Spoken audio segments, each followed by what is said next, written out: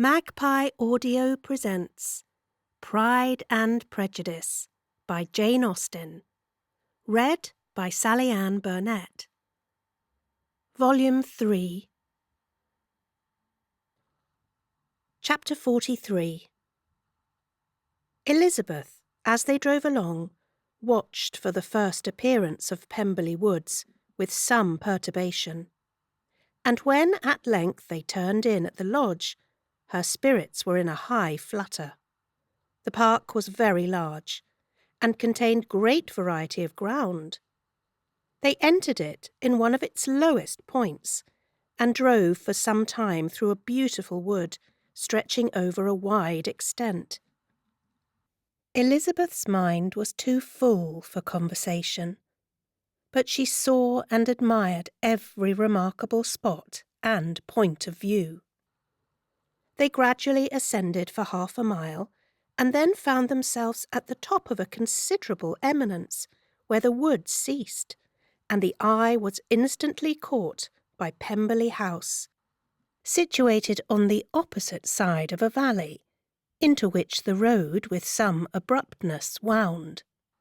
It was a large, handsome stone building, standing well on rising ground, and backed by a ridge of high woody hills, and in front a stream of some natural importance was swelled into greater, but without any artificial appearance. Its banks were neither formal nor falsely adorned. Elizabeth was delighted.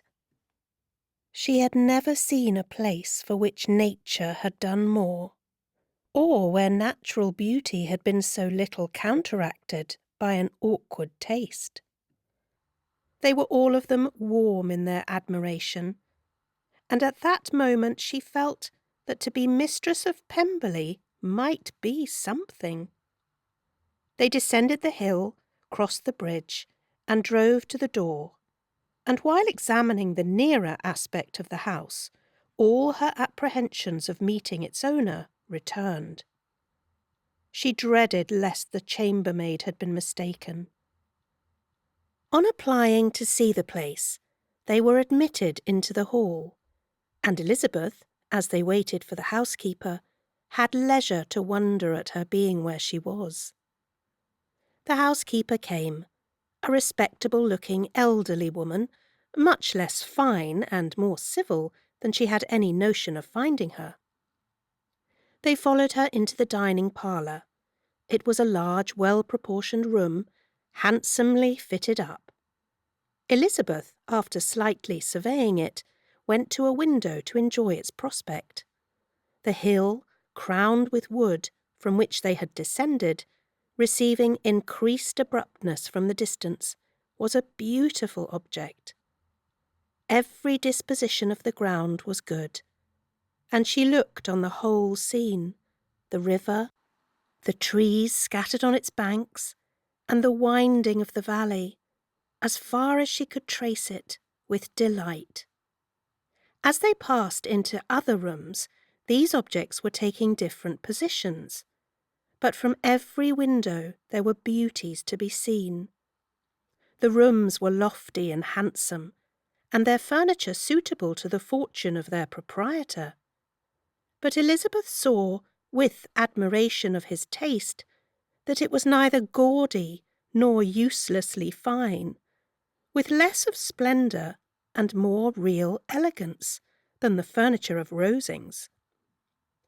And of this place, thought she, I might have been mistress. With these rooms I might now have been familiarly acquainted.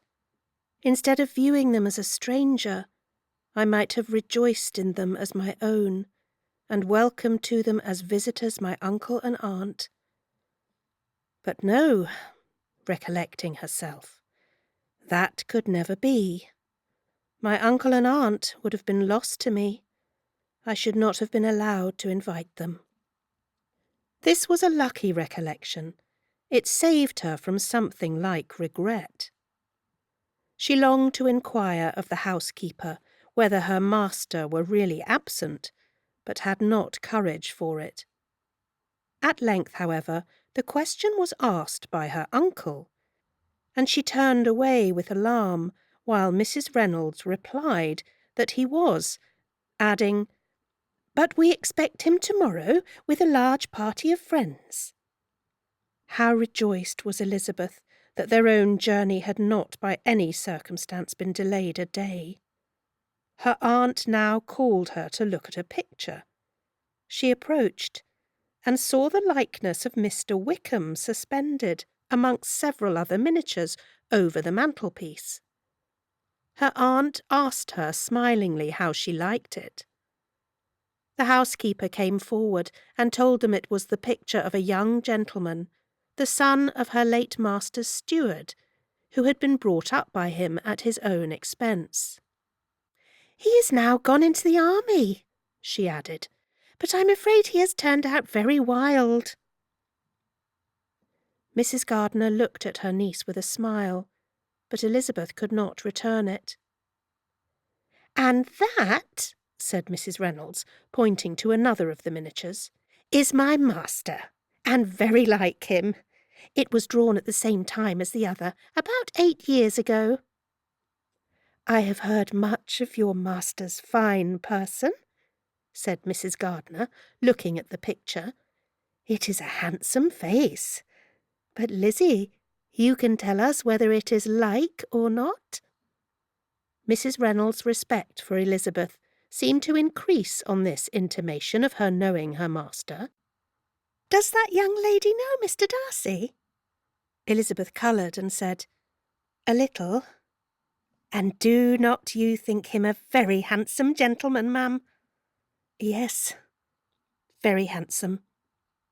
I am sure I know none so handsome. But in the gallery upstairs you will see a finer, larger picture of him than this. This room was my late master's favourite room, and these miniatures are just as they used to be then. He was very fond of them." This accounted to Elizabeth for Mr. Wickham's being among them. Mrs. Reynolds then directed their attention to one of Miss Darcy, drawn when she was only 8 years old. "And is Miss Darcy as handsome as her brother?" said Mr. Gardiner. "Oh, yes, the handsomest young lady that ever was seen, and so accomplished. She plays and sings all day long. In the next room is a new instrument just come down for her, a present from my master. She comes here tomorrow with him." Mr. Gardiner, whose manners were easy and pleasant, encouraged her communicativeness by his questions and remarks. Mrs. Reynolds, either from pride or attachment, had evidently great pleasure in talking of her master and his sister. "Is your master much at Pemberley in the course of the year?" "Not so much as I could wish, sir, but I dare say he may spend half his time here." "And Miss Darcy is always down for the summer months." "Except," thought Elizabeth, "when she goes to Ramsgate." "If your master would marry, you might see more of him." "Yes, sir, but I do not know when that will be. I do not know who is good enough for him." Mr. and Mrs. Gardiner smiled. Elizabeth could not help saying, "It is very much to his credit, I am sure, that you should think so." "I say no more than the truth, and what everybody will say that knows him," replied the other. Elizabeth thought this was going pretty far, and she listened with increasing astonishment as the housekeeper added, "I have never had a cross word from him in my life, and I have known him ever since he was 4 years old." This was praise, of all others most extraordinary, most opposite to her ideas. That he was not a good-tempered man had been her firmest opinion. Her keenest attention was awakened. She longed to hear more, and was grateful to her uncle for saying, "There are very few people of whom so much can be said. You are lucky in having such a master." "Yes, sir, I know I am. If I was to go through the world, I could not meet with a better. But I have always observed that they who are good-natured when children are good-natured when they grow up, and he was always the sweetest-tempered, most generous-hearted boy in the world. Elizabeth almost stared at her. Can this be Mr. Darcy? Thought she. His father was an excellent man, said Mrs. Gardiner. Yes, ma'am, that he was indeed, and his son will be just like him, just as affable to the poor. Elizabeth listened, wondered, doubted, and was impatient for more. Mrs. Reynolds could interest her on no other point. She related the subject of the pictures, the dimensions of the rooms, and the price of the furniture, in vain. Mr. Gardiner, highly amused by the kind of family prejudice to which he attributed her excessive commendation of her master, soon led again to the subject, and she dwelt with energy on his many merits, as they proceeded together up the great staircase. He is the best landlord and the best master, said she, that ever lived. Not like the wild young men nowadays, who think of nothing but themselves. There is not one of his tenants or servants but what will give him a good name. Some people call him proud, but I am sure I never saw anything of it. To my fancy, it is only because he does not rattle away like other young men. In what an amiable light does this place him, thought Elizabeth. This fine account of him, whispered her aunt as they walked, is not quite consistent with his behaviour to our poor friend. Perhaps we might be deceived. Oh, that is not very likely. Our authority was too good. On reaching the spacious lobby above, they were shown into a very pretty sitting-room, lately fitted up with greater elegance and lightness than the apartments below, and were informed that it was but just done to give pleasure to Miss Darcy, who had taken a liking to the room when last at Pemberley. He is certainly a good brother, said Elizabeth, as she walked towards one of the windows. Mrs. Reynolds anticipated Miss Darcy's delight when she should enter the room. And this is always the way with him, she added.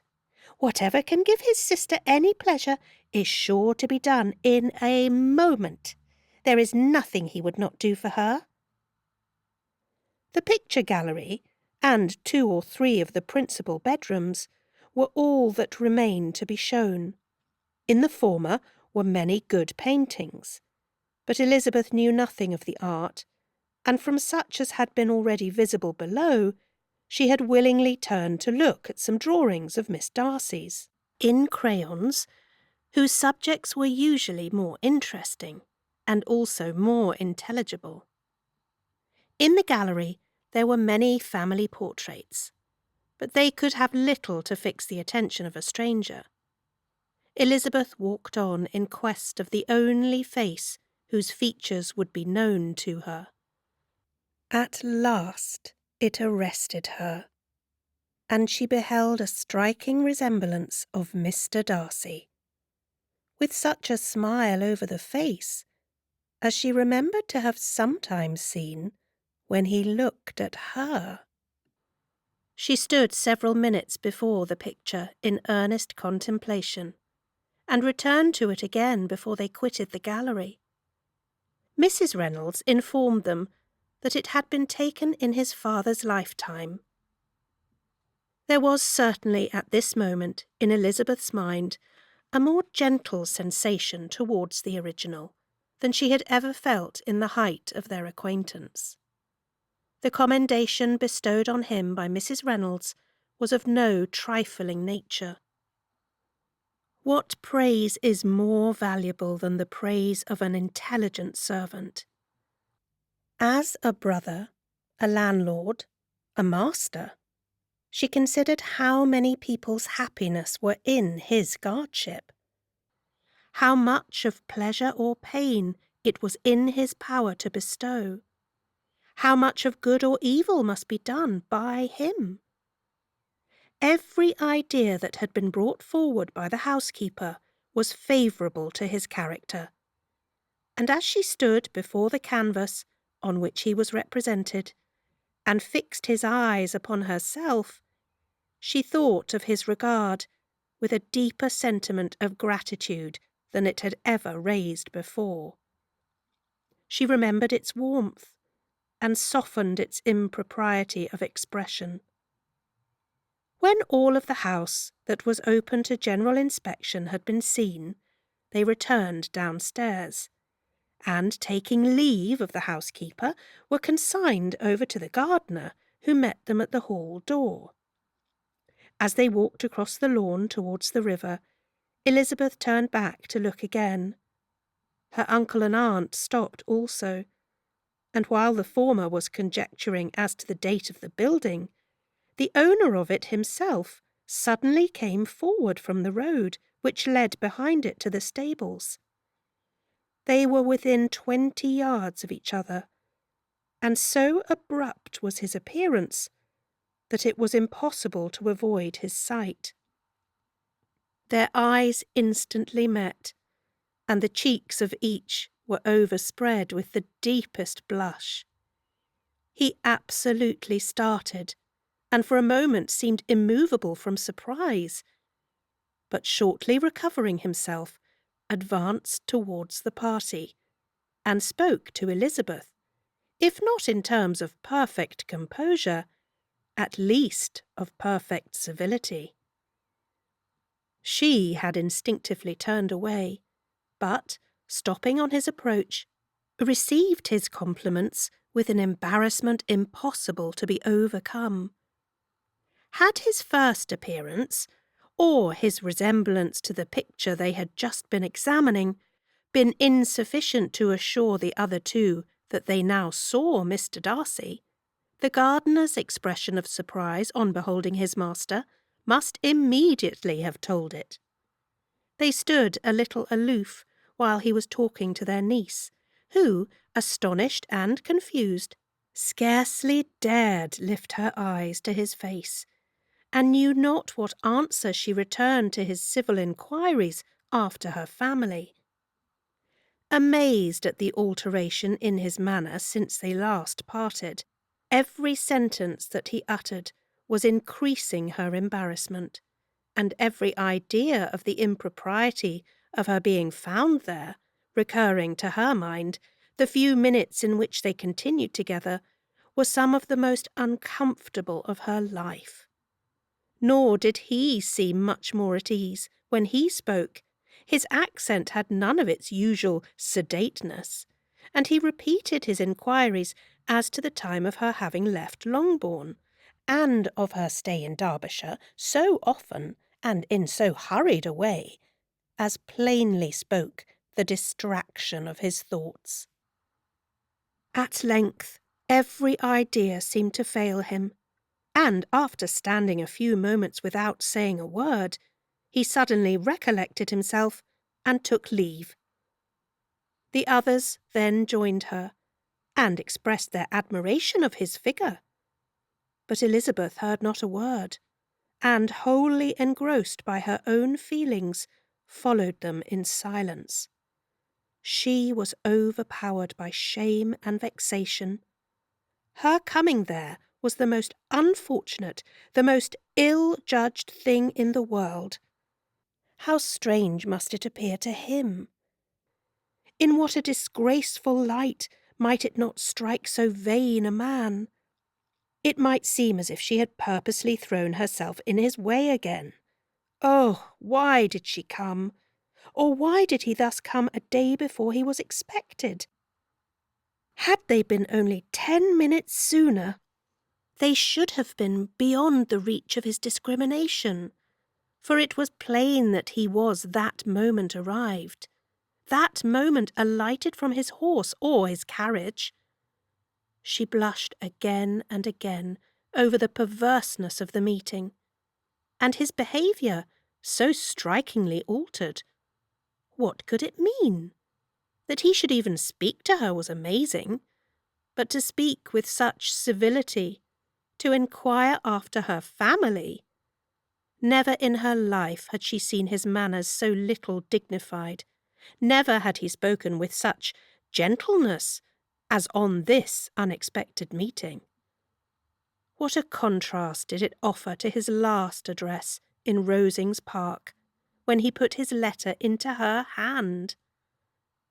She knew not what to think, nor how to account for it. They had now entered a beautiful walk by the side of the water, and every step was bringing forward a nobler fall of ground, or a finer reach of the woods to which they were approaching.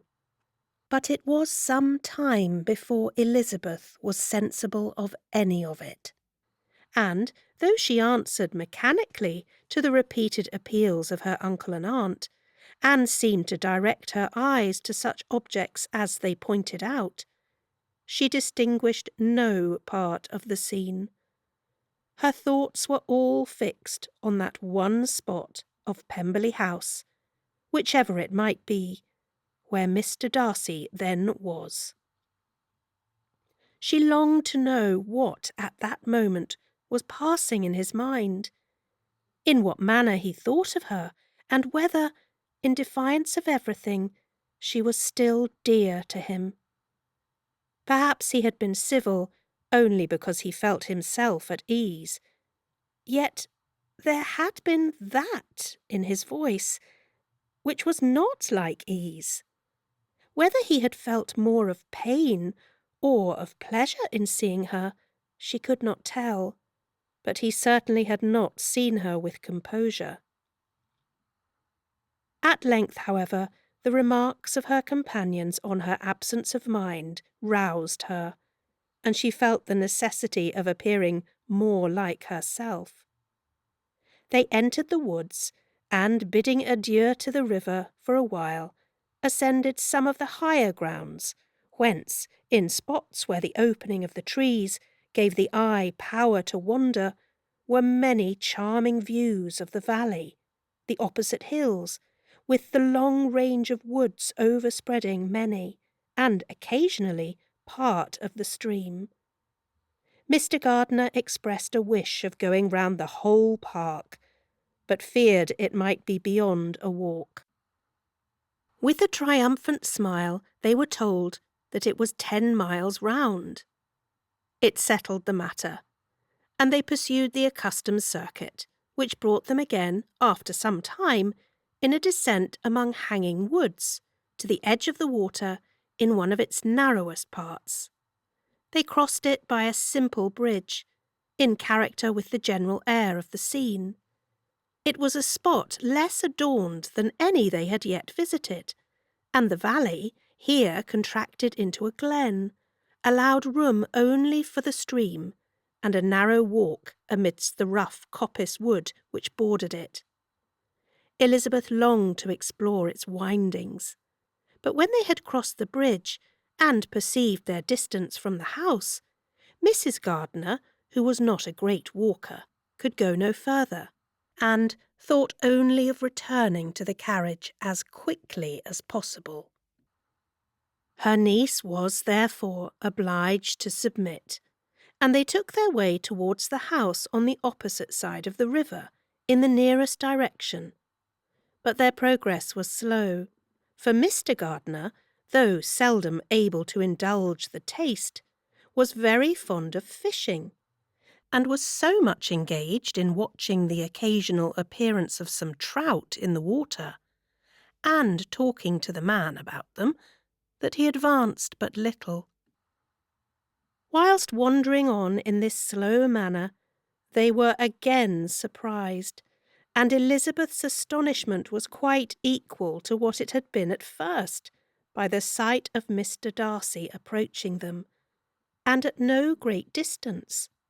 The walk, being here less sheltered than on the other side, allowed them to see him before they met. Elizabeth, however astonished, was at least more prepared for an interview than before, and resolved to appear and to speak with calmness, if he really intended to meet them. For a few moments, indeed, she felt that he would probably strike into some other path. This idea lasted while a turning in the walk concealed him from their view. The turning past, he was immediately before them. With a glance, she saw that he had lost none of his recent civility, and, to imitate his politeness, she began, as they met, to admire the beauty of the place. But she had not got beyond the words delightful and charming, when some unlucky recollections obtruded, and she fancied the praise of Pemberley from her might be mischievously construed. Her colour changed, and she said no more. Mrs. Gardiner was standing a little behind, and on her pausing he asked her if she would do him the honour of introducing him to her friends. This was a stroke of civility for which she was quite unprepared, and she could hardly suppress a smile at his being now seeking the acquaintance of some of those very people against whom his pride had revolted in his offer to herself. What will be his surprise, thought she, when he knows who they are? He takes them now for people of fashion. The introduction, however, was immediately made, and as she named their relationship to herself, she stole a sly look at him to see how he bore it, and was not without the expectation of his decamping as fast as he could from such disgraceful companions. That he was surprised by the connection was evident. He sustained it, however, with fortitude, and so far from going away, turned back with them, and entered into conversation with Mr. Gardiner. Elizabeth could not but be pleased, could not but triumph. It was consoling that he should know she had some relations for whom there was no need to blush.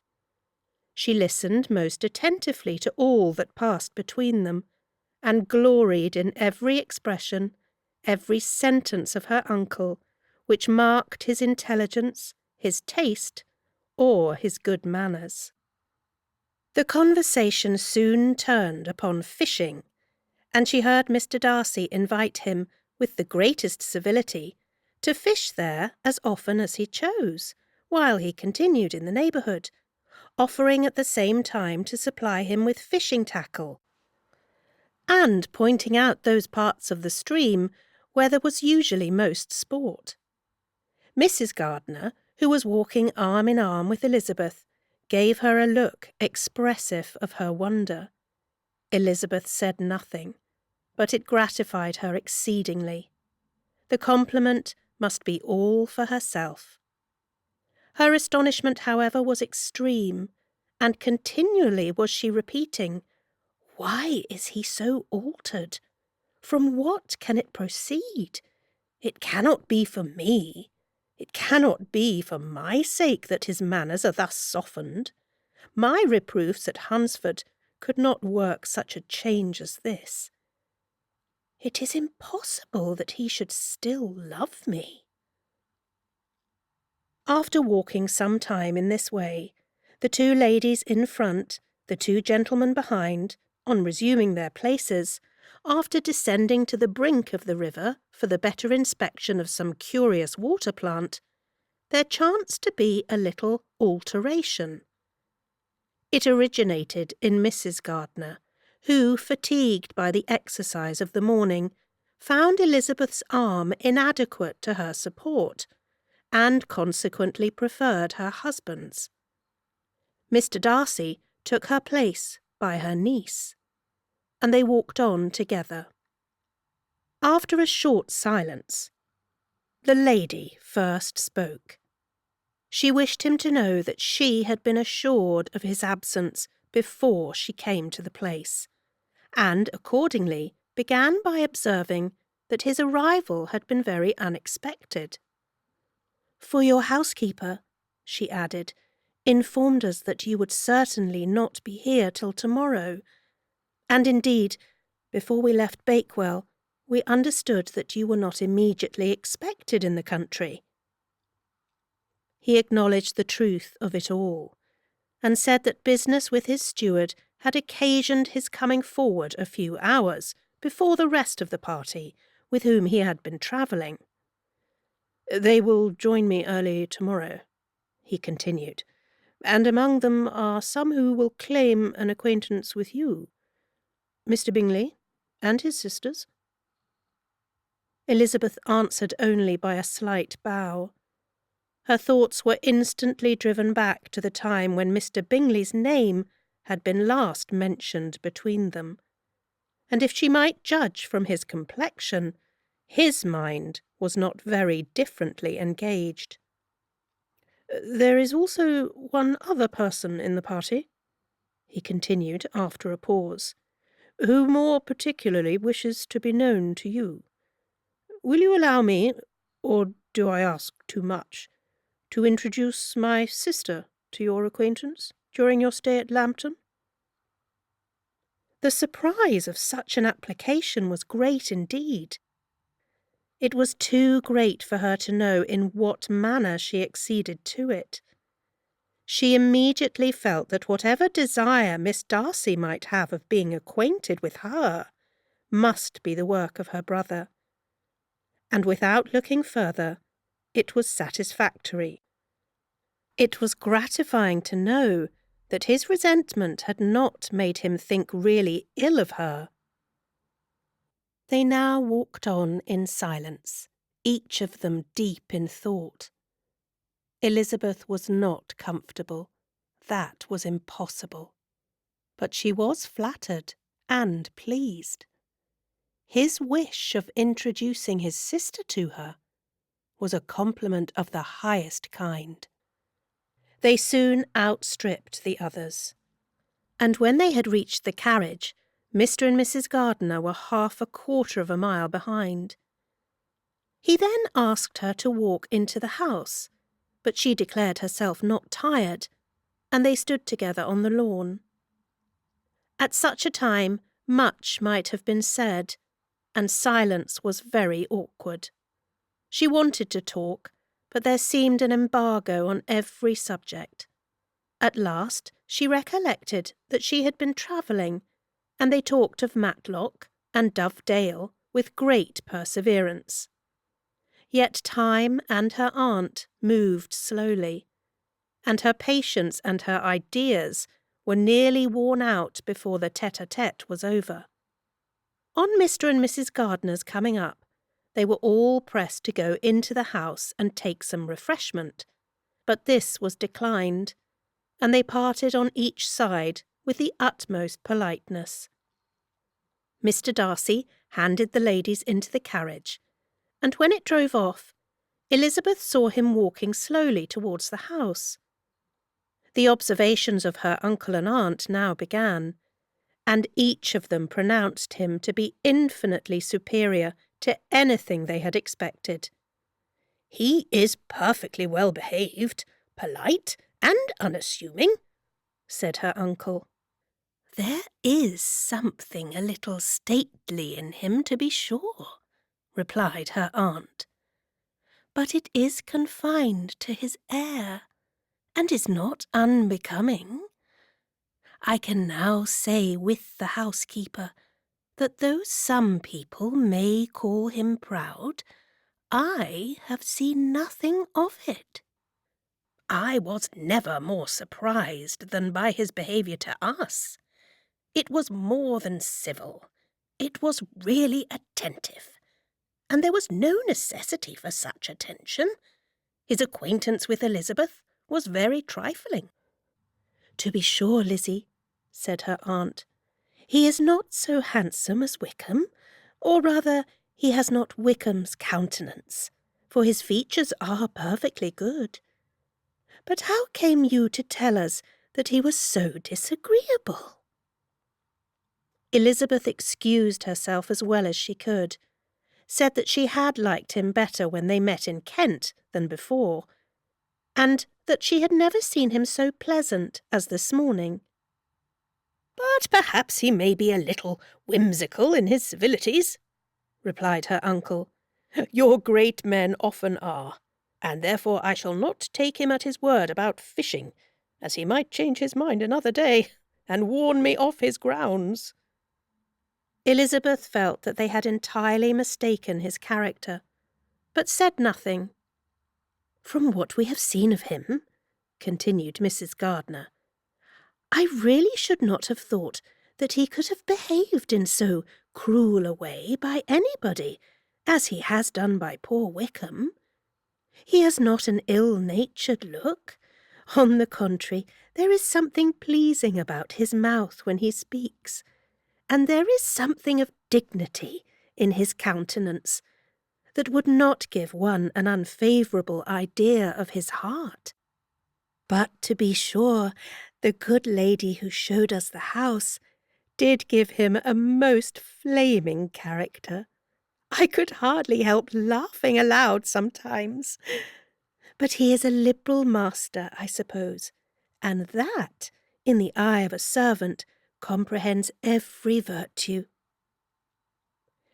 Elizabeth here felt herself called on to say something in vindication of his behaviour to Wickham, and therefore gave them to understand, in as guarded a manner as she could, that by what she had heard from his relations in Kent, his actions were capable of a very different construction, and that his character was by no means so faulty, nor Wickham's so amiable, as they had been considered in Hertfordshire.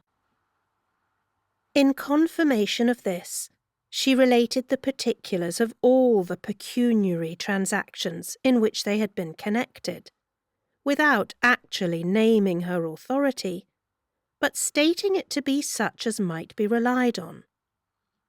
Mrs. Gardiner was surprised and concerned, but as they were now approaching the scene of her former pleasures, every idea gave way to the charm of recollection, and she was too much engaged in pointing out to her husband all the interesting spots in its environs to think of anything else. Fatigued as she had been by the morning's walk, they had no sooner dined than she set off again in quest of her former acquaintance, and the evening was spent in the satisfactions of an intercourse renewed after many years' discontinuance.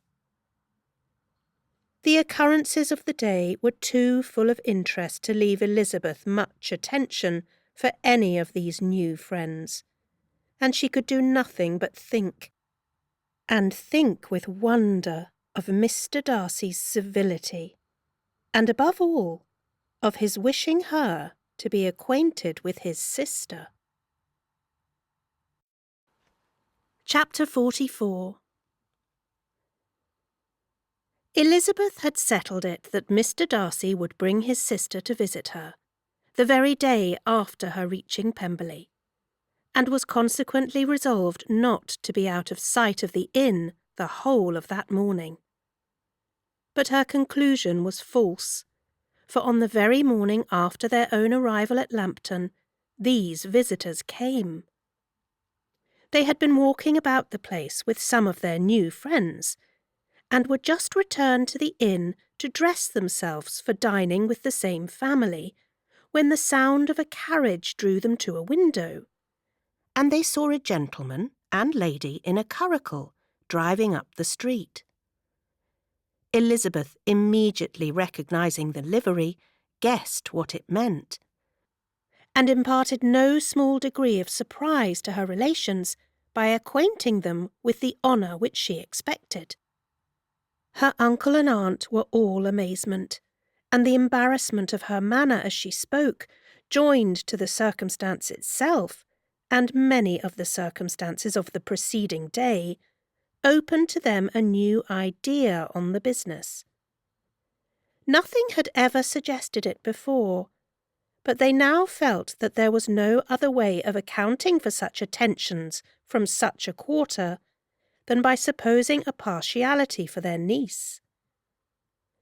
While these newly born notions were passing in their heads, the perturbation of Elizabeth's feelings was every moment increasing.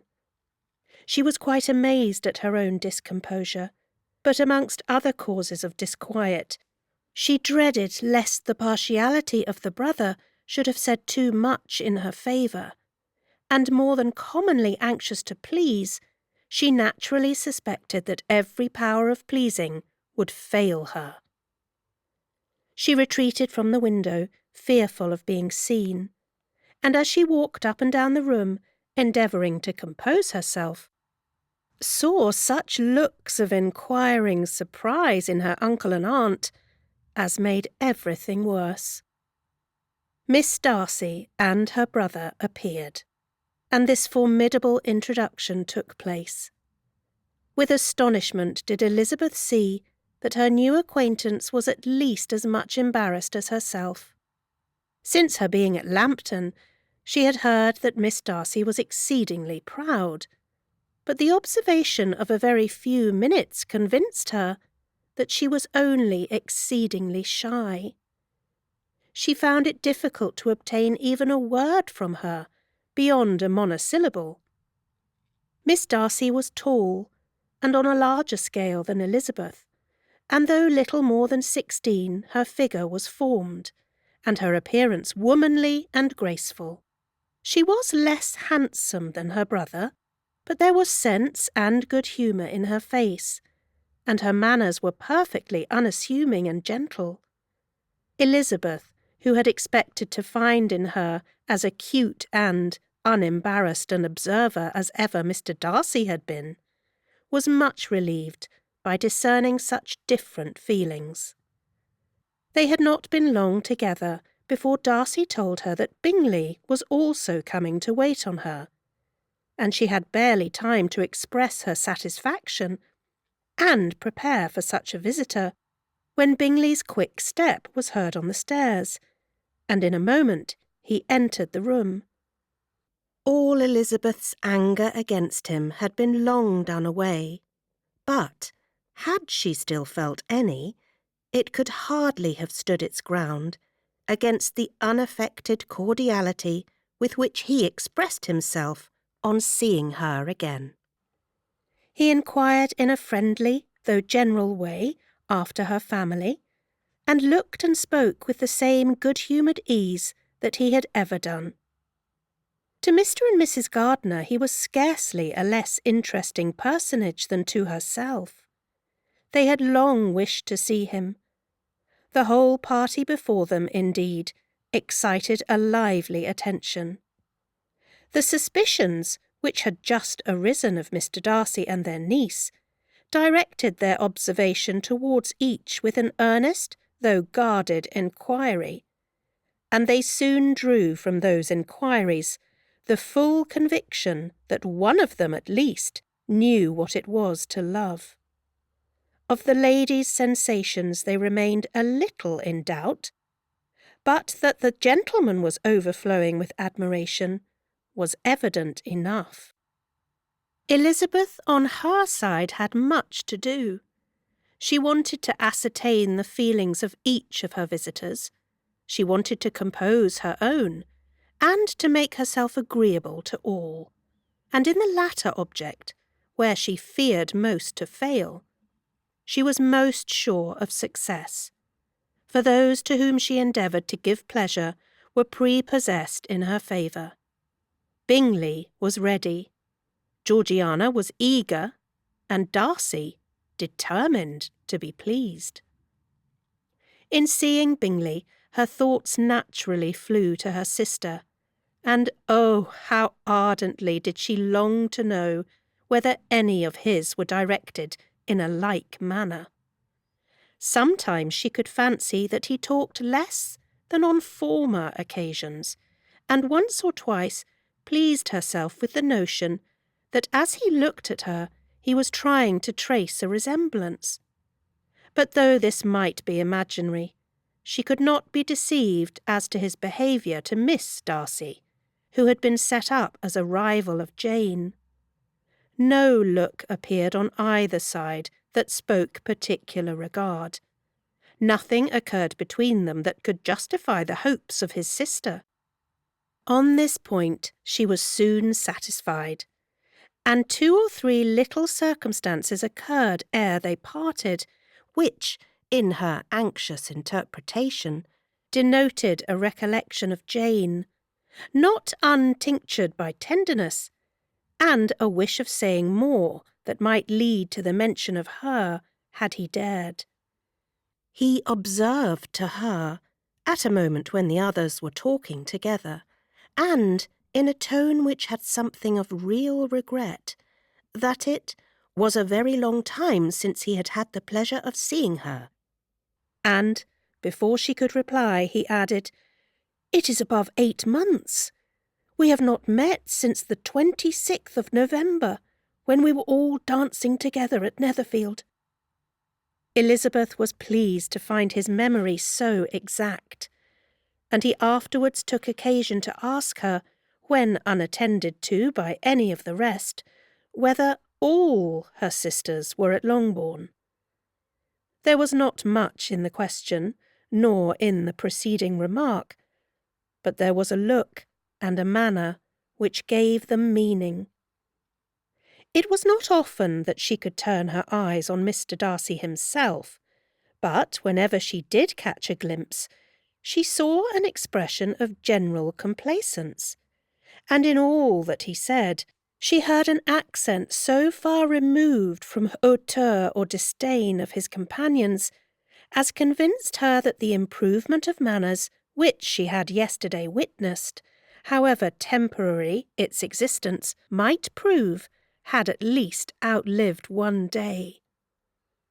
When she saw him thus seeking the acquaintance and courting the good opinion of people with whom any intercourse a few months ago would have been a disgrace, when she saw him thus civil not only to herself, but to the very relations whom he had openly disdained, and recollected their last lively scene in Hunsford Parsonage, the difference, the change was so great, and struck so forcibly on her mind, that she could hardly restrain her astonishment from being visible. Never, even in the company of his dear friends at Netherfield, or his dignified relations at Rosings, had she seen him so desirous to please, so free from self-consequence or unbending reserve as now, when no importance could result from the success of his endeavours, and when even the acquaintance of those to whom his attentions were addressed would draw down the ridicule and censure of the ladies both of Netherfield and Rosings. Their visitors stayed with them above half an hour, and when they arose to depart, Mr. Darcy called on his sister to join him in expressing their wish of seeing Mr. and Mrs. Gardiner and Miss Bennet to dinner at Pemberley before they left the country. Miss Darcy, though with a diffidence which marked her little in the habit of giving invitations, readily obeyed. Mrs. Gardiner looked at her niece, desirous of knowing how she, whom the invitation most concerned, felt disposed as to its acceptance.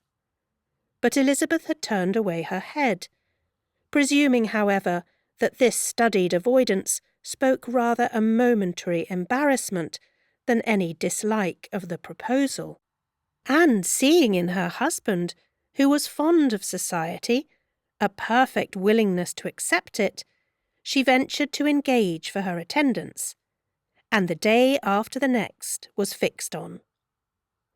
Bingley expressed great pleasure in the certainty of seeing Elizabeth again, having still a great deal to say to her, and many inquiries to make after all their Hertfordshire friends.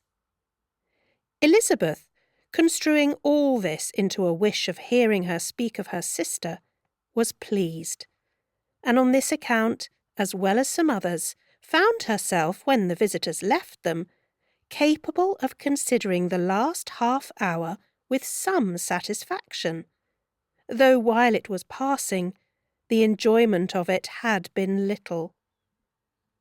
Eager to be alone, and fearful of inquiries or hints from her uncle and aunt, she stayed with them only long enough to hear their favourable opinion of Bingley, and then hurried away to dress.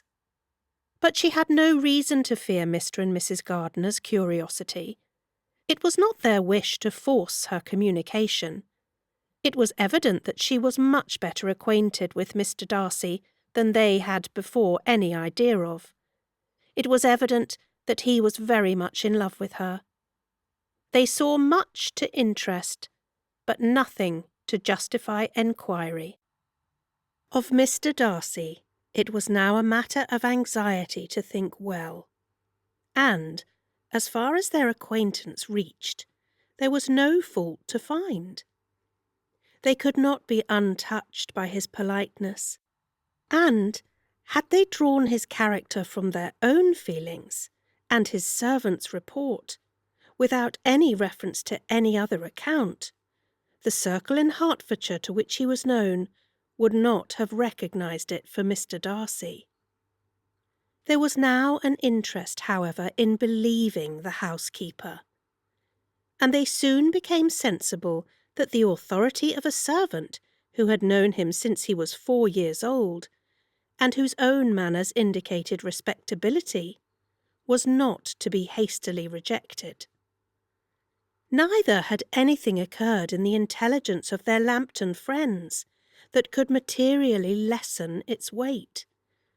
They had nothing to accuse him of but pride. Pride he probably had, and if not, it would certainly be imputed by the inhabitants of a small market town, where the family did not visit. It was acknowledged, however, that he was a liberal man, and did much good among the poor. With respect to Wickham, the travellers soon found that he was not held there in much estimation, for though the chief of his concerns, with the son of his patron, were imperfectly understood, it was yet a well-known fact that on his quitting Derbyshire he had left many debts behind him, which Mr. Darcy afterwards discharged.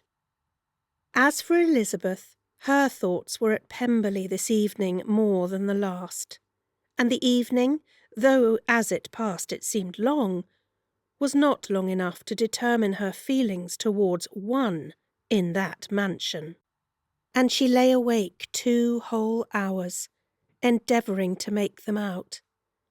She certainly did not hate him. No, hatred had vanished long ago, and she had almost as long been ashamed of ever feeling a dislike against him that could be so called.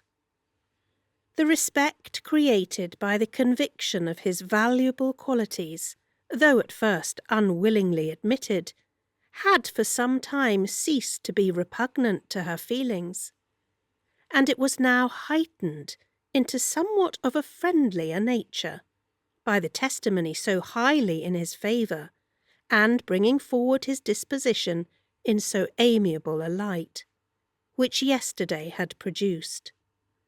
But above all, above respect and esteem, there was a motive within her of goodwill which could not be overlooked. It was gratitude. Gratitude not merely for having once loved her, but for loving her still well enough to forgive all the petulance and acrimony of her manner in rejecting him, and all the unjust accusations accompanying her rejection.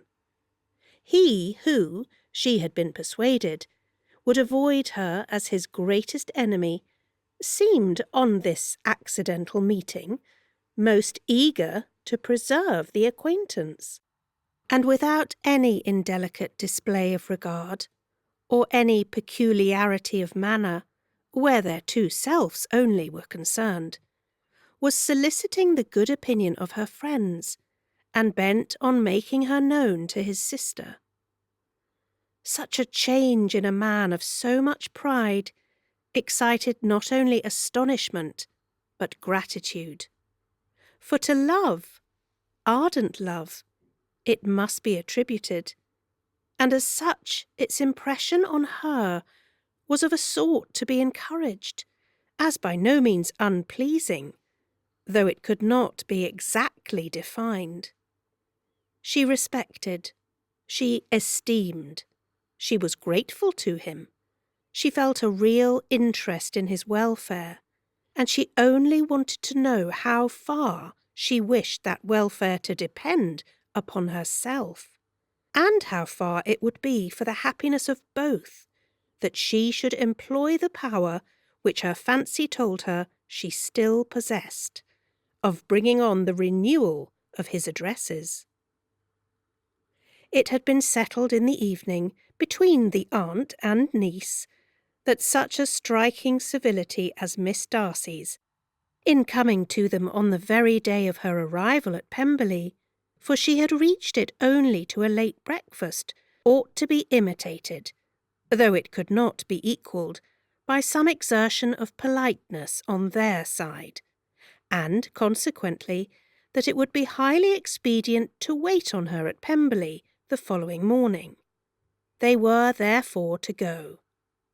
Elizabeth was pleased, though, when she asked herself the reason. She had very little to say in reply. Mr. Gardiner left them soon after breakfast. The fishing scheme had been renewed the day before, and a positive engagement made of his meeting some of the gentlemen at Pemberley by noon. Chapter 45.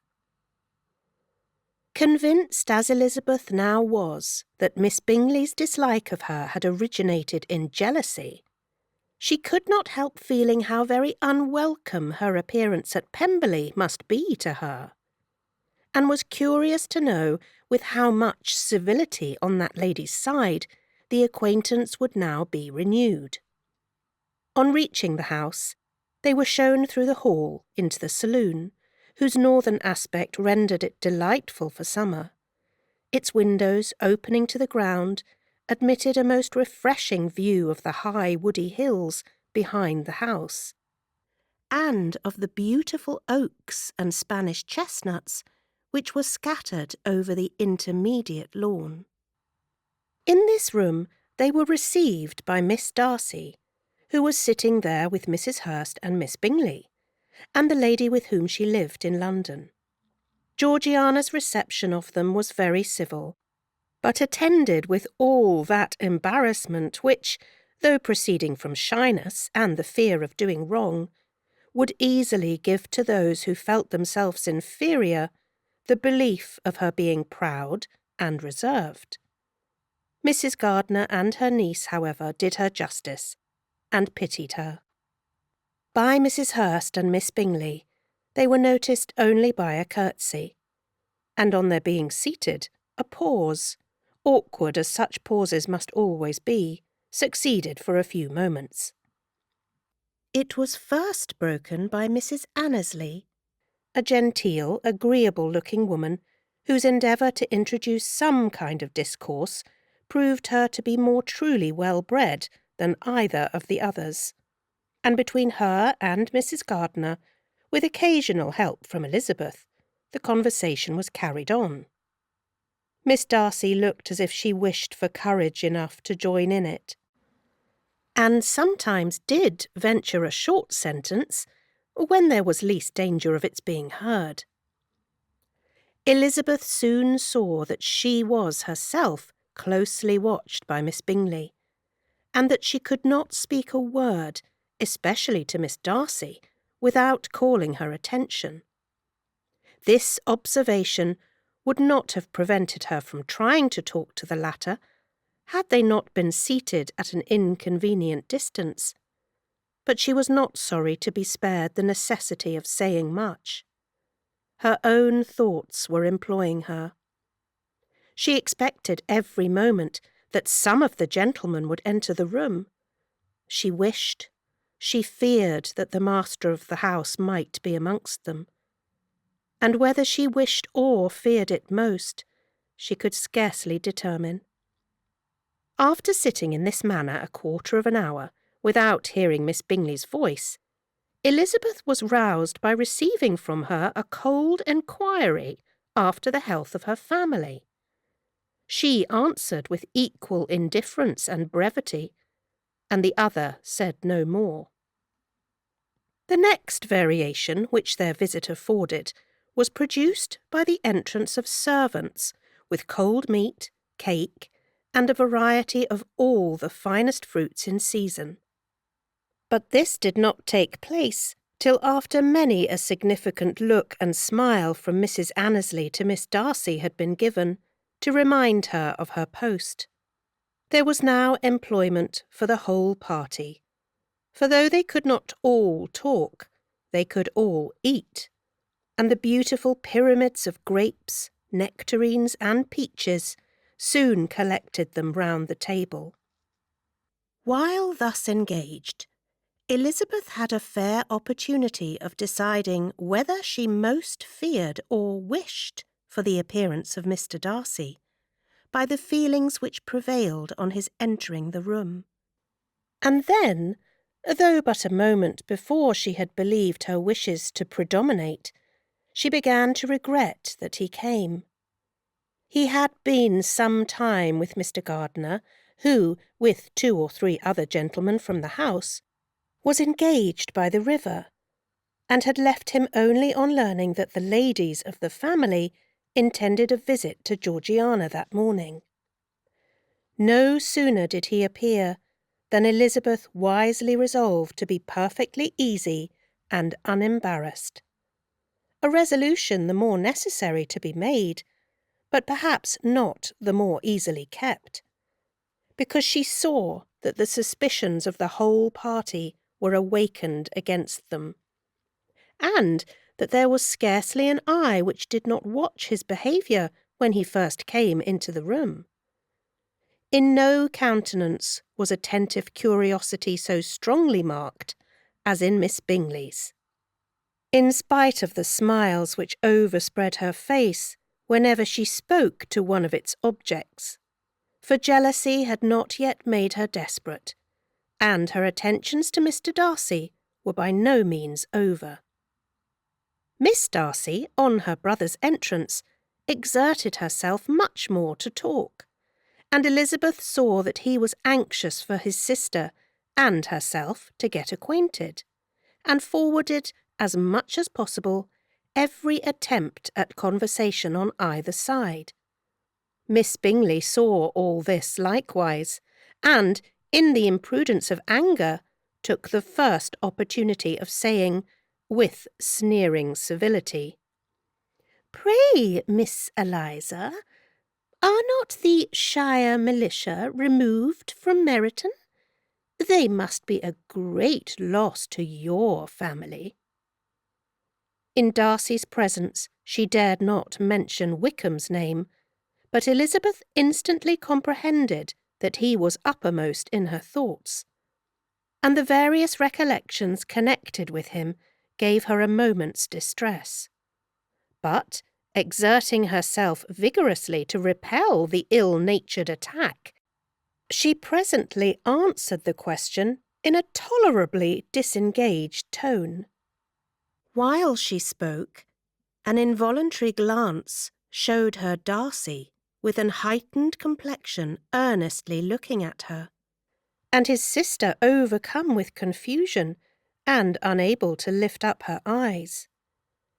Had Miss Bingley known what pain she was then giving her beloved friend, she undoubtedly would have refrained from the hint, but she had merely intended to discompose Elizabeth, by bringing forward the idea of a man to whom she believed her partial, to make her betray a sensibility which might injure her in Darcy's opinion, and perhaps to remind the latter of all the follies and absurdities by which some part of her family were connected with that corps. Not a syllable had ever reached her of Miss Darcy's meditated elopement. To no creature had it been revealed, where secrecy was possible, except to Elizabeth. And from all Bingley's connections, her brother was particularly anxious to conceal it, from that very wish which Elizabeth had long ago attributed to him, of their becoming hereafter her own. He had certainly formed such a plan, and without meaning that it should affect his endeavour to separate him from Miss Bennet, it is probable that it might add something to his lively concern for the welfare of his friend. Elizabeth's collected behaviour, however, soon quieted his emotion, and as Miss Bingley, vexed and disappointed, dared not approach nearer to Wickham, Georgiana also recovered in time, though not enough to be able to speak any more. Her brother, whose eye she feared to meet, scarcely recollected her interest in the affair, and the very circumstance which had been designed to turn his thoughts from Elizabeth seemed to have fixed them on her more, and more cheerfully. Their visit did not continue long after the question and answer above mentioned, and while Mr. Darcy was attending them to their carriage, Miss Bingley was venting her feelings in criticisms on Elizabeth's person, behaviour, and dress. But Georgiana would not join her. Her brother's recommendation was enough to ensure her favour. His judgment could not err, and he had spoken in such terms of Elizabeth as to leave Georgiana without the power of finding her otherwise than lovely and amiable. When Darcy returned to the saloon, Miss Bingley could not help repeating to him some part of what she had been saying to his sister. "How very ill Eliza Bennet looks this morning, Mr. Darcy," she cried. "I never in my life saw anyone so much altered as she is since the winter. She is grown so brown and coarse. Louisa and I were agreeing that we should not have known her again." However little Mr. Darcy might have liked such an address, he contented himself with coolly replying that he perceived no other alteration than her being rather tanned, no miraculous consequence of travelling in the summer. "For my own part," she rejoined, "I must confess that I never could see any beauty in her. Her face is too thin, her complexion has no brilliancy, and her features are not at all handsome. Her nose wants character, there is nothing marked in its lines. Her teeth are tolerable, but not out of the common way. And as for her eyes, which have sometimes been called so fine, I never could perceive anything extraordinary in them. They have a sharp, shrewish look, which I do not like at all. And in her air altogether, there is a self-sufficiency without fashion which is intolerable." Persuaded as Miss Bingley was that Darcy admired Elizabeth, this was not the best method of recommending herself. But angry people are not always wise, and in seeing him at last look somewhat nettled, she had all the success she expected. He was resolutely silent, however, and, from a determination of making him speak, she continued. "I remember, when we first knew her in Hertfordshire, how amazed we all were to find that she was a reputed beauty. And I particularly recollect your saying one night, after they had been dining at Netherfield, 'She a beauty? I should as soon call her mother a wit.' But afterwards she seemed to improve on you, and I believe you thought her rather pretty at one time." "Yes," replied Darcy, who could contain himself no longer. "But that was only when I first knew her, for it is many months since I have considered her as one of the handsomest women of my acquaintance." He then went away, and Miss Bingley was left to all the satisfaction of having forced him to say what gave no one any pain but herself. Mrs. Gardiner and Elizabeth talked of all that had occurred during their visit, as they returned, except what had particularly interested them both. The looks and behaviour of everybody they had seen were discussed, except of the person who had mostly engaged their attention.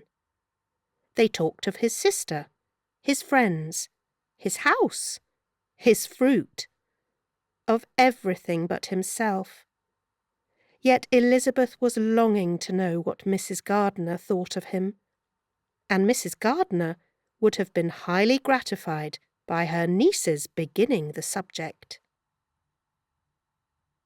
Chapter 46.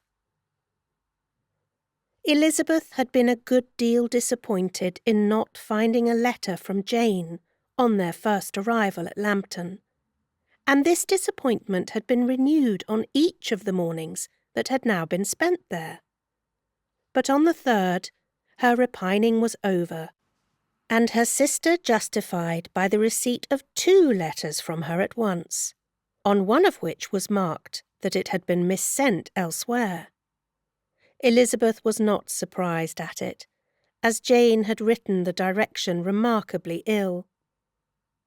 They had just been preparing to walk as the letters came in, and her uncle and aunt, leaving her to enjoy them in quiet, set off by themselves. The one missent must be first attended to. It had been written 5 days ago. The beginning contained an account of all their little parties and engagements, with such news as the country afforded, but the latter half, which was dated a day later, and written in evident agitation, gave more important intelligence. It was to this effect. Since writing the above, dearest Lizzie, something has occurred of a most unexpected and serious nature, but I am afraid of alarming you. Be assured that we are all well. What I have to say relates to poor Lydia.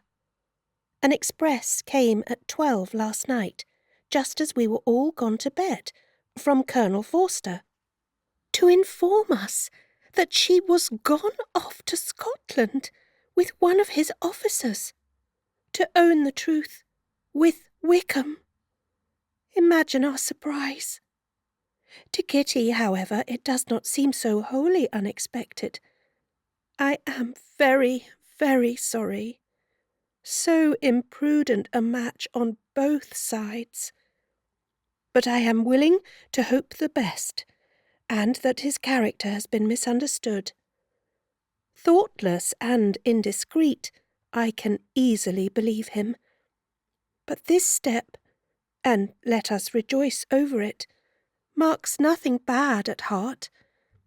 His choice is disinterested at least, for he must know my father can give her nothing. Our poor mother is sadly grieved. My father bears it better. How thankful am I that we never let them know what has been said against him. We must forget it ourselves. They were off Saturday night about 12, as is conjectured, but were not missed till yesterday morning at 8.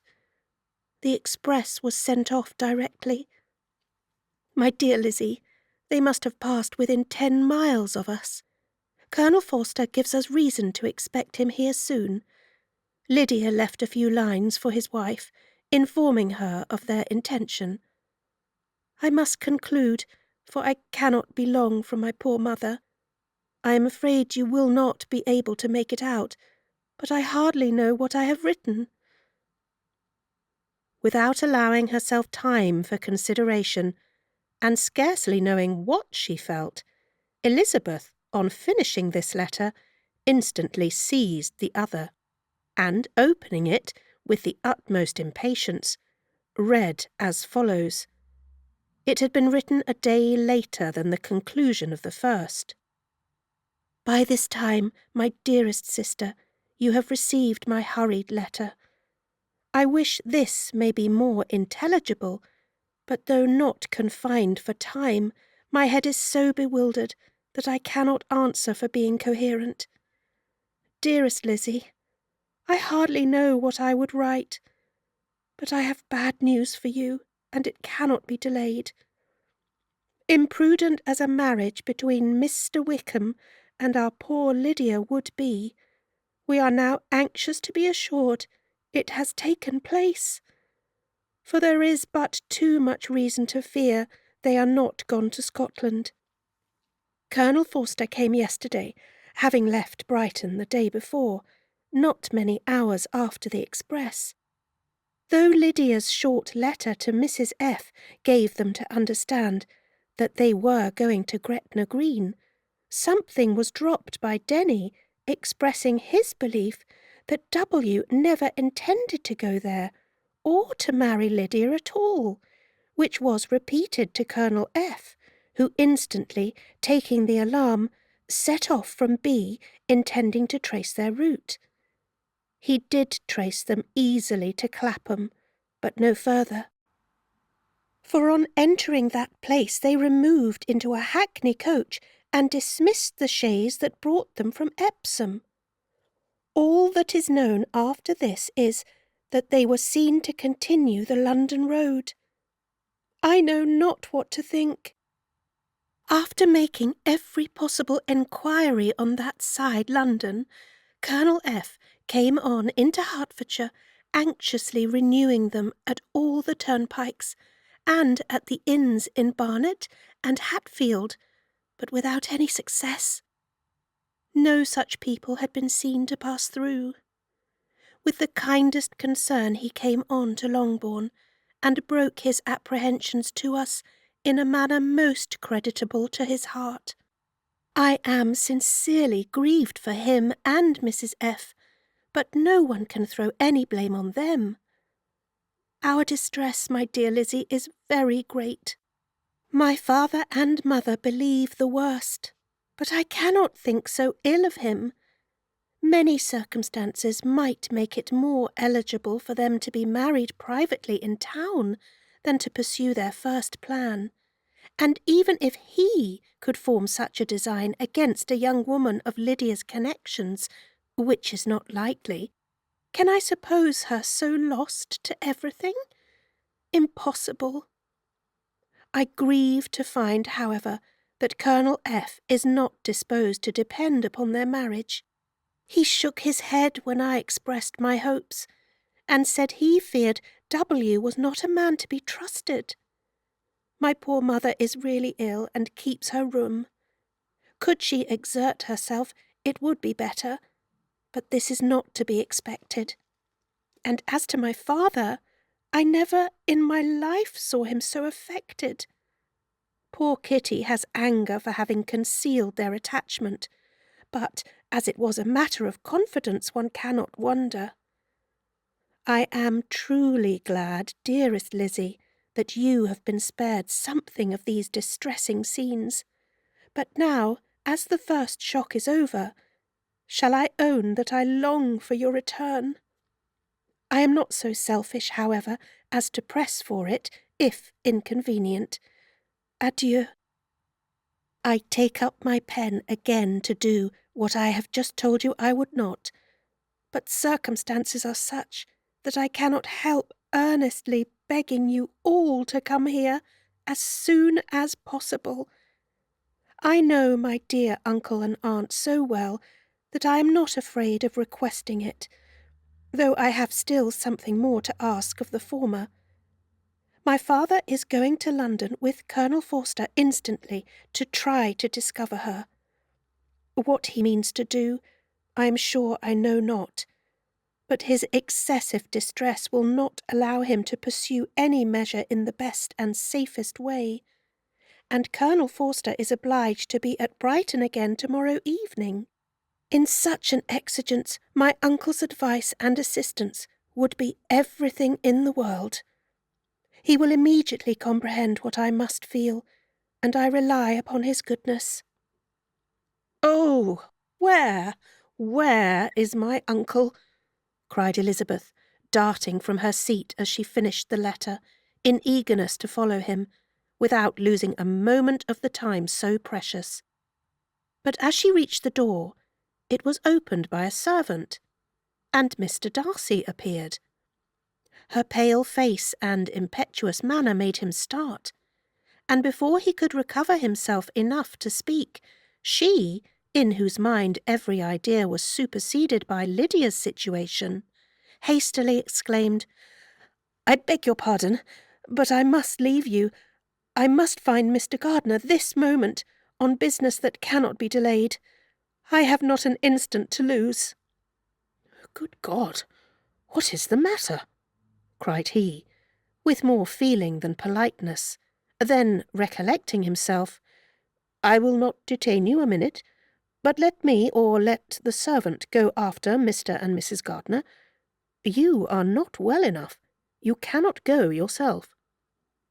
Elizabeth hesitated, but her knees trembled under her, and she felt how little would be gained by her attempting to pursue them.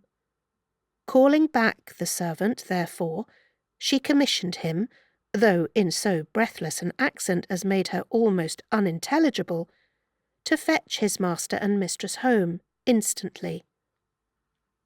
On his quitting the room, she sat down, unable to support herself, and looking so miserably ill that it was impossible for Darcy to leave her, or to refrain from saying, in a tone of gentleness and commiseration, "Let me call your maid.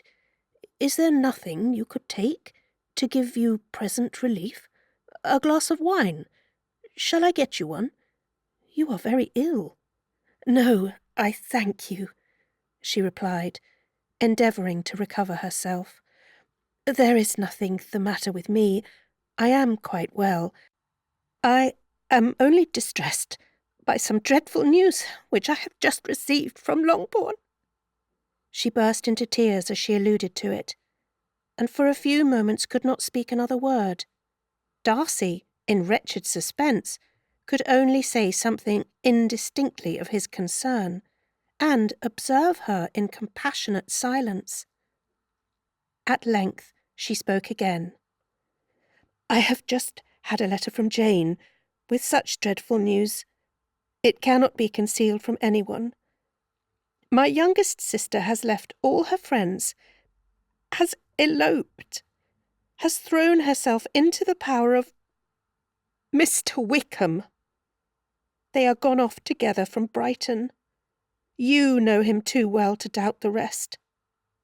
She has no money, no connections, nothing that can tempt him to... She is lost forever." Darcy was fixed in astonishment. "When I consider," she added, in a yet more agitated voice, "that I might have prevented it, I who knew what he was. Had I but explained some part of it only, some part of what I learnt, to my own family, had his character been known, this could not have happened. But it is all too late now." "I am grieved indeed," cried Darcy. "Grieved, shocked. But is it certain, absolutely certain?" "Oh, yes. They left Brighton together on Sunday night, and were traced almost to London, but not beyond. They are certainly not gone to Scotland." "And what has been done? What has been attempted to recover her?" "My father is gone to London, and Jane has written to beg my uncle's immediate assistance, and we shall be off, I hope, in half an hour. But nothing can be done. I know very well that nothing can be done. How is such a man to be worked on? How are they even to be discovered? I have not the smallest hope. It is every way horrible." Darcy shook his head in silent acquiescence. "When my eyes were opened to his real character, oh, had I known what I ought, what I dared to do! But I knew not. I was afraid of doing too much. Wretched, wretched mistake!" Darcy made no answer. He seemed scarcely to hear her, and was walking up and down the room in earnest meditation, his brow contracted, his air gloomy. Elizabeth soon observed and instantly understood it. Her power was sinking. Everything must sink under such a proof of family weakness, such an assurance of the deepest disgrace. She could neither wonder nor condemn, but the belief of his self-conquest brought nothing consolatory to her bosom, afforded no palliation of her distress. It was, on the contrary, exactly calculated to make her understand her own wishes. And never had she so honestly felt that she could have loved him as now, when all love must be vain. But self, though it would intrude, could not engross her. Lydia, the humiliation, the misery she was bringing on them all, soon swallowed up every private care, and covering her face with her handkerchief, Elizabeth was soon lost to everything else, and, after a pause of several minutes, was only recalled to a sense of her situation by the voice of her companion, who, in a manner which, though it spoke compassion, spoke likewise restraint, said, "I am afraid you have been long desiring my absence, nor have I anything to plead in excuse of my stay, but real, though unavailing, concern. Would to heaven that anything could be either said or done on my part that might offer consolation to such distress. But I will not torment you with vain wishes, which may seem purposely to ask for your thanks. This unfortunate affair will, I fear, prevent my sister's having the pleasure of seeing you at Pemberley to-day." "Oh, yes. Be so kind as to apologise for us to Miss Darcy. Say that urgent business calls us home immediately. Conceal the unhappy truth as long as it is possible. I know it cannot be long." He readily assured her of his secrecy, again expressed his sorrow for her distress, wished it a happier conclusion than there was at present reason to hope, and, leaving his compliments for her relations, with only one serious, parting look, went away. As he quitted the room, Elizabeth felt how improbable it was that they should ever see each other again on such terms of cordiality as had marked their several meetings in Derbyshire. And, as she threw a retrospective glance over the whole of their acquaintance, so full of contradictions and varieties, sighed at the perverseness of those feelings which would now have promoted its continuance, and would formerly have rejoiced in its termination.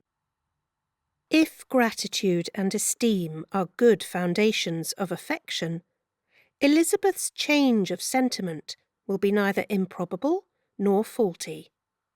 But if otherwise, if the regard springing from such sources is unreasonable or unnatural, in comparison of what is so often described as arising on a first interview with its object, and even before 2 words have been exchanged, nothing can be said in her defence, except that she had given somewhat of a trial to the latter method in her partiality for Wickham, and that its ill success might perhaps authorise her to seek the other less interesting mode of attachment.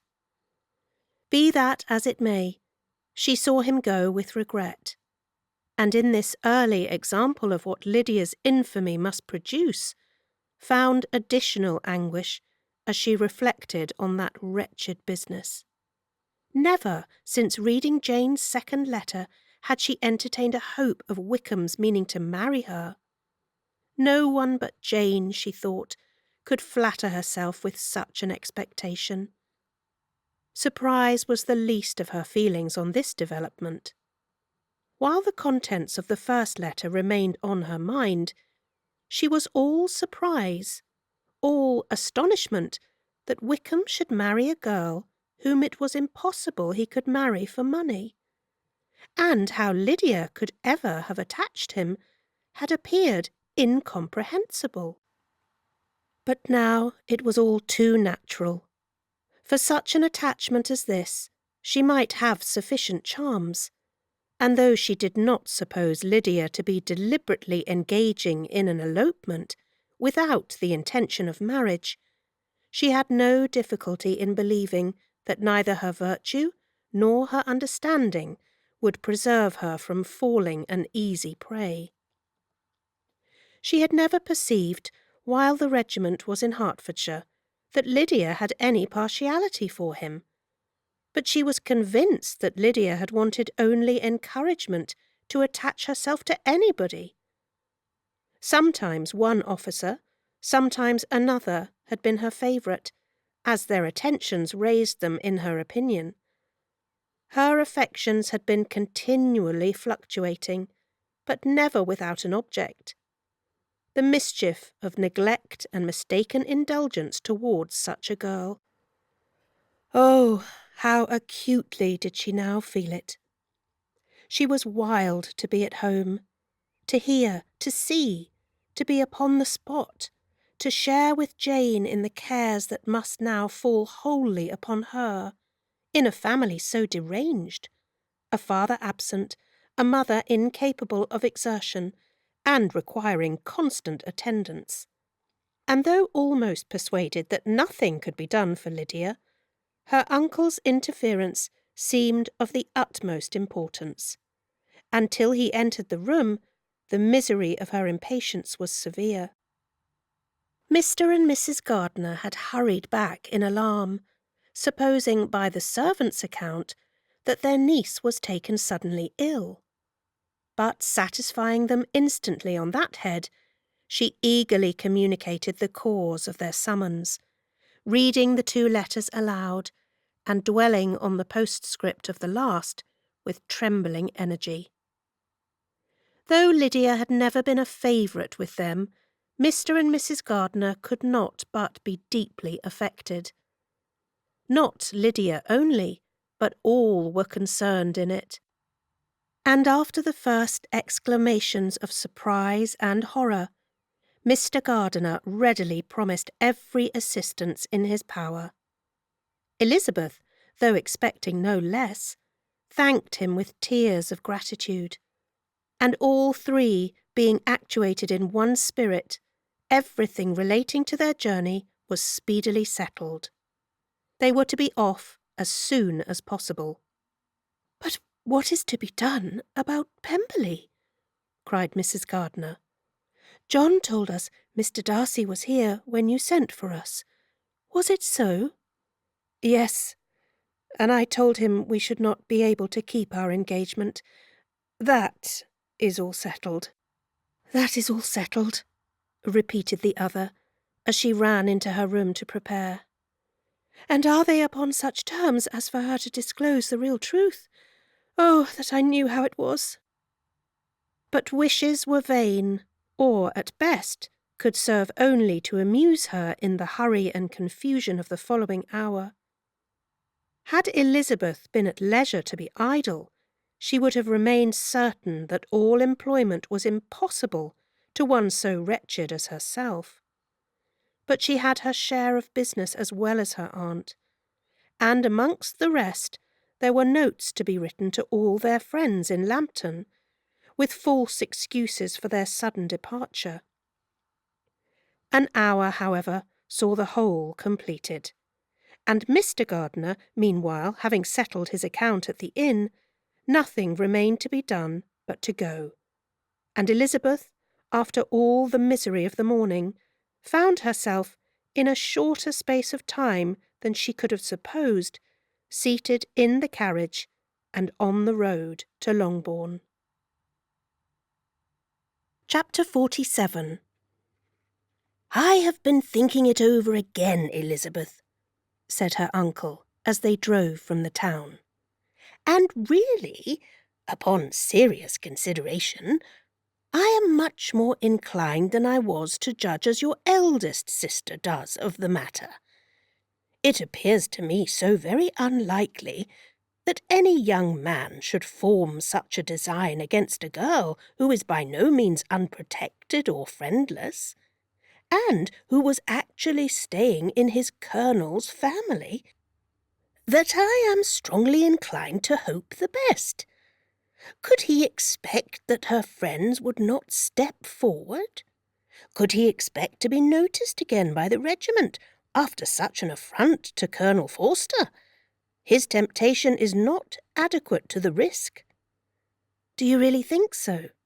Cried Elizabeth, brightening up for a moment. Upon my word, said Mrs. Gardiner, I begin to be of your uncle's opinion. It is really too great a violation of decency, honour, and interest for him to be guilty of it. I cannot think so very ill of Wickham. Can you yourself, Lizzie, so wholly give him up as to believe him capable of it? Not perhaps of neglecting his own interest, but of every other neglect I can believe him capable, if indeed it should be so. But I dare not hope it. Why should they not go on to Scotland, if that had been the case? In the first place, replied Mr. Gardiner, there is no absolute proof that they are not gone to Scotland. Oh, but their removing from the chaise into a hackney coach is such a presumption. And besides, no traces of them were to be found on the Barnet Road. Well, then, supposing them to be in London, they may be there, though for the purpose of concealment, for no more exceptionable purpose. It is not likely that money should be very abundant on either side, and it might strike them that they could be more economically, though less expeditiously, married in London than in Scotland.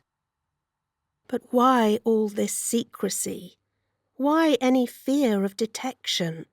Why must their marriage be private? Oh, no, this is not likely. His most particular friend, you see by Jane's account, was persuaded of his never intending to marry her. Wickham will never marry a woman without some money. He cannot afford it. And what claims has Lydia? What attractions has she beyond youth, health, and good humour that could make him, for her sake, forego every chance of benefiting himself by marrying well? As to what restraint the apprehension of disgrace in the corps might throw on a dishonourable elopement with her, I am not able to judge, for I know nothing of the effects that such a step might produce. But as to your other objection, I am afraid it will hardly hold good. Lydia has no brothers to step forward, and he might imagine, from my father's behaviour, from his indolence and the little attention he has ever seemed to give to what was going forward in his family, that he would do as little and think as little about it as any father could do in such a matter. But can you think that Lydia is so lost to everything but love of him as to consent to live with him on any other terms than marriage? It does seem, and it is most shocking indeed, replied Elizabeth with tears in her eyes, that a sister's sense of decency and virtue in such a point should admit of doubt. But really, I know not what to say. Perhaps I am not doing her justice. But she is very young. She has never been taught to think on serious subjects. And for the last half-year, nay, for a 12-month, she has been given up to nothing but amusement and vanity. She has been allowed to dispose of her time in the most idle and frivolous manner, and to adopt any opinions that came in her way. Since the Shire were first quartered in Meryton, nothing but love, flirtation, and officers have been in her head. She has been doing everything in her power by thinking and talking on the subject, to give greater, what shall I call it, susceptibility to her feelings, which are naturally lively enough. And we all know that Wickham has every charm of person and address that can captivate a woman. But you see that Jane, said her aunt, does not think so ill of Wickham as to believe him capable of the attempt. Of whom does Jane ever think ill? And who is there, whatever might be their former conduct, that she would believe capable of such an attempt till it were proved against them? But Jane knows as well as I do what Wickham really is. We both know that he has been profligate in every sense of the word, that he has neither integrity nor honour, that he is as false and deceitful as he is insinuating. And do you really know all this? Cried Mrs. Gardiner, whose curiosity as to the mode of her intelligence was all alive. I do, indeed, replied Elizabeth, colouring. I told you the other day of his infamous behaviour to Mr. Darcy, and you yourself, when last at Longbourn, heard in what manner he spoke of the man who had behaved with such forbearance and liberality towards him. And there are other circumstances which I am not at liberty, which it is not worth while to relate. But his lies about the whole Pemberley family are endless. From what he said of Miss Darcy, I was thoroughly prepared to see a proud, reserved, disagreeable girl, yet he knew to the contrary himself. He must know that she was as amiable and unpretending as we have found her. But does Lydia know nothing of this? Can she be ignorant of what you and Jane seem so well to understand? Oh, yes. That is the worst of all. Till I was in Kent, and saw so much both of Mr. Darcy and his relation, Colonel Fitzwilliam, I was ignorant of the truth myself. And when I returned home, the shire was to leave Meryton in a week or fortnight's time. As that was the case, neither Jane, to whom I related the whole, nor I thought it necessary to make our knowledge public. For of what use could it apparently be to anyone that the good opinion which all the neighbourhood had of him should then be overthrown? And even when it was settled that Lydia should go with Mrs. Forster, the necessity of opening her eyes to his character never occurred to me. That she could be in any danger from the deception never entered my head. That such a consequence as this should ensue, you may easily believe was far enough from my thoughts. When they all removed to Brighton, therefore, you had no reason, I suppose, to believe them fond of each other. Not the slightest. I can remember no symptom of affection on either side, and had anything of the kind been perceptible, you must be aware that ours is not a family on which it could be thrown away. When first he entered the corps, she was ready enough to admire him, but so we all were. Every girl in or near Meryton was out of her senses about him for the first 2 months, but he never distinguished her by any particular attention, and, consequently, after a moderate period of extravagant and wild admiration, her fancy for him gave way, and others of the regiment, who treated her with more distinction, again became her favourites. It may be easily believed that however little of novelty could be added to their fears, hopes, and conjectures on this interesting subject, by its repeated discussion no other could detain them from it long, during the whole of the journey. From Elizabeth's thoughts it was never absent. Fixed there by the keenest of all anguish, self-reproach, she could find no interval of ease or forgetfulness. They travelled as expeditiously as possible, and, sleeping one night on the road, reached Longbourn by dinner-time the next day. It was a comfort to Elizabeth to consider that Jane could not have been wearied by long expectations. The little gardeners, attracted by the sight of a chaise, were standing on the steps of the house as they entered the paddock, and when the carriage drove up to the door, the joyful surprise that lighted up their faces and displayed itself over their whole bodies in a variety of capers and frisks was the first pleasing earnest of their welcome. Elizabeth jumped out, and after giving each of them a hasty kiss, hurried into the vestibule, where Jane, who came running downstairs from her mother's apartment, immediately met her. Elizabeth, as she affectionately embraced her, whilst tears filled the eyes of both, lost not a moment in asking whether anything had been heard of the fugitives. "Not yet," replied Jane. "But now that my dear uncle has come, I hope everything will be well." "Is my father in town?" "Yes, he went on Tuesday, as I wrote you word." "And have you heard from him often?" "We have only heard once. He wrote me a few lines on Wednesday to say that he had arrived in safety, and to give me his directions, which I particularly begged him to do. He merely added that he should not write again till he had something of importance to mention." "And my mother? How is she? How are you all?" "My mother is tolerably well, I trust, though her spirits are greatly shaken. She is upstairs, and will have great satisfaction in seeing you all. She does not yet leave her dressing-room. Mary and Kitty, thank heaven, are quite well." "But you, how are you?"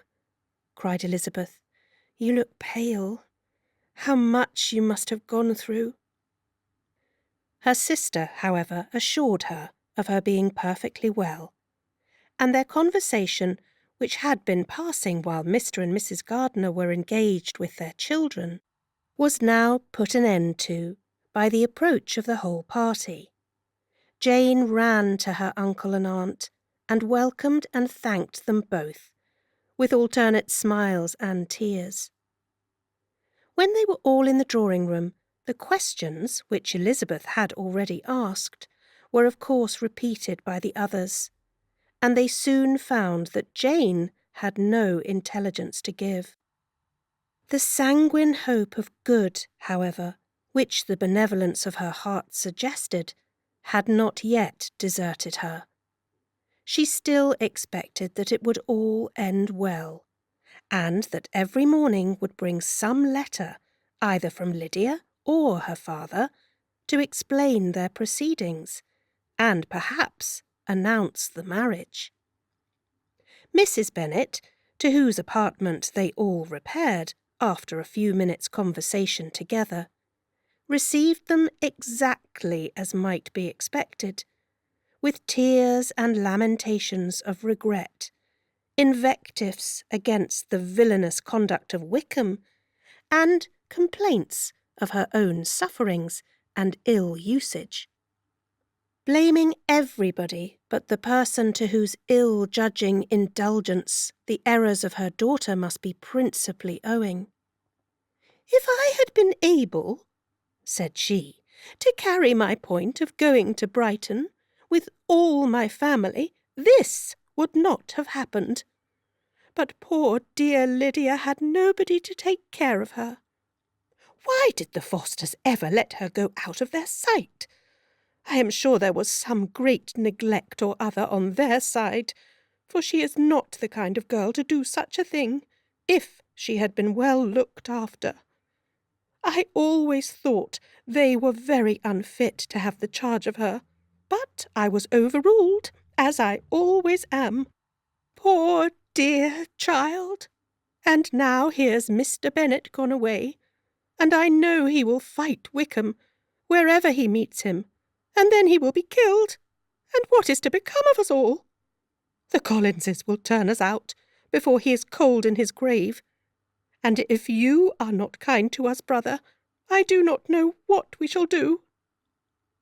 They all exclaimed against such terrific ideas, and Mr. Gardiner, after general assurances of his affection for her and all her family, told her that he meant to be in London the very next day, and would assist Mr. Bennet in every endeavour for recovering Lydia. "Do not give way to useless alarm," added he. "Though it is right to be prepared for the worst, there is no occasion to look on it as certain. It is not quite a week since they left Brighton. In a few days more we may gain some news of them, and till we know that they are not married and have no design of marrying, do not let us give the matter over as lost.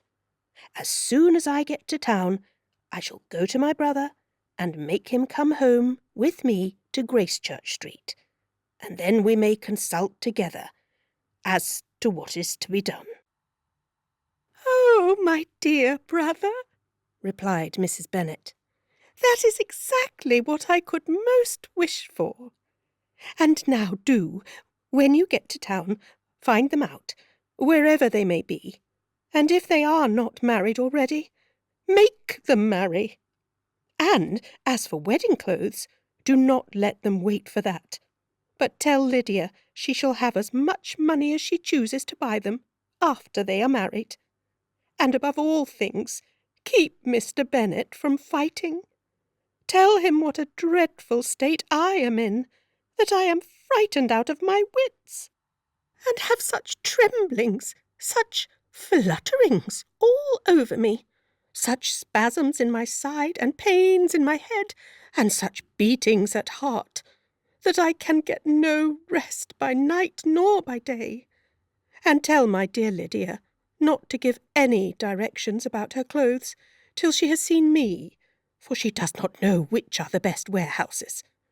Oh, brother, how kind you are! I know you will contrive it all." But Mr. Gardiner, though he assured her again of his earnest endeavours in the cause, could not avoid recommending moderation to her, as well in her hopes as her fears. And, after talking with her in this manner till dinner was on table, they left her to vent all her feelings on the housekeeper, who attended in the absence of her daughters. Though her brother and sister were persuaded that there was no real occasion for such a seclusion from the family, they did not attempt to oppose it, for they knew that she had not prudence enough to hold her tongue before the servants while they waited at table, and judged it better that one only of the household, and the one whom they could most trust, should comprehend all her fears and solicitude on the subject. In the dining-room they were soon joined by Mary and Kitty, who had been too busily engaged in their separate apartments to make their appearance before. One came from her books, and the other from her toilette. The faces of both, however, were tolerably calm, and no change was visible in either, except that the loss of her favourite sister, or the anger which she had herself incurred in the business, had given something more of fretfulness than usual to the accents of Kitty. As for Mary, she was mistress enough of herself to whisper to Elizabeth, with a countenance of grave reflection, soon after they were seated at table, "This is a most unfortunate affair, and will probably be much talked of. But we must stem the tide of malice, and pour into the wounded bosoms of each other the balm of sisterly consolation." Then, perceiving in Elizabeth no inclination of replying, she added, "Unhappy as the event must be for Lydia, we may draw from it this useful lesson, that loss of virtue in a female is irretrievable, that one false step involves her in endless ruin, that her reputation is no less brittle than it is beautiful, and that she cannot be too much guarded in her behaviour towards the undeserving of the other sex. Elizabeth lifted up her eyes in amazement, but was too much oppressed to make any reply. Mary, however, continued to console herself with such kind of moral extractions from the evil before them. In the afternoon, the two elder Miss Bennets were able to be for half an hour by themselves, and Elizabeth instantly availed herself of the opportunity of making many inquiries, which Jane was equally eager to satisfy. After joining in general lamentations over the dreadful sequel of this event, which Elizabeth considered as all but certain, and Miss Bennet could not assert to be wholly impossible, the former continued the subject by saying, "But tell me all, and everything about it, which I have not already heard. Give me further particulars. What did Colonel Forster say? Had they no apprehension of anything before the elopement took place? They must have seen them together for ever." Colonel Forster did own that he had often suspected some partiality, especially on Lydia's side, but nothing to give him any alarm. I am so grieved for him. His behaviour was attentive and kind to the utmost. He was coming to us in order to assure us of his concern, before he had any idea of their not being gone to Scotland. When that apprehension first got abroad, it hastened his journey. And was Denny convinced that Wickham would not marry? Did he know of their intending to go off? Had Colonel Forster seen Denny himself? Yes, but when questioned by him, Denny denied knowing anything of their plan, and would not give his real opinion about it. He did not repeat his persuasion of their not marrying, and from that I am inclined to hope he might have been misunderstood before. And till Colonel Forster came himself, not one of you entertained a doubt, I suppose, of their being really married. How was it possible that such an idea should enter our brains? I felt a little uneasy, a little fearful of my sister's happiness with him in marriage, because I knew that his conduct had not been always quite right. My father and mother knew nothing of that. They only felt how imprudent a match it must be. Kitty then owned, with a very natural triumph on knowing more than the rest of us, that in Lydia's last letter she had prepared her for such a step. She had known, it seems, of their being in love with each other many weeks.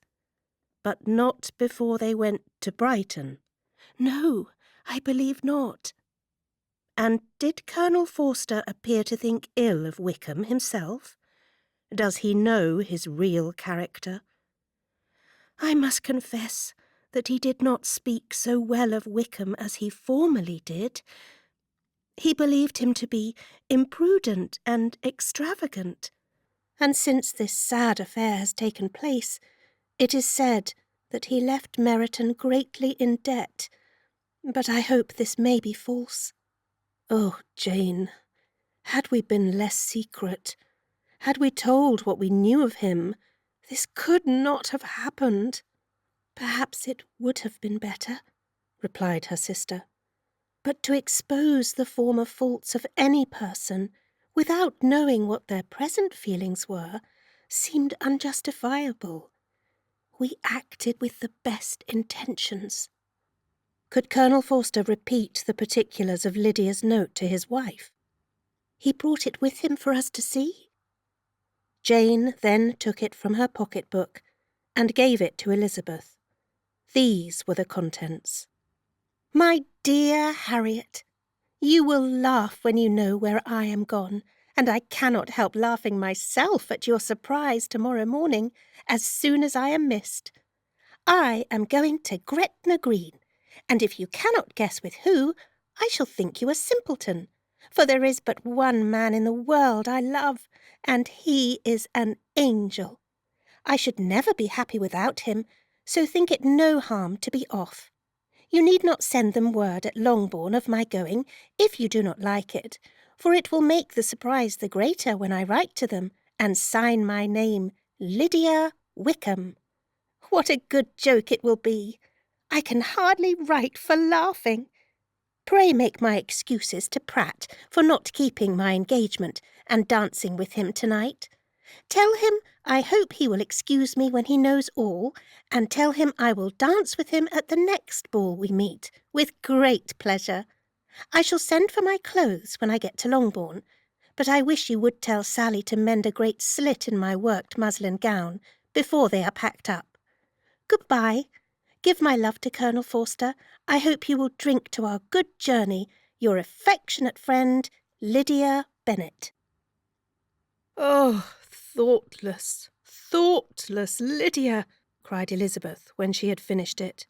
What a letter is this, to be written at such a moment. But at least it shows that she was serious in the object of her journey. Whatever he might afterwards persuade her to, it was not on her side a scheme of infamy. My poor father, how he must have felt it. I never saw anyone so shocked. He could not speak a word for full 10 minutes. My mother was taken ill immediately, and the whole house in such confusion. Oh, Jane, cried Elizabeth. Was there a servant belonging to it, who did not know the whole story before the end of the day? I do not know. I hope there was. But to be guarded at such a time is very difficult. My mother was in hysterics, and though I endeavoured to give her every assistance in my power, I am afraid I did not do so much as I might have done. But the horror of what might possibly happen almost took from me my faculties. Your attendance upon her has been too much for you. You do not look well. Oh, that I had been with you! You have had every care and anxiety upon yourself alone. Mary and Kitty have been very kind, and would have shared in every fatigue, I am sure, but I did not think it right for either of them. Kitty is slight and delicate, and Mary studies so much that her hours of repose should not be broken in on. My Aunt Phillips came to Longbourn on Tuesday, after my father went away, and was so good as to stay till Thursday with me. She was of great use and comfort to us all. And Lady Lucas has been very kind. She walked here on Wednesday morning to condole with us, and offered her services, or any of her daughters, if they could be of use to us. She had better have stayed at home, cried Elizabeth. Perhaps she meant well, but under such a misfortune as this, one cannot see too little of one's neighbours. Assistance is impossible, condolence insufferable. Let them triumph over us at a distance, and be satisfied. She then proceeded to inquire into the measures which her father had intended to pursue while in town for the recovery of his daughter. He meant, I believe, replied Jane, to go to Epsom, the place where they last changed horses, see the postilions, and try if anything could be made out from them. His principal object must be to discover the number of the hackney coach which took them from Clapham. It had come with a fare from London, and as he thought the circumstance of a gentleman and lady's removing from one carriage into another might be remarked, he meant to make inquiries at Clapham.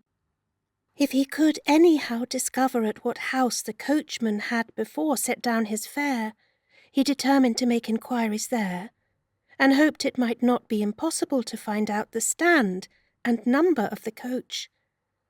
I do not know of any other designs that he had formed, but he was in such a hurry to be gone and his spirits so greatly discomposed, that I had difficulty in finding out even so much as this. Chapter 48. The whole party were in hopes of a letter from Mr. Bennet the next morning, but the post came in without bringing a single line from him. His family knew him to be on all common occasions a most negligent and dilatory correspondent, but at such a time they had hoped for exertion. They were forced to conclude that he had no pleasing intelligence to send, but even of that they would have been glad to be certain. Mr. Gardiner had waited only for the letters before he set off. When he was gone, they were certain at least of receiving constant information of what was going on, and their uncle promised at parting to prevail on Mr. Bennet to return to Longbourn as soon as he could, to the great consolation of his sister, who considered it as the only security for her husband's not being killed in a duel. Mrs. Gardiner and the children were to remain in Hertfordshire a few days longer, as the former thought her presence might be serviceable to her nieces. She shared in their attendance on Mrs. Bennet, and was a great comfort to them in their hours of freedom. Their other aunt also visited them frequently, and always, as she said, with the design of cheering and heartening them up, though as she never came without reporting some fresh instance of Wickham's extravagance or irregularity, she seldom went away without leaving them more dispirited than she found them. All Meryton seemed striving to blacken the man who but 3 months before had been almost an angel of light. He was declared to be in debt to every tradesman in the place, and his intrigues, all honoured with the title of seduction, had been extended into every tradesman's family. Everybody declared that he was the wickedest young man in the world, and everybody began to find out that they had always distrusted the appearance of his goodness. Elizabeth, though she did not credit above half of what was said, believed enough to make her former assurance of her sister's ruin still more certain. And even Jane, who believed still less of it, became almost hopeless, more especially as the time was now come when, if they had gone to Scotland, which she had never before entirely despaired of, they must in all probability have gained some news of them. Mr. Gardiner left Longbourn on Sunday. On Tuesday, his wife received a letter from him. It told them that on his arrival he had immediately found out his brother and persuaded him to come to Gracechurch Street, that Mr. Bennet had been to Epsom and Clapham before his arrival, but without gaining any satisfactory information, and that he was now determined to inquire at all the principal hotels in town. As Mr. Bennet thought it possible they might have gone to one of them, on their first coming to London, before they procured lodgings. Mr. Gardiner himself did not expect any success from this measure, but as his brother was eager in it, he meant to assist him in pursuing it. He added that Mr. Bennet seemed wholly disinclined at present to leave London, and promised to write again very soon. There was also a postscript to this effect: "I have written to Colonel Forster to desire him to find out, if possible, from some of the young man's intimates in the regiment, whether Wickham has any relations or connections who would be likely to know in what part of the town he has now concealed himself. If there were any one that one could apply to, with a probability of gaining such a clue as that, it might be of essential consequence. At present we have nothing to guide us. Colonel Forster will, I dare say, do everything in his power to satisfy us on this head, But, on second thoughts, perhaps Lizzie could tell us what relations he has now living, better than any other person. Elizabeth was at no loss to understand from whence this deference for her authority proceeded, but it was not in her power to give any information of so satisfactory a nature as the compliment deserved. She had never heard of his having had any relations, except a father and mother, both of whom had been dead many years. It was possible, however, that some of his companions in the shire might be able to give more information, and, though she was not very sanguine in expecting it, the application was a something to look forward to. Every day at Longbourn was now a day of anxiety, but the most anxious part of each was when the post was expected. The arrival of letters was the first grand object of every morning's impatience. Through letters, whatever of good or bad was to be told, would be communicated, and every succeeding day was expected to bring some news of importance. But before they heard again from Mr. Gardiner, a letter arrived for their father, from a different quarter, from Mr. Collins, which, as Jane had received directions to open all that came for him in his absence, she accordingly read. And Elizabeth, who knew what curiosities his letters always were, looked over her and read it likewise. It was as follows. My dear Sir, I feel myself called upon by our relationship and my situation in life to condole with you on the grievous affliction you are now suffering under, of which we were yesterday informed by a letter from Hertfordshire.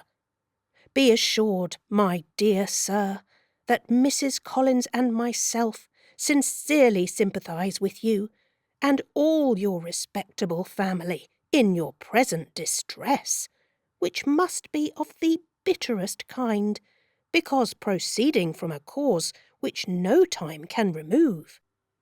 No arguments shall be wanting on my part that can alleviate so severe a misfortune, or that may comfort you under a circumstance that must be of all others most afflicting to a parent's mind. The death of your daughter would have been a blessing in comparison of this, and it is the more to be lamented because there is reason to suppose, as my dear Charlotte informs me, that this licentiousness of behaviour in your daughter has proceeded from a faulty degree of indulgence, though at the same time, for the consolation of yourself and Mrs. Bennet, I am inclined to think that her own disposition must be naturally bad, or she could not be guilty of such an enormity at so early an age. Howsoever that may be, you are grievously to be pitied, in which opinion I am not only joined by Mrs. Collins, but likewise by Lady Catherine and her daughter, to whom I have related the affair. They agree with me in apprehending that this false step in one daughter will be injurious to the fortunes of all the others, for who, as Lady Catherine herself condescendingly says, will connect themselves with such a family. And this consideration leads me moreover to reflect with augmented satisfaction on a certain event of last November, for had it been otherwise, I must have been involved in all your sorrow and disgrace.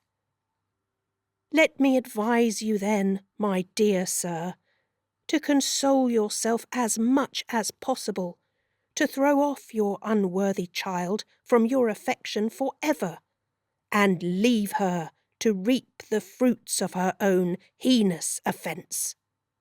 I am, dear sir, etc., etc. Mr. Gardiner did not write again till he had received an answer from Colonel Forster, and then he had nothing of a pleasant nature to send. It was not known that Wickham had a single relation with whom he kept up any connection, and it was certain that he had no near one living. His former acquaintance had been numerous, but since he had been in the militia, it did not appear that he was on terms of particular friendship with any of them. There was no one, therefore, who could be pointed out as likely to give any news of him. And in the wretched state of his own finances, there was a very powerful motive for secrecy. In addition to his fear of discovery by Lydia's relations, for it had just transpired that he had left gaming debts behind him to a very considerable amount. Colonel Forster believed that more than £1,000 would be necessary to clear his expenses at Brighton. He owed a good deal in the town, but his debts of honour were still more formidable. Mr. Gardiner did not attempt to conceal these particulars from the Longbourn family. Jane heard them with horror. "A gamester!" she cried. "This is wholly unexpected. I had not an idea of it."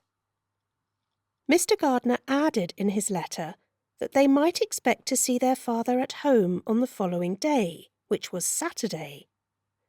Rendered spiritless by the ill success of all their endeavours, he had yielded to his brother-in-law's entreaty that he would return to his family, and leave it to him to do whatever occasion might suggest to be advisable for continuing their pursuit. When Mrs. Bennet was told of this, she did not express so much satisfaction as her children expected, considering what her anxiety for his life had been before. "What? Is he coming home, and without poor Lydia?" she cried. "Sure he will not leave London before he has found them. Who is to fight Wickham and make him marry her if he comes away?" As Mrs. Gardiner began to wish to be at home, it was settled that she and her children should go to London at the same time that Mr. Bennet came from it. The coach, therefore, took them the first stage of their journey, and brought its master back to Longbourn. Mrs. Gardiner went away in all the perplexity about Elizabeth and her Derbyshire friend that had attended her from that part of the world. His name had never been voluntarily mentioned before them by her niece, and the kind of half-expectation which Mrs. Gardiner had formed of their being followed by a letter from him had ended in nothing.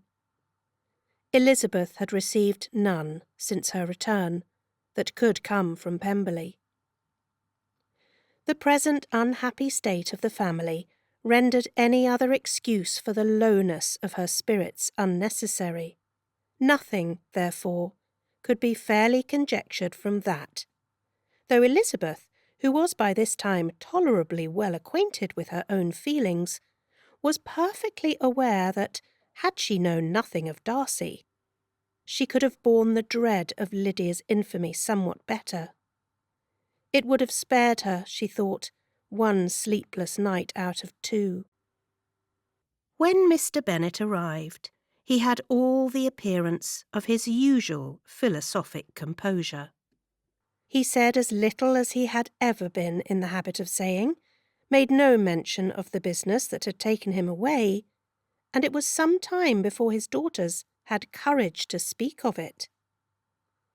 It was not till the afternoon, when he joined them at tea, that Elizabeth ventured to introduce the subject, and then, on her briefly expressing her sorrow for what he must have endured, he replied, "Say nothing of that. Who should suffer but myself? It has been my own doing, and I ought to feel it." "You must not be too severe upon yourself," replied Elizabeth. "You may well warn me against such an evil. Human nature is so prone to fall into it. No, Lizzie, Let me once in my life feel how much I have been to blame. I am not afraid of being overpowered by the impression. It will pass away soon enough." "Do you suppose them to be in London?" "Yes. Where else can they be so well concealed?" "And Lydia used to want to go to London," added Kitty. "She is happy, then," said her father dryly, "and her residence there will probably be of some duration." Then, after a short silence, he continued, "Lizzie, I bear you no ill will for being justified in your advice to me last May, which, considering the event, shows some greatness of mind." They were interrupted by Miss Bennet, who came to fetch her mother's tea. "This is a parade," cried he, "which does one good. It gives such an elegance to misfortune. Another day I will do the same. I will sit in my library in my nightcap and powdering gown, and give as much trouble as I can. Or, perhaps, I may defer it till Kitty runs away." "I am not going to run away, Papa," said Kitty fretfully. "If I should ever go to Brighton, I would behave better than Lydia." "You go to Brighton? I would not trust you so near it as Eastbourne for £50. No, Kitty, I have at last learnt to be cautious, and you will feel the effects of it. No officer is ever to enter my house again, nor even to pass through the village. Balls will be absolutely prohibited, unless you stand up with one of your sisters, and you are never to stir out of doors till you can prove that you have spent 10 minutes of every day in a rational manner." Kitty, who took all these threats in a serious light, began to cry. "Well, well," said he, "do not make yourself unhappy. If you are a good girl for the next 10 years, I will take you to a review at the end of them." Chapter 49. 2 days after Mr. Bennet's return, as Jane and Elizabeth were walking together in the shrubbery behind the house, they saw the housekeeper coming towards them, and, concluding that she came to call them to their mother, went forward to meet her. But instead of the expected summons, when they approached her, she said to Miss Bennet, "I beg your pardon, madam, for interrupting you, but I was in hopes you might have got some good news from town, so I took the liberty of coming to ask." "What do you mean, Hill? We have heard nothing from town." "Dear madam," cried Mrs. Hill, in great astonishment, "don't you know there is an express come for master from Mr. Gardiner? He has been here this half-hour, and master's had a letter." Away ran the girls, too eager to get in to have time for speech. They ran through the vestibule into the breakfast-room, from thence to the library. Their father was in neither, and they were on the point of seeking him upstairs with their mother, when they were met by the butler, who said, "If you are looking for my master, ma'am, he is walking towards the little copse." Upon this information, they instantly passed through the hall once more, and ran across the lawn after their father, who was deliberately pursuing his way towards a small wood on one side of the paddock. Jane, who was not so light, nor so much in the habit of running as Elizabeth, soon lagged behind, while her sister, panting for breath, came up with him and eagerly cried out, "Oh, Papa, what news? What news? Have you heard from my uncle?" "Yes, I have had a letter from him by express." "Well, and what news does it bring, good or bad?" "What is there of good to be expected?" said he, taking the letter from his pocket. But perhaps you would like to read it." Elizabeth impatiently caught it from his hand. Jane now came up. "Read it aloud," said their father, "for I hardly know myself what it is about." "Grace Church Street, Monday, August the 2nd. My dear brother, at last I am able to send you some tidings of my niece, and such as, upon the whole, I hope will give you satisfaction. Soon after you left me on Saturday, I was fortunate enough to find out in what part of London they were. The particulars I reserve till we meet. It is enough to know they are discovered. I have seen them both." "Oh, then it is, as I always hoped," cried Jane. "They are married." Elizabeth read on. "I have seen them both. They are not married, nor can I find there was any intention of being so. But if you are willing to perform the engagements which I have ventured to make on your side, I hope it will not be long before they are. All that is required of you is to assure to your daughter by settlement her equal share of the £5,000 secured among your children after the decease of yourself and my sister, and moreover to enter into an engagement of allowing her, during your life, £100 per annum. These are conditions which, considering everything, I had no hesitation in complying with, as far as I thought myself privileged for you. I shall send this by express, that no time may be lost in bringing me your answer. You will easily comprehend from these particulars that Mr. Wickham's circumstances are not so hopeless as they are generally believed to be. The world has been deceived in that respect, and I am happy to say there will be some little money, even when all his debts are discharged, to settle on my niece in addition to her own fortune, if, as I conclude will be the case, you send me full powers to act in your name throughout the whole of this business. I will immediately give directions to Haggerston for preparing a proper settlement. There will not be the smallest occasion for your coming to town again, therefore. Stay quietly at Longbourn and depend on my diligence and care. Send back your answer as soon as you can, and be careful to write explicitly. We have judged it best that my niece should be married from this house, of which I hope you will approve. She comes to us to-day. I shall write again as soon as anything more is determined on. Yours, etc., Edward Gardner."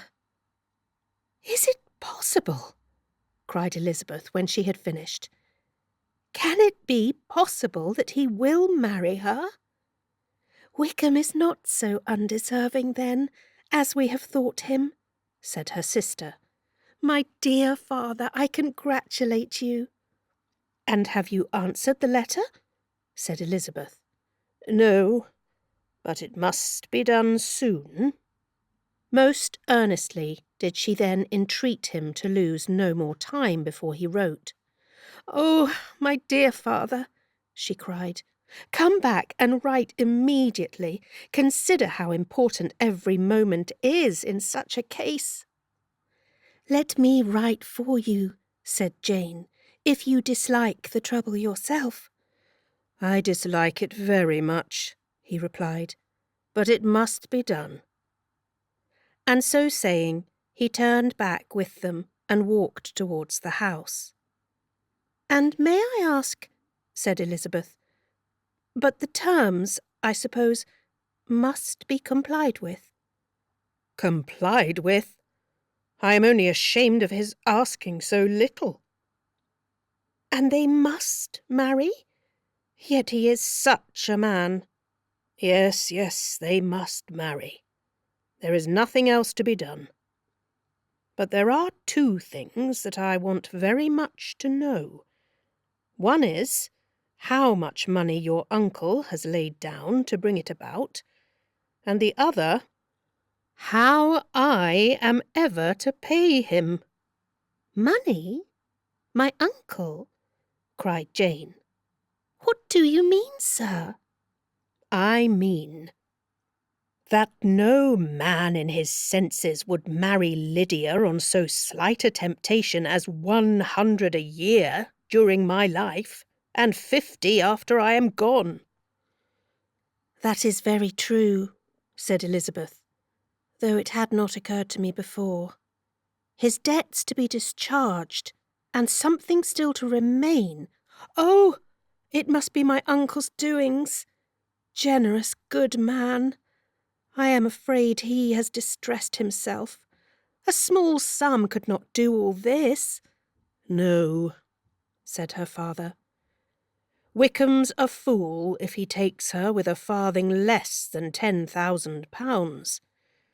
I should be sorry to think so ill of him in the very beginning of our relationship." £10,000? Heaven forbid!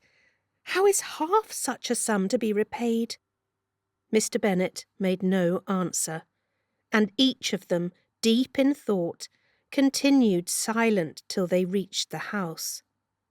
Their father then went to the library to write, and the girls walked into the breakfast-room.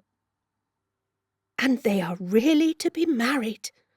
cried Elizabeth, as soon as they were by themselves. "How strange this is! And for this we are to be thankful. That they should marry, small as is their chance of happiness, and wretched as is his character, we are forced to rejoice. Oh, Lydia!" "I comfort myself with thinking," replied Jane, "that he certainly would not marry Lydia if he had not a real regard for her. Though our kind uncle has done something towards clearing him, I cannot believe that £10,000, or anything like it, has been advanced. He has children of his own, and may have more. How could he spare half £10,000? "If we are ever able to learn what Wickham's debts have been," said Elizabeth, "and how much is settled on his side on our sister, we shall exactly know what Mr. Gardiner has done for them, because Wickham has not sixpence of his own. The kindness of my uncle and aunt can never be requited. Their taking her home and affording her their personal protection and countenance is such a sacrifice to her advantage as years of gratitude cannot enough acknowledge." By this time she is actually with them. If such goodness does not make her miserable now, she will never deserve to be happy. What a meeting for her when she first sees my aunt. "We must endeavour to forget all that has passed on either side," said Jane. "I hope and trust they will yet be happy. His consenting to marry her is a proof, I will believe, that he is come to a right way of thinking. Their mutual affection will steady them, and I flatter myself they will settle so quietly, and live in so rational a manner, as may in time make their past imprudence forgotten." "Their conduct has been such," replied Elizabeth, "as neither you nor I, nor anybody can ever forget. It is useless to talk of it." It now occurred to the girls that their mother was in all likelihood perfectly ignorant of what had happened. They went to the library, therefore, and asked their father whether he would not wish them to make it known to her. He was writing, and without raising his head, coolly replied, "Just as you please." "May we take my uncle's letter to read to her?" "Take whatever you like, and get away." Elizabeth took the letter from his writing-table, and they went upstairs together. Mary and Kitty were both with Mrs. Bennet. One communication would, therefore, do for all. After a slight preparation for good news, the letter was read aloud. Mrs. Bennet could hardly contain herself. As soon as Jane had read Mr. Gardiner's hope of Lydia's being soon married, her joy burst forth, and every following sentence added to its exuberance. She was now in an irritation as violent from delight as she had ever been fidgety from alarm and vexation. To know that her daughter would be married was enough. She was disturbed by no fear for her felicity, nor humbled by any remembrance of her misconduct. "My dear, dear Lydia," she cried, "this is delightful indeed. She will be married. I shall see her again. She will be married at 16. My good, kind brother. I knew how it would be. I knew he would manage everything. How I long to see her, and to see dear Wickham too. But the clothes, the wedding clothes. I will write to my sister Gardiner about them directly. Lizzie, my dear, run down to your father and ask him how much he will give her. Stay, I will go myself. Ring the bell, Kitty, for Hill. I will put on my things in a moment. My dear, dear Lydia, how merry we shall be together when we meet." Her eldest daughter endeavoured to give some relief to the violence of these transports by leading her thoughts to the obligations which Mr. Gardiner's behaviour laid them all under. "For we must attribute this happy conclusion," she added, "in a great measure to his kindness. We are persuaded that he has pledged himself to assist Mr. Wickham with money." "Well," cried her mother, "it is all very right. Who should do it but her own uncle? If he had not had a family of his own, I and my children must have had all his money, you know, and it is the first time we have ever had anything from him, except a few presents. Well, I am so happy. In a short time I shall have a daughter married. Mrs. Wickham, how well it sounds, and she was only 16 last June. My dear Jane, I am in such a flutter that I am sure I can't write, so I will dictate, and you write for me. We will settle with your father about the money afterwards, but the things should be ordered immediately." She was then proceeding to all the particulars of calico, muslin, and cambric, and would shortly have dictated some very plentiful orders, had not Jane, though with some difficulty, persuaded her to wait till her father was at leisure to be consulted. 1 day's delay, she observed, would be of small importance, and her mother was too happy to be quite so obstinate as usual. Other schemes, too, came into her head. "I will go to Meryton," said she, "as soon as I am dressed, and tell the good news to my sister Phillips. And, as I come back, I can call on Lady Lucas and Mrs. Long. Kitty, run down and order the carriage. An airing would do me a great deal of good, I am sure. Girls, can I do anything for you in Meryton? Oh, here comes Hill. My dear Hill, have you heard the good news? Miss Lydia is going to be married, and you shall all have a bowl of punch to make merry at her wedding." Mrs. Hill began instantly to express her joy. Elizabeth received her congratulations amongst the rest, and then, sick of this folly, took refuge in her own room, that she might think with freedom. Poor Lydia's situation must at best be bad enough, but that it was no worse, she had need to be thankful.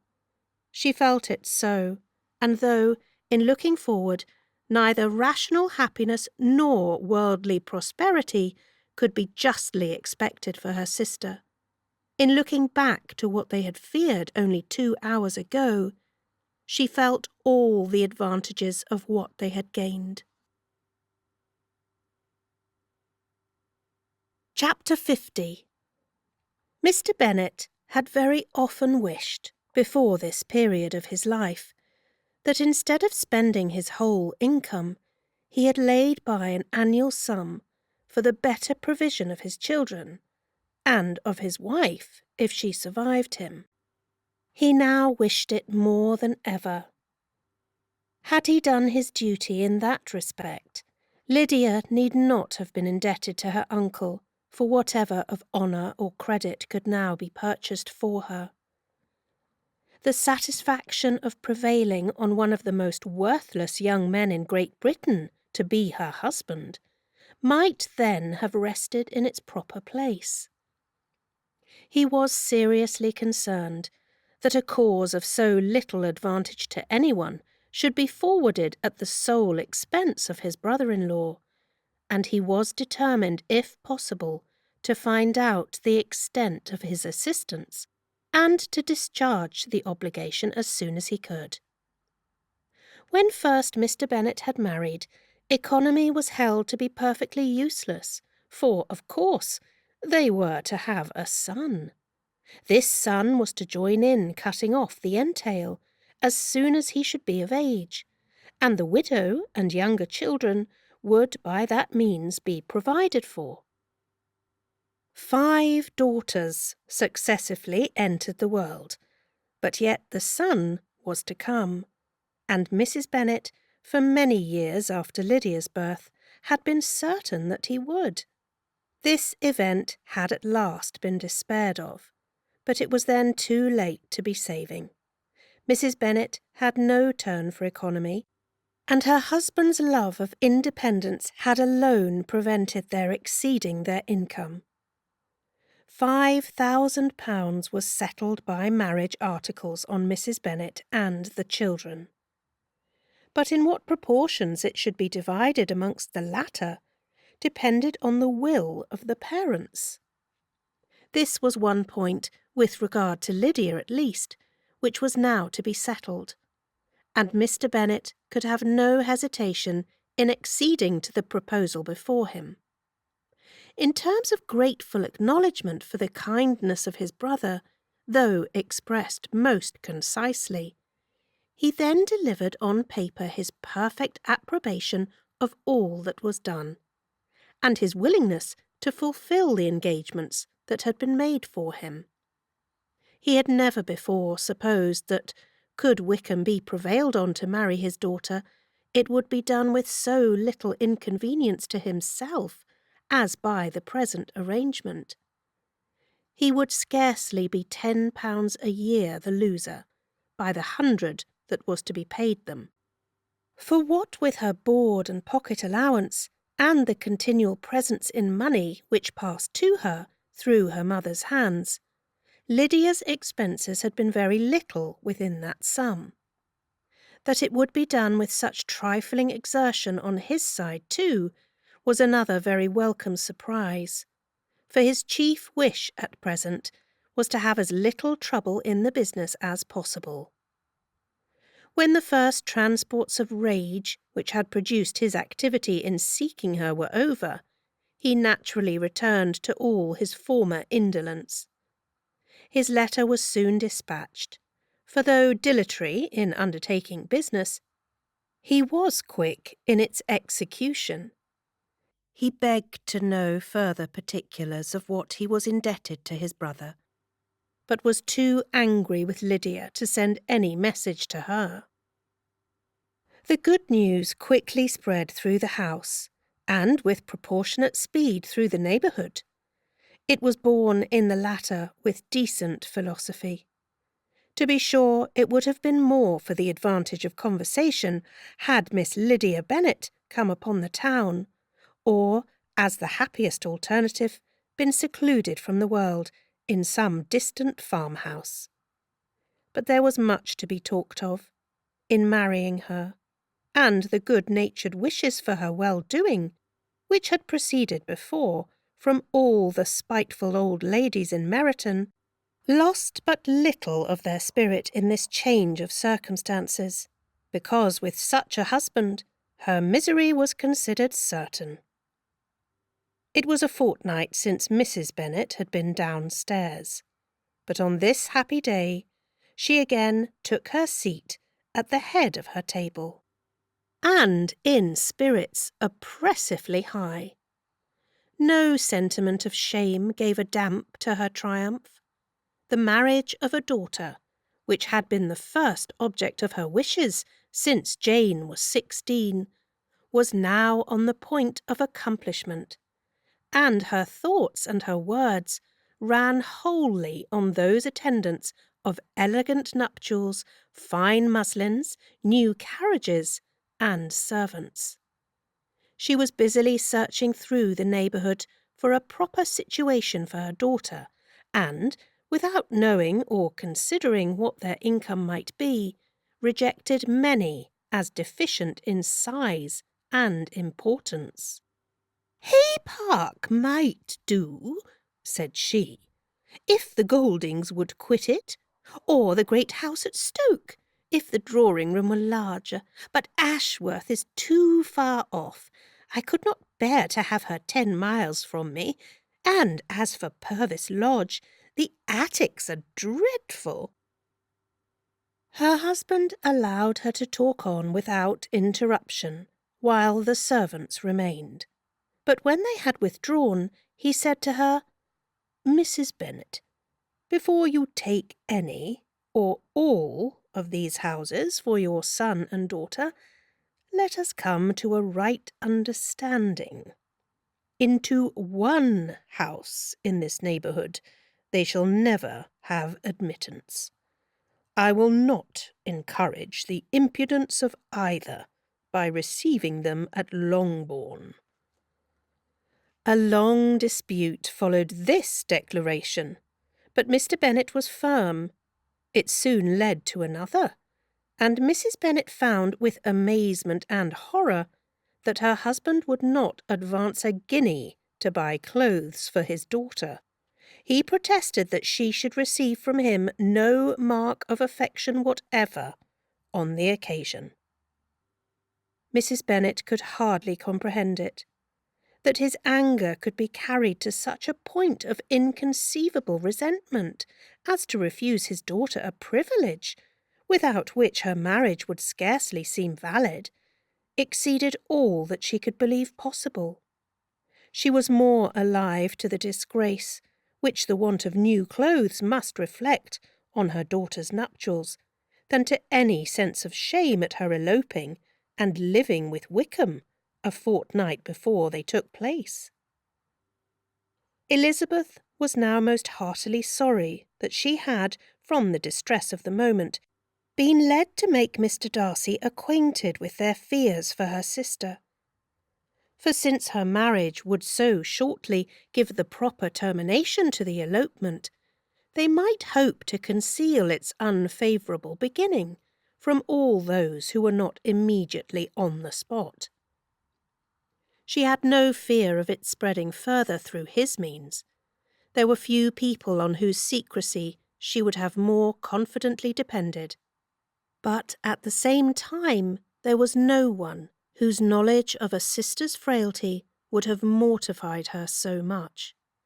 Not, however, from any fear of disadvantage from it, individually to herself, for at any rate there seemed a gulf impossible between them.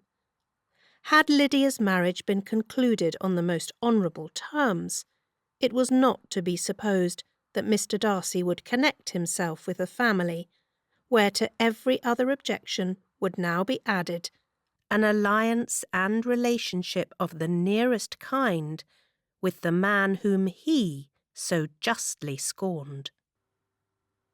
From such a connection she could not wonder that he should shrink. The wish of procuring her regard, which she had assured herself of his feeling in Derbyshire, could not in rational expectation survive such a blow as this. She was humbled, she was grieved, she repented, though she hardly knew of what. She became jealous of his esteem when she could no longer hope to be benefited by it. She wanted to hear of him when there seemed the least chance of gaining intelligence. She was convinced that she could have been happy with him when it was no longer likely they should meet. What a triumph for him, as she often thought, could he know that the proposals which she had proudly spurned only 4 months ago would now have been gladly and gratefully received. He was as generous, she doubted not, as the most generous of his sex. But while he was mortal, there must be a triumph. She began now to comprehend that he was exactly the man who, in disposition and talents, would most suit her. His understanding and temper, though unlike her own, would have answered all her wishes. It was a union that must have been to the advantage of both. By her ease and liveliness, his mind might have been softened, his manners improved, and from his judgment, information, and knowledge of the world, she must have received benefit of greater importance. But no such happy marriage could now teach the admiring multitude what connubial felicity really was. A union of a different tendency, and precluding the possibility of the other, was soon to be formed in their family. How Wickham and Lydia were to be supported in tolerable independence, she could not imagine. But how little of permanent happiness could belong to a couple who were only brought together because their passions were stronger than their virtue, she could easily conjecture. Mr. Gardiner soon wrote again to his brother. To Mr. Bennet's acknowledgments he briefly replied, with assurances of his eagerness to promote the welfare of any of his family, and concluded with entreaties that the subject might never be mentioned to him again. The principal purport of his letter was to inform them that Mr. Wickham had resolved on quitting the militia. "It was greatly my wish that he should do so," he added, "as soon as his marriage was fixed on, and I think you will agree with me in considering a removal from that corps as highly advisable, both on his account and my niece's. It is Mr. Wickham's intention to go into the regulars, and among his former friends there are still some who are able and willing to assist him in the army. He has the promise of an ensigncy in General's regiment, now quartered in the north. It is an advantage to have it so far from this part of the kingdom. He promises fairly, and I hope among different people, where they may each have a character to preserve, they will both be more prudent. I have written to Colonel Forster to inform him of our present arrangements, and to request that he will satisfy the various creditors of Mr. Wickham in and near Brighton, with assurances of speedy payment, for which I have pledged myself. And will you give yourself the trouble of carrying similar assurances to his creditors in Meryton, of whom I shall subjoin a list, according to his information. He has given in all his debts. I hope at least he has not deceived us. Haggerston has our directions, and all will be completed in a week. They will then join his regiment, unless they are first invited to Longbourn, and I understand from Mrs. Gardiner that my niece is very desirous of seeing you all before she leaves the south. She is well, and begs to be dutifully remembered to you and her mother. Yours, etc., E. Gardiner. Mr. Bennet and his daughters saw all the advantages of Wickham's removal from the shire, as clearly as Mr. Gardiner could do. But Mrs. Bennet was not so well pleased with it. Lydia's being settled in the north, just when she had expected most pleasure and pride in her company, for she had by no means given up her plan of their residing in Hertfordshire, was a severe disappointment, and besides, It was such a pity that Lydia should be taken from a regiment where she was acquainted with everybody and had so many favourites. "She is so fond of Mrs. Forster," said she. "It will be quite shocking to send her away. And there are several of the young men, too, that she likes very much. The officers may not be so pleasant in General's regiment." His daughter's request, for such it might be considered, of being admitted into her family again before she set off for the north, received at first an absolute negative. But Jane and Elizabeth, who agreed in wishing, for the sake of their sister's feelings and consequence, that she should be noticed on her marriage by her parents, urged him so earnestly, yet so rationally and so mildly, to receive her and her husband at Longbourn, as soon as they were married, that he was prevailed on to think as they thought, and act as they wished. And their mother had the satisfaction of knowing that she should be able to show her married daughter in the neighbourhood before she was banished to the north. When Mr. Bennet wrote again to his brother, therefore, he sent his permission for them to come, and it was settled that as soon as the ceremony was over, they should proceed to Longbourn. Elizabeth was surprised, however, that Wickham should consent to such a scheme, and, had she consulted only her own inclination, any meeting with him would have been the last object of her wishes. Chapter 51. Their sister's wedding day arrived, and Jane and Elizabeth felt for her probably more than she felt for herself. The carriage was sent to meet them, and they were to return in it by dinner-time.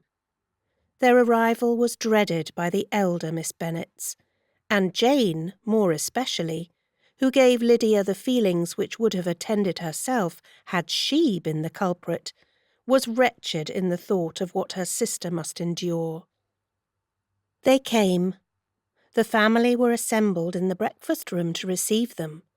Smiles decked the face of Mrs. Bennet as the carriage drove up to the door. Her husband looked impenetrably grave. Her daughters, alarmed, anxious, uneasy. Lydia's voice was heard in the vestibule. The door was thrown open, and she ran into the room. Her mother stepped forwards, embraced her, and welcomed her with rapture, gave her hand with an affectionate smile to Wickham, who followed his lady, and wished them both joy, with an alacrity which showed no doubt of their happiness. Their reception from Mr. Bennet, to whom they then turned, was not quite so cordial. His countenance rather gained in austerity, and he scarcely opened his lips. The easy assurance of the young couple, indeed, was enough to provoke him. Elizabeth was disgusted, and even Miss Bennet was shocked. Lydia was Lydia still, untamed, unabashed, wild, noisy, and fearless. She turned from sister to sister, demanding their congratulations, and when at length they all sat down, looked eagerly round the room, took notice of some little alteration in it, and observed, with a laugh, that it was a great while since she had been there. Wickham was not at all more distressed than herself, but his manners were always so pleasing, that had his character and his marriage been exactly what they ought, his smiles and his easy address, while he claimed their relationship, would have delighted them all. Elizabeth had not before believed him quite equal to such assurance, but she sat down, resolving within herself to draw no limits in future to the impudence of an impudent man.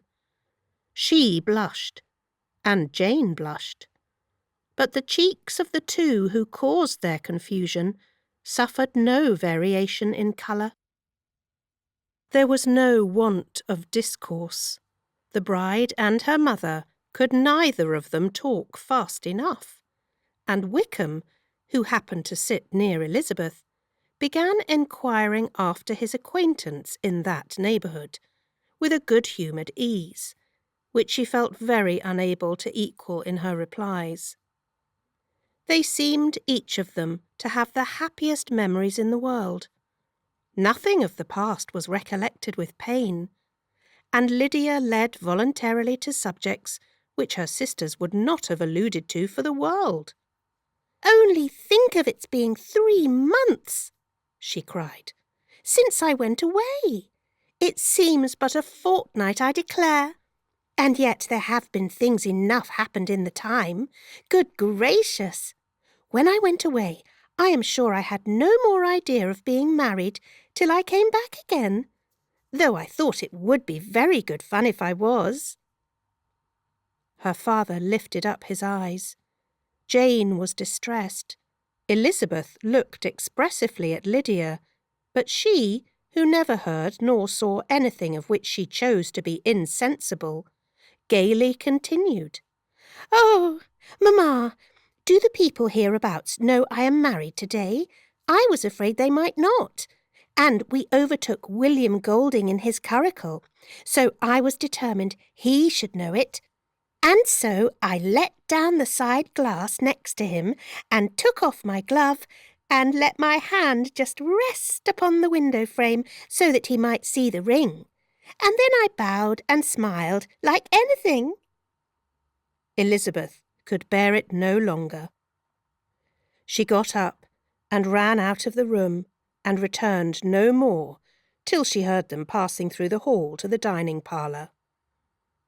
She then joined them soon enough to see Lydia, with anxious parade, walk up to her mother's right hand, and hear her say to her eldest sister, "Ah, Jane, I take your place now, and you must go lower, because I am a married woman." It was not to be supposed that time would give Lydia that embarrassment, from which she had been so wholly free at first. Her ease and good spirits increased. She longed to see Mrs. Phillips, the Lucases, and all their other neighbours, and to hear herself called Mrs. Wickham by each of them. And, in the meantime, she went after dinner to show her ring and boast of being married to Mrs. Hill and the 2 housemaids. "Well, mamma," said she, when they were all returned to the breakfast-room, "and what do you think of my husband? Is not he a charming man? I am sure my sisters must all envy me. I only hope they may have half my good luck. They must all go to Brighton. That is the place to get husbands. What a pity it is, mamma, we did not all go." "Very true. And if I had my will, we should. But, my dear Lydia, I don't at all like your going such a way off. Must it be so?" "Oh, Lord, yes. There is nothing in that. I shall like it of all things. You and Papa and my sisters must come down and see us. We shall be at Newcastle all the winter. And I dare say there will be some balls, and I will take care to get good partners for them all." "I should like it beyond anything," said her mother. "And then when you go away, you may leave 1 or 2 of my sisters behind you, and I dare say I shall get husbands for them before the winter is over." "I thank you for my share of the favour," said Elizabeth, "but I do not particularly like your way of getting husbands." Their visitors were not to remain above 10 days with them. Mr. Wickham had received his commission before he left London, and he was to join his regiment at the end of a fortnight. No one but Mrs. Bennet regretted that their stay would be so short, and she made the most of the time by visiting about with her daughter, and having very frequent parties at home. These parties were acceptable to all, To avoid a family circle was even more desirable to such as did think than such as did not. Wickham's affection for Lydia was just what Elizabeth had expected to find it, not equal to Lydia's for him. She had scarcely needed her present observation to be satisfied, from the reason of things, that their elopement had been brought on by the strength of her love rather than by his, and she would have wondered why, without violently caring for her, he chose to elope with her at all, had she not felt certain that his flight was rendered necessary by distress of circumstances. And if that were the case, he was not the young man to resist an opportunity of having a companion. Lydia was exceedingly fond of him. He was her dear Wickham on every occasion. No one was to be put in competition with him. He did everything best in the world, and she was sure he would kill more birds on the 1st of September than anybody else in the country. One morning, soon after their arrival, as she was sitting with her 2 elder sisters, she said to Elizabeth, "Lizzie, I never gave you an account of my wedding, I believe. You were not by when I told Mamma and the others all about it. Are not you curious to hear how it was managed?" "No, really," replied Elizabeth.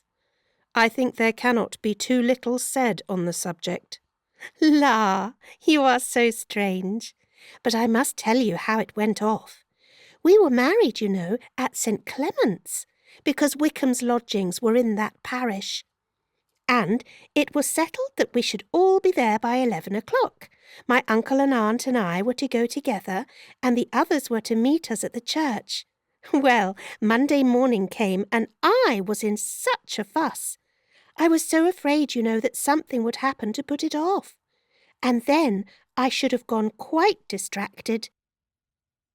And there was my aunt all the time I was dressing, preaching and talking away just as if she was reading a sermon. However, I did not hear above 1 word in 10, for I was thinking, you may suppose, of my dear Wickham. I longed to know whether he would be married in his blue coat. Well, and so we breakfasted at 10, as usual. I thought it would never be over, for by the by, you are to understand that my uncle and aunt were horrid unpleasant all the time I was with them. If you'll believe me, I did not once put my foot out of doors, though I was there a fortnight. Not one party or scheme or anything. To be sure, London was rather thin, but however, the little theatre was open. Well, and so just as the carriage came to the door, my uncle was called away upon business to that horrid man, Mr. Stone. And then, you know, when once they get together, there is no end of it. Well, I was so frightened I did not know what to do, for my uncle was to give me away. And if we were beyond the hour, we could not be married all day. But, luckily, he came back again in 10 minutes' time, and then we all set out. However, I recollected afterwards that if he had been prevented going, the wedding need not be put off, for Mr. Darcy might have done as well. "Mr. Darcy?" repeated Elizabeth, in utter amazement. "Oh, yes. He was to come there with Wickham, you know. But gracious me, I quite forgot. I ought not to have said a word about it. I promised them so faithfully. What will Wickham say? It was to be such a secret." "If it was to be a secret," said Jane, "say not another word on the subject. You may depend upon my seeking no further."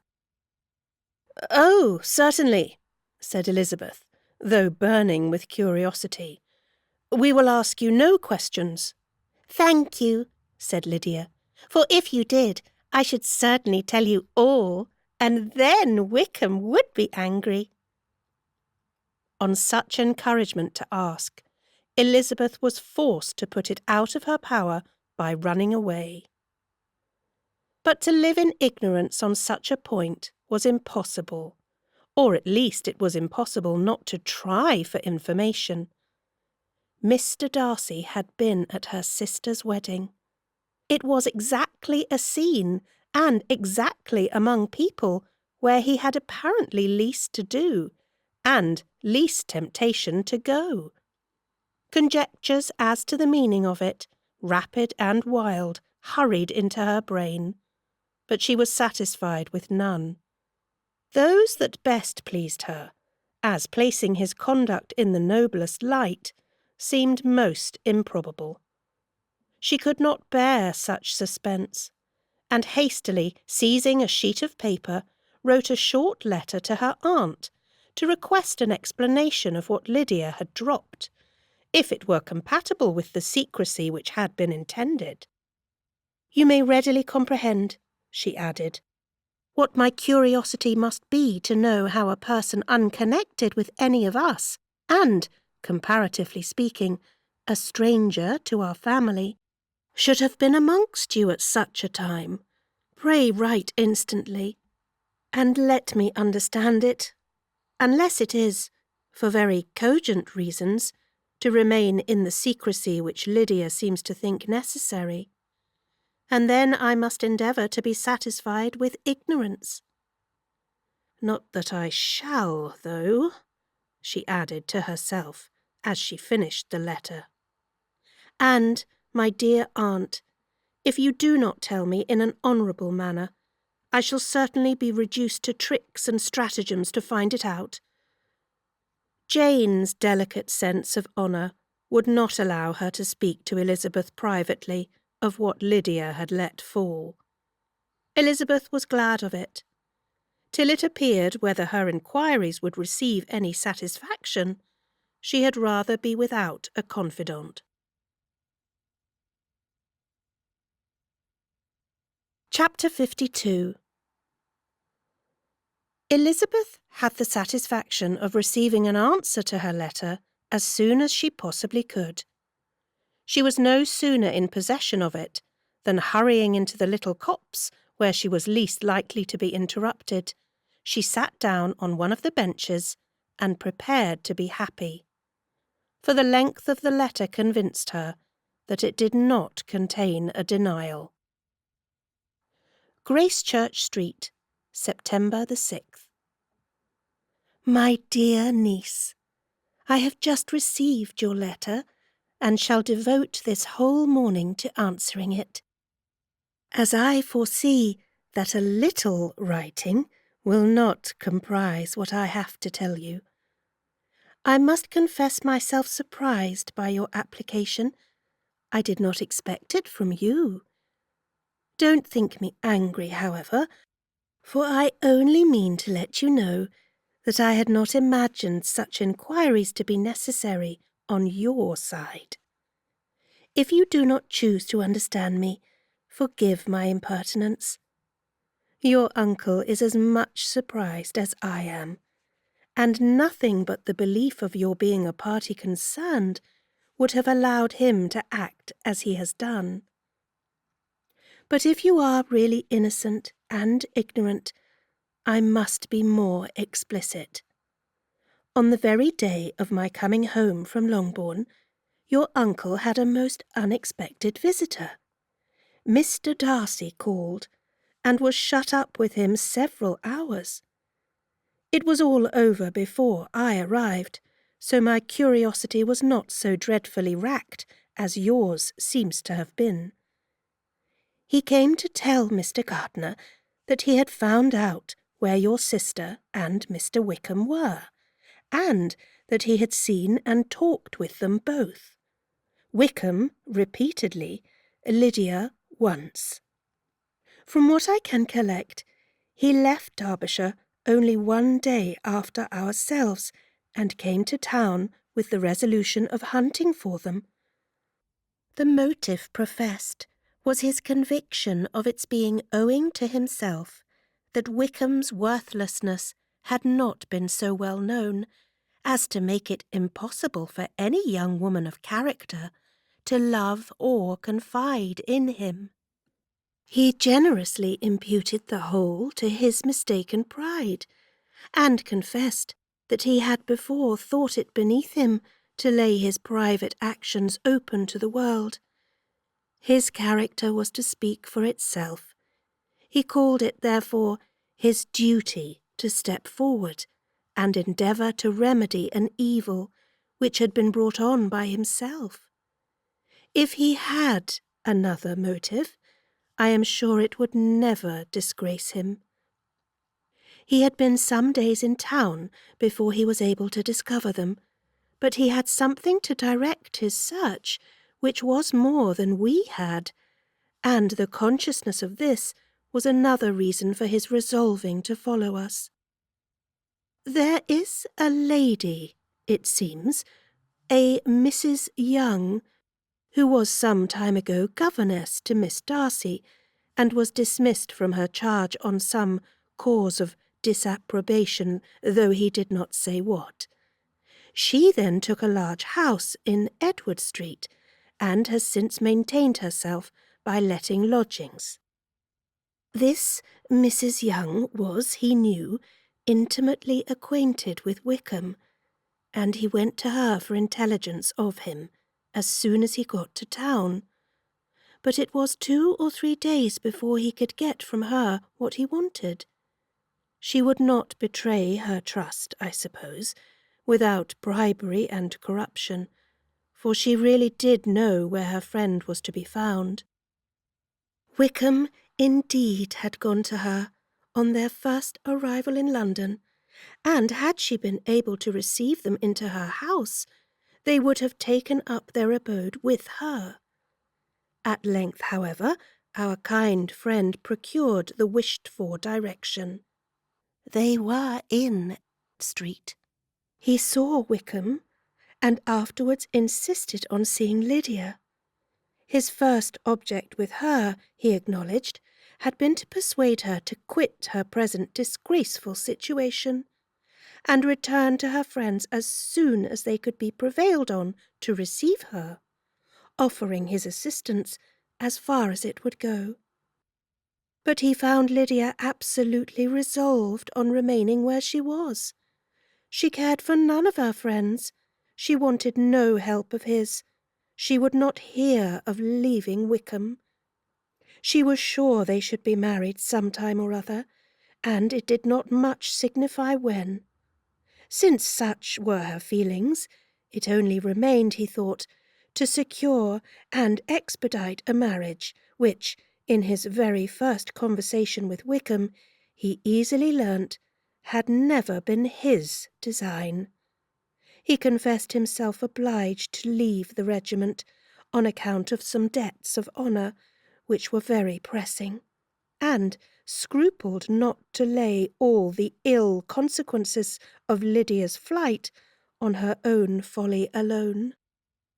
He meant to resign his commission immediately, and as to his future situation, he could conjecture very little about it. He must go somewhere, but he did not know where, and he knew he should have nothing to live on. Mr. Darcy asked him why he had not married your sister at once. Though Mr. Bennet was not imagined to be very rich, he would have been able to do something for him, and his situation must have been benefited by marriage. But he found, in reply to this question, that Wickham still cherished the hope of more effectually making his fortune by marriage in some other country. Under such circumstances, however, he was not likely to be proof against the temptation of immediate relief. They met several times, for there was much to be discussed. Wickham, of course, wanted more than he could get, but at length was reduced to be reasonable. Everything being settled between them, Mr. Darcy's next step was to make your uncle acquainted with it, and he first called in Gracechurch Street the evening before I came home. But Mr. Gardiner could not be seen, and Mr. Darcy found, on further enquiry, that your father was still with him, but would quit town the next morning. He did not judge your father to be a person whom he could so properly consult as your uncle, and therefore readily postponed seeing him till after the departure of the former. He did not leave his name, and till the next day it was only known that a gentleman had called on business. On Saturday he came again. Your father was gone, your uncle at home, and, as I said before, they had a great deal of talk together. They met again on Sunday, and then I saw him too. It was not all settled before Monday.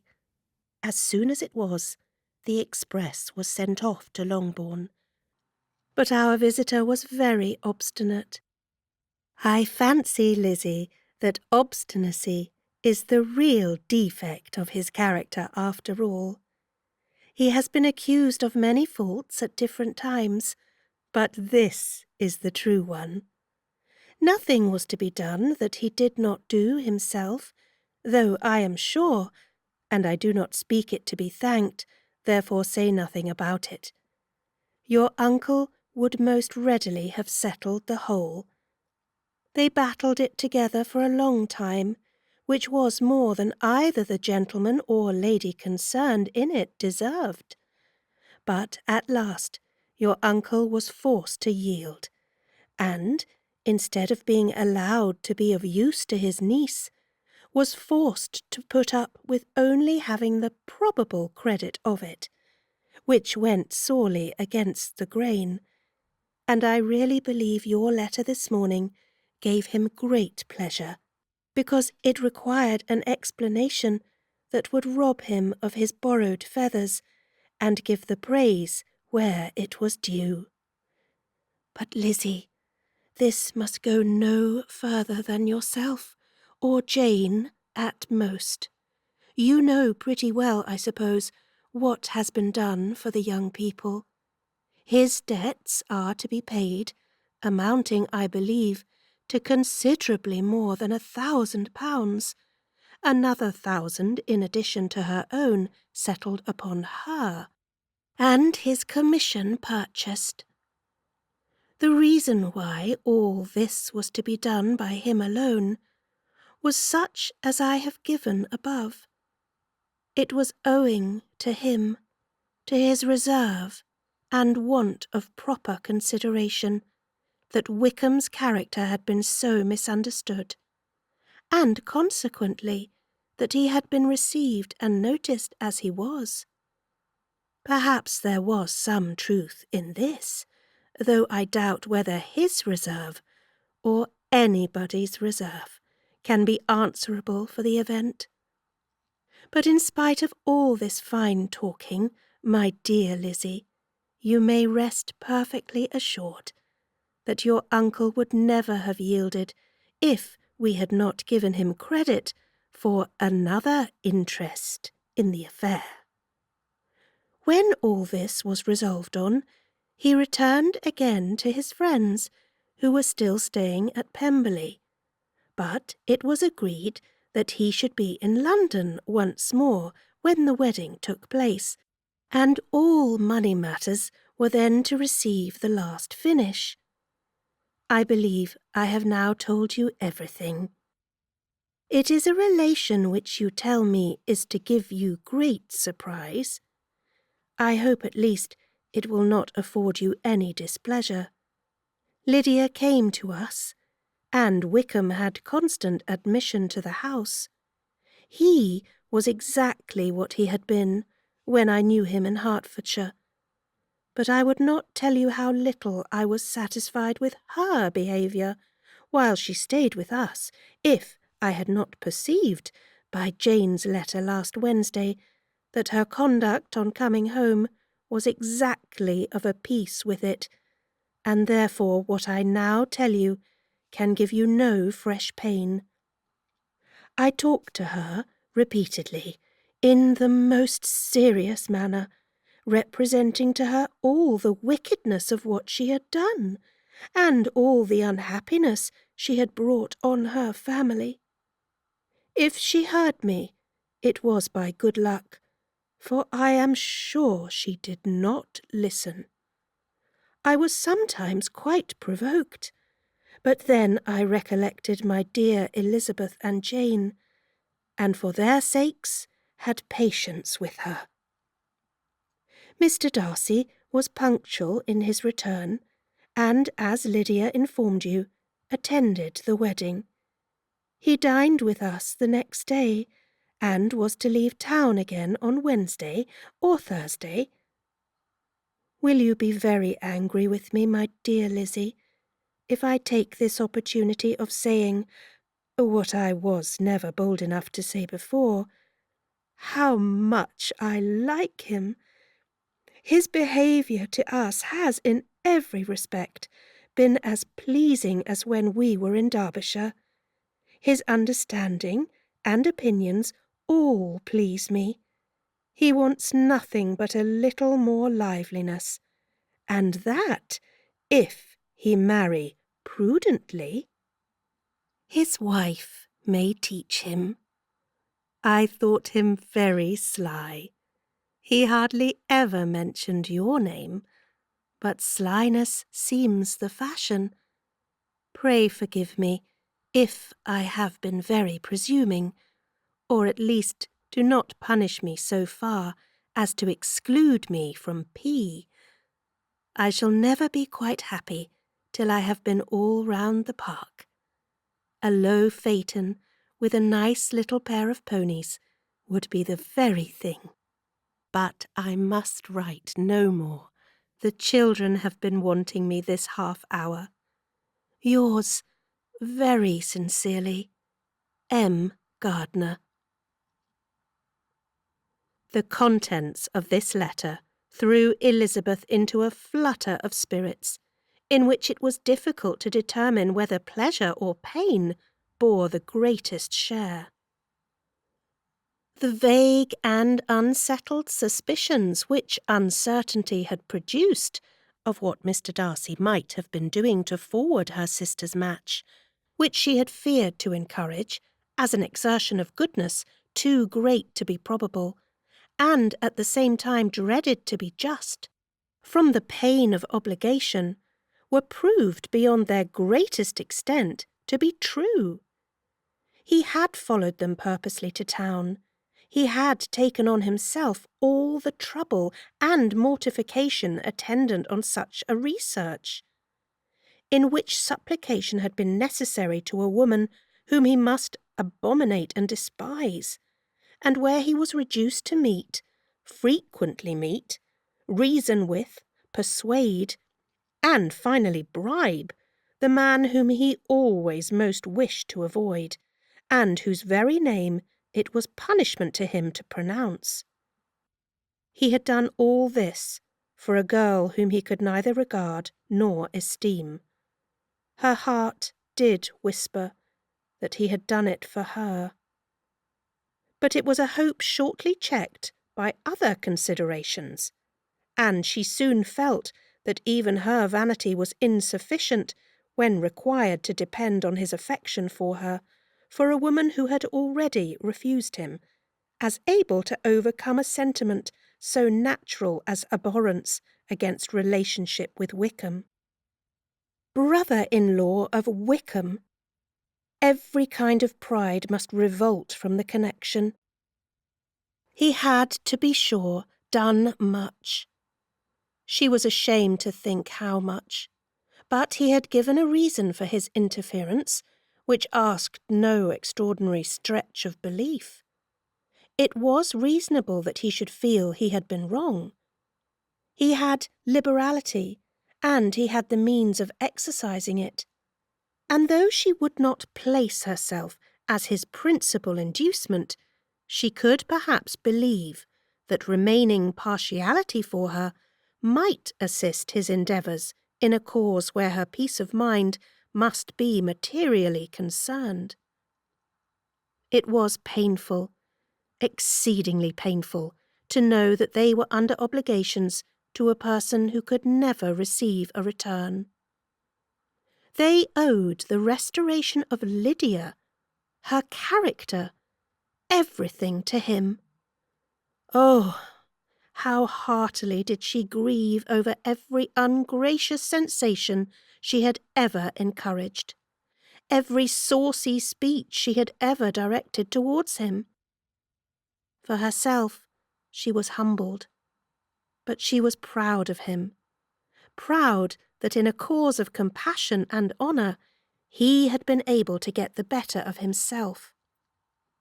She read over her aunt's commendation of him again and again. It was hardly enough, but it pleased her. She was even sensible of some pleasure, though mixed with regret, on finding how steadfastly both she and her uncle had been persuaded that affection and confidence subsisted between Mr. Darcy and herself. She was roused from her seat and her reflections by someone's approach, and before she could strike into another path, she was overtaken by Wickham. "I am afraid I interrupt your solitary ramble, my dear sister," said he, as he joined her. "You certainly do," she replied with a smile. "But it does not follow that the interruption must be unwelcome. I should be sorry indeed if it were. We were always good friends, and now we are better." "True. Are the others coming out?" "I do not know. Mrs. Bennet and Lydia are going in the carriage to Meryton. And so, my dear sister, I find from our uncle and aunt that you have actually seen Pemberley." She replied in the affirmative. "I almost envy you the pleasure, and yet I believe it would be too much for me, or else I could take it in my way to Newcastle. And you saw the old housekeeper, I suppose? Poor Reynolds. She was always very fond of me. But of course she did not mention my name to you." "Yes, she did." "And what did she say?" "That you were gone into the army, and she was afraid had not turned out well. At such a distance as that, you know, things are strangely misrepresented." "Certainly," he replied, biting his lips. Elizabeth hoped she had silenced him, but he soon afterwards said, "I was surprised to see Darcy in town last month. We passed each other several times. I wonder what he can be doing there." "Perhaps preparing for his marriage with Mr. Burr," said Elizabeth. "It must be something particular to take him there at this time of year." "Undoubtedly. Did you see him while you were at Lambton? I thought I understood from the gardeners that you had." "Yes. He introduced us to his sister." "And do you like her?" "Very much." "I have heard, indeed, that she is uncommonly improved within this year or two."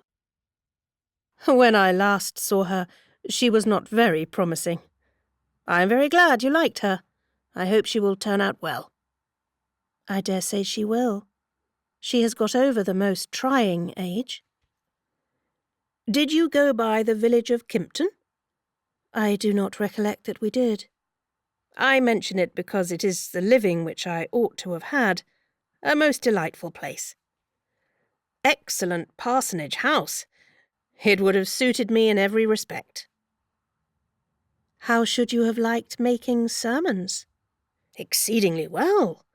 I should have considered it as part of my duty, and the exertion would soon have been nothing. One ought not to repine, but, to be sure, it would have been such a thing for me. The quiet, the retirement of such a life would have answered all my ideas of happiness. But it was not to be. Did you ever hear Darcy mention the circumstance when you were in Kent?" "I have heard from authority, which I thought as good, that it was left you conditionally only, and at the will of the present patron." "You have? Yes, there was something in that. I told you so from the first, you may remember. I did hear, too, that there was a time when sermon-making was not so palatable to you, as it seems to be at present, that you actually declared your resolution of never taking orders, and that the business had been compromised accordingly.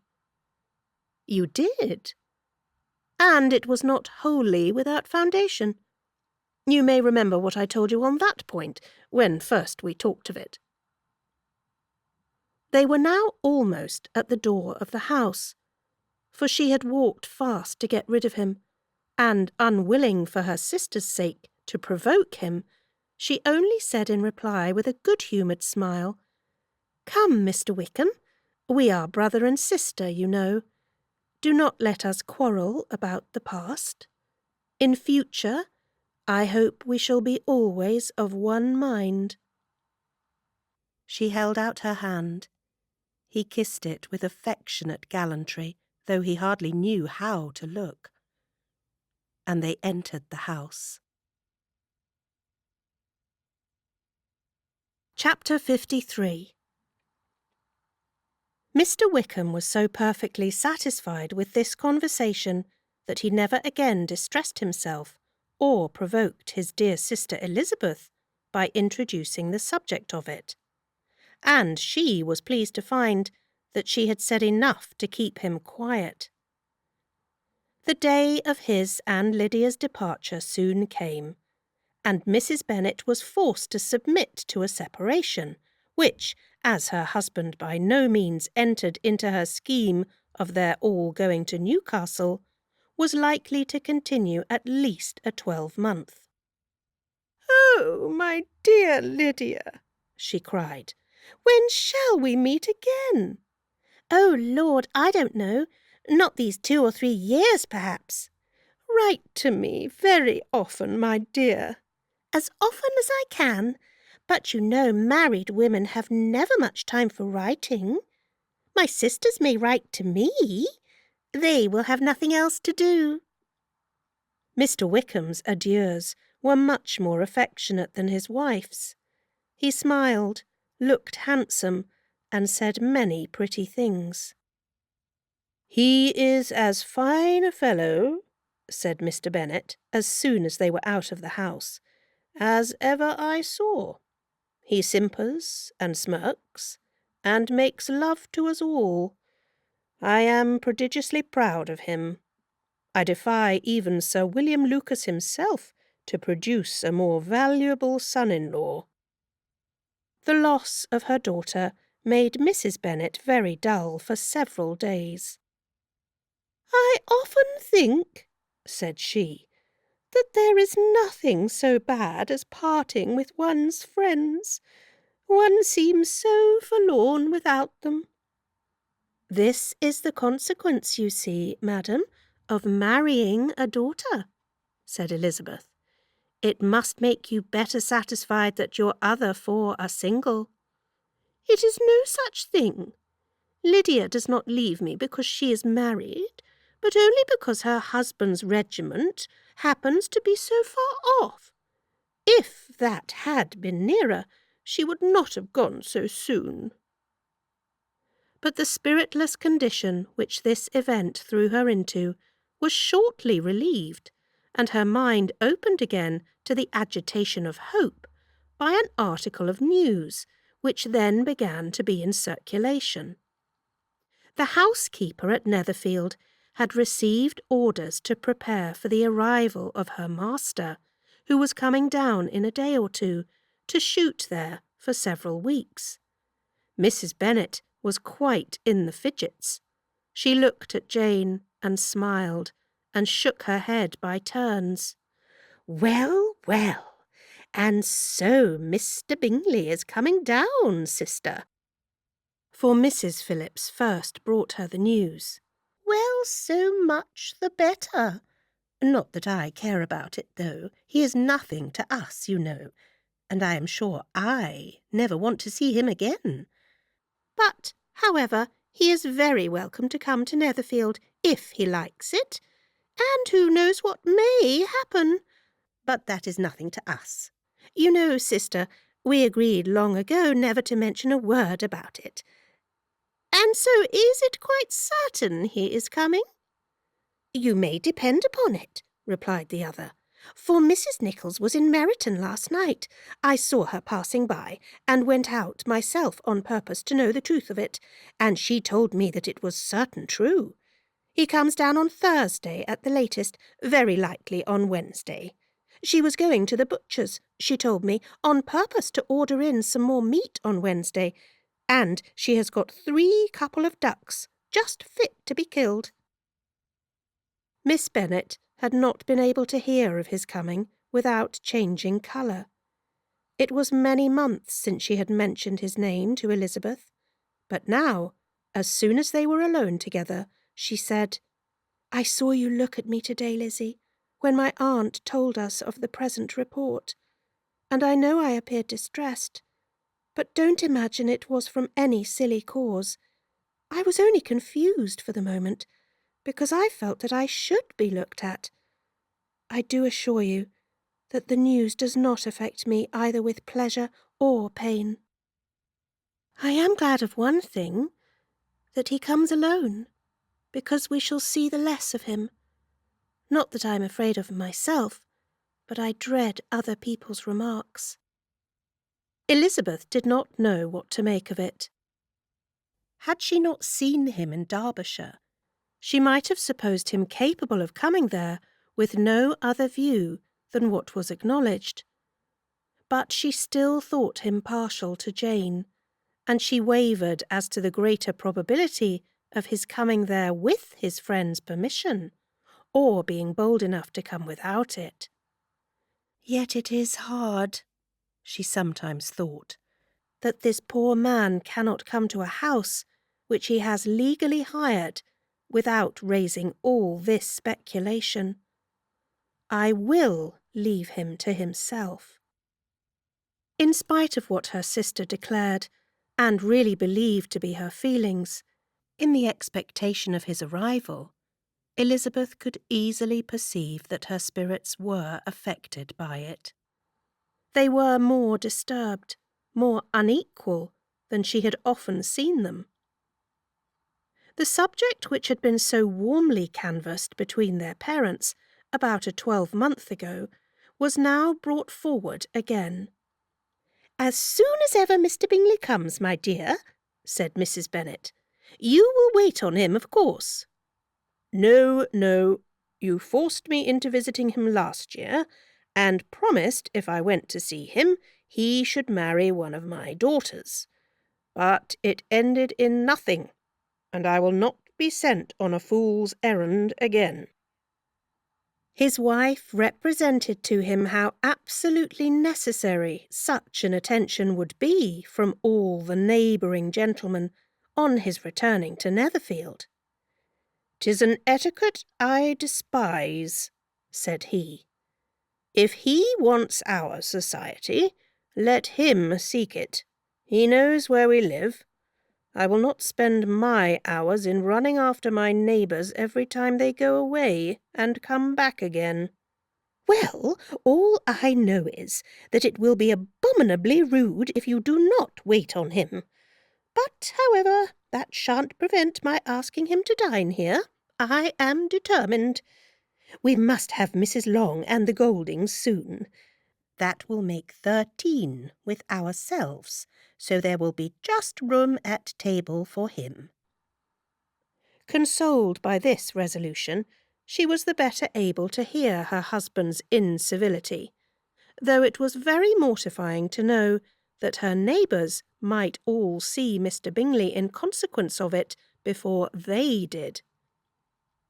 As the day of his arrival drew near, "I begin to be sorry that he comes at all," said Jane to her sister. "It would be nothing. I could see him with perfect indifference, but I can hardly bear to hear it thus perpetually talked of. My mother means well, but she does not know. No one can know how much I suffer from what she says. Happy shall I be when his stay at Netherfield is over." "I wish I could say anything to comfort you," replied Elizabeth, "but it is wholly out of my power. You must feel it, and the usual satisfaction of preaching patience to a sufferer is denied me, because you have always so much." Mr. Bingley arrived. Mrs. Bennet, through the assistance of servants, contrived to have the earliest tidings of it, that the period of anxiety and fretfulness on her side might be as long as it could. She counted the days that must intervene before their invitation could be sent, hopeless of seeing him before. But on the third morning after his arrival in Hertfordshire, she saw him, from her dressing-room window, enter the paddock and ride towards the house. Her daughters were eagerly called to partake of her joy. Jane resolutely kept her place at the table, but Elizabeth, to satisfy her mother, went to the window. She looked. She saw Mr. Darcy with him, and sat down again by her sister. "There is a gentleman with him, mamma," said Kitty. "Who can it be?" "Some acquaintance or other, my dear, I suppose. I'm sure I do not know." "La!" replied Kitty. "It looks just like that man that used to be with him before. Mr. what's his name? That tall, proud man." "Good gracious! Mr. Darcy! And so it does, I vow. Well, any friend of Mr. Bingley's will always be welcome here, to be sure. But else I must say that I hate the very sight of him."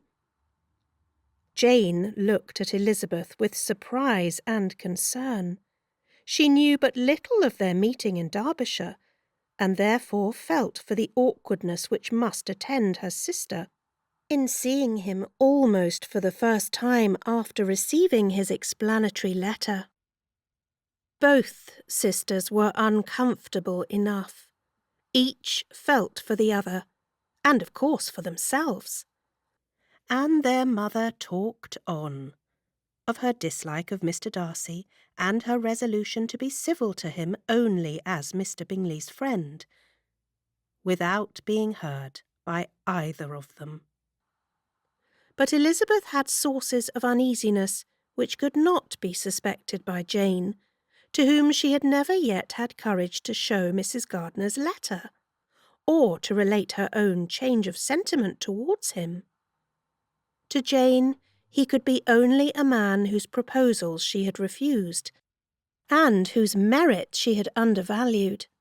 But to her own more extensive information, he was the person to whom the whole family were indebted for the first of benefits, and whom she regarded herself with an interest, if not quite so tender, at least as reasonable and just as what Jane felt for Bingley. Her astonishment at his coming to Netherfield, to Longbourn, and voluntarily seeking her again, was almost equal to what she had known on first witnessing his altered behaviour in Derbyshire. The colour which had been driven from her face returned for half a minute with an additional glow, and a smile of delight added lustre to her eyes, as she thought for that space of time that his affection and wishes must still be unshaken. But she would not be secure. "Let me first see how he behaves," said she. "It will then be early enough for expectation." She sat intently at work, striving to be composed, and without daring to lift up her eyes, till anxious curiosity carried them to the face of her sister, as the servant was approaching the door. Jane looked a little paler than usual, but more sedate than Elizabeth had expected. On the gentleman's appearing, her colour increased, yet she received them with tolerable ease, and with a propriety of behaviour equally free from any symptom of resentment, or any unnecessary complaisance. Elizabeth said as little to either as civility would allow, and sat down again to her work, with an eagerness which it did not often command. She had ventured only one glance at Darcy. He looked serious, as usual, and she thought more as he had been used to look in Hertfordshire than as she had seen him at Pemberley. But perhaps he could not, in her mother's presence, be what he was before her uncle and aunt. It was a painful but not an improbable conjecture. Bingley she had likewise seen for an instant, and in that short period saw him looking both pleased and embarrassed. He was received by Mrs. Bennet with a degree of civility which made her two daughters ashamed, especially when contrasted with the cold and ceremonious politeness of her curtsy and address to his friend. Elizabeth particularly, who knew that her mother owed to the latter the preservation of her favourite daughter from irremediable infamy, was hurt and distressed to a most painful degree by a distinction so ill applied. Darcy, after inquiring of her how Mr. and Mrs. Gardiner did, a question which she could not answer without confusion, said scarcely anything. He was not seated by her, perhaps that was the reason of his silence, but it had not been so in Derbyshire. There he had talked to her friends, when he could not to herself.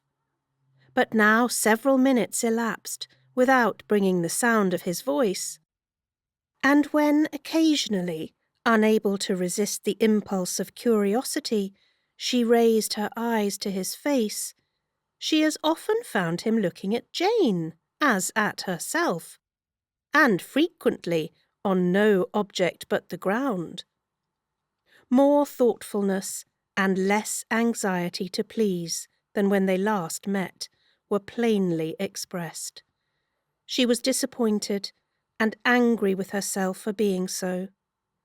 "Could I expect it to be otherwise?" said she. "Yet why did he come?" She was in no humour for conversation with anyone but himself, and to him she had hardly courage to speak. She inquired after his sister, but could do no more.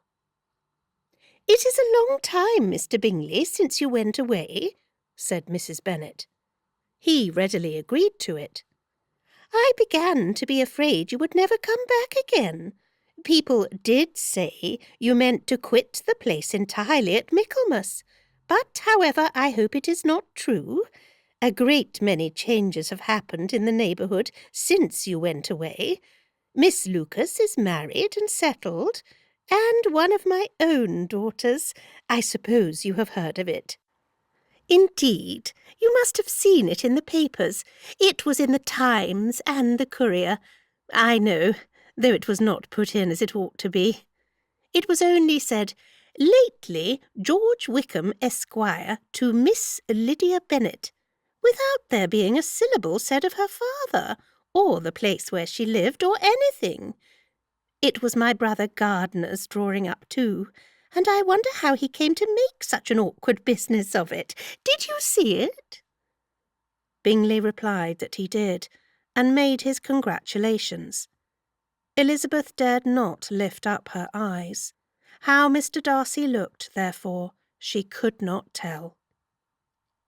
"It is a delightful thing, to be sure, to have a daughter well married," continued her mother. "But at the same time, Mr. Bingley, it is very hard to have her taken such away from me. They are gone down to Newcastle, a place quite northward, it seems, and there they are to stay. I do not know how long.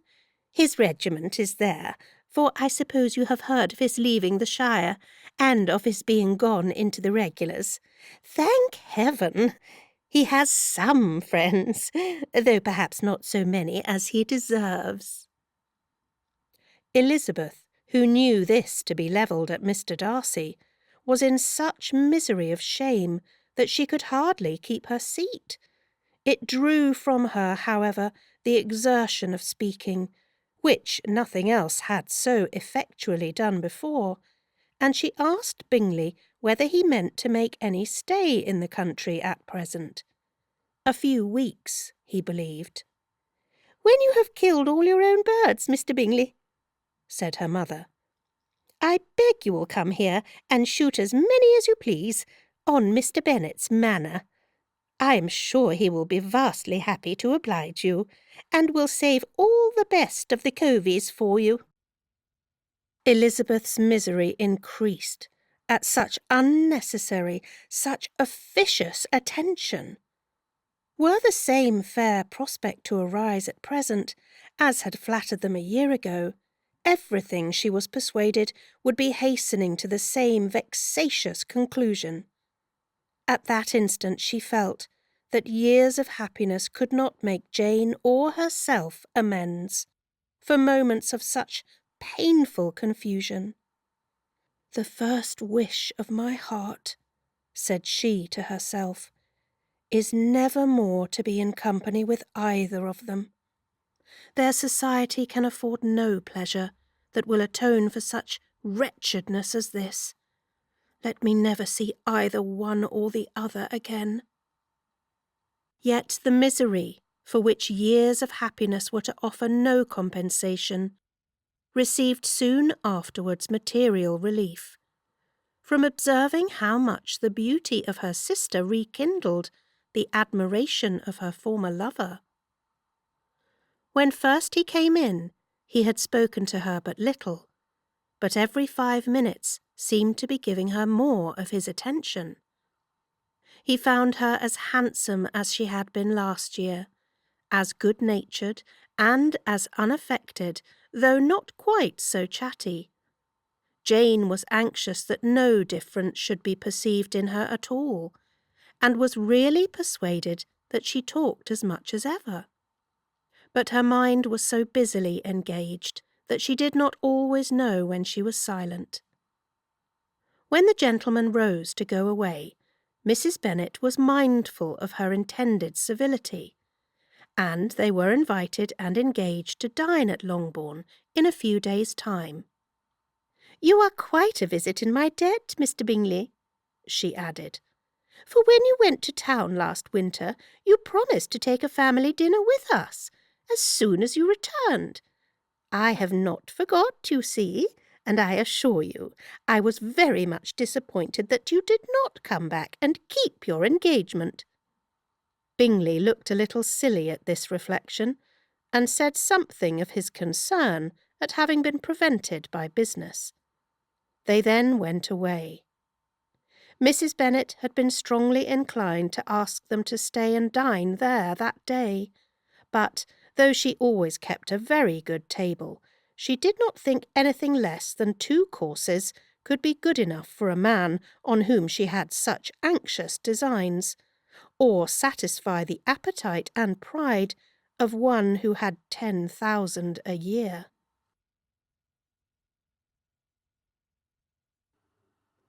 Chapter 54. As soon as they were gone, Elizabeth walked out to recover her spirits, or in other words, to dwell without interruption on those subjects that must deaden them more. Mr. Darcy's behaviour astonished and vexed her. Why, if he came only to be silent, grave, and indifferent, said she, did he come at all? She could settle it in no way that gave her pleasure. He could still be amiable, still pleasing, to my uncle and aunt when he was in town, and why not to me? If he fears me, why come hither? If he no longer cares for me, why silent? Teasing, teasing man. I will think no more about him. Her resolution was for a short time involuntarily kept by the approach of her sister, who joined her with a cheerful look, which showed her better satisfied with their visitors than Elizabeth. "Now," said she, "that this first meeting is over, I feel perfectly easy. I know my own strength, and I shall never be embarrassed again by his coming. I am glad he dines here on Tuesday. It will then be publicly seen that on both sides we meet only as common and indifferent acquaintance. Yes, very indifferent indeed, said Elizabeth, laughingly. Oh, Jane, take care. My dear Lizzie, you cannot think me so weak as to be in danger now. I think you are in very great danger of making him as much in love with you as ever. They did not see the gentleman again till Tuesday, and Mrs. Bennet, in the meanwhile, was giving way to all the happy schemes which the good humour and common politeness of Bingley, in half an hour's visit, had revived. On Tuesday there was a large party assembled at Longbourn, and the two, who were most anxiously expected, to the credit of their punctuality as sportsmen, were in very good time. When they repaired to the dining-room, Elizabeth eagerly watched to see whether Bingley would take the place which, in all their former parties, had belonged to him, by her sister. Her prudent mother, occupied by the same ideas, forbore to invite him to sit by herself. On entering the room, he seemed to hesitate, but Jane happened to look round, and happened to smile. It was decided. He placed himself by her. Elizabeth, with a triumphant sensation, looked towards his friend. He bore it with noble indifference, and she would have imagined that Bingley had received his sanction to be happy, had she not seen his eyes likewise turned towards Mr. Darcy, with an expression of half-laughing alarm. His behaviour to her sister was such during dinner-time as showed an admiration of her, which, though more guarded than formerly, persuaded Elizabeth that if left wholly to himself, Jane's happiness and his own would be speedily secured. Though she dared not depend upon the consequence, she yet received pleasure from observing his behaviour. It gave her all the animation that her spirits could boast, for she was in no cheerful humour. Mr. Darcy was almost as far from her as the table could divide them. He was on one side of her mother. She knew how little such a situation would give pleasure to either, or make either appear to advantage. She was not near enough to hear any of their discourse, but she could see how seldom they spoke to each other, and how formal and cold was their manner whenever they did. Her mother's ungraciousness made the sense of what they owed him more painful to Elizabeth's mind, and she would at times have given anything to be privileged to tell him that his kindness was neither unknown nor unfelt by the whole of the family. She was in hopes that the evening would afford some opportunity of bringing them together, that the whole of the visit would not pass away without enabling them to enter into something more of conversation than the mere ceremonious salutation attending his entrance.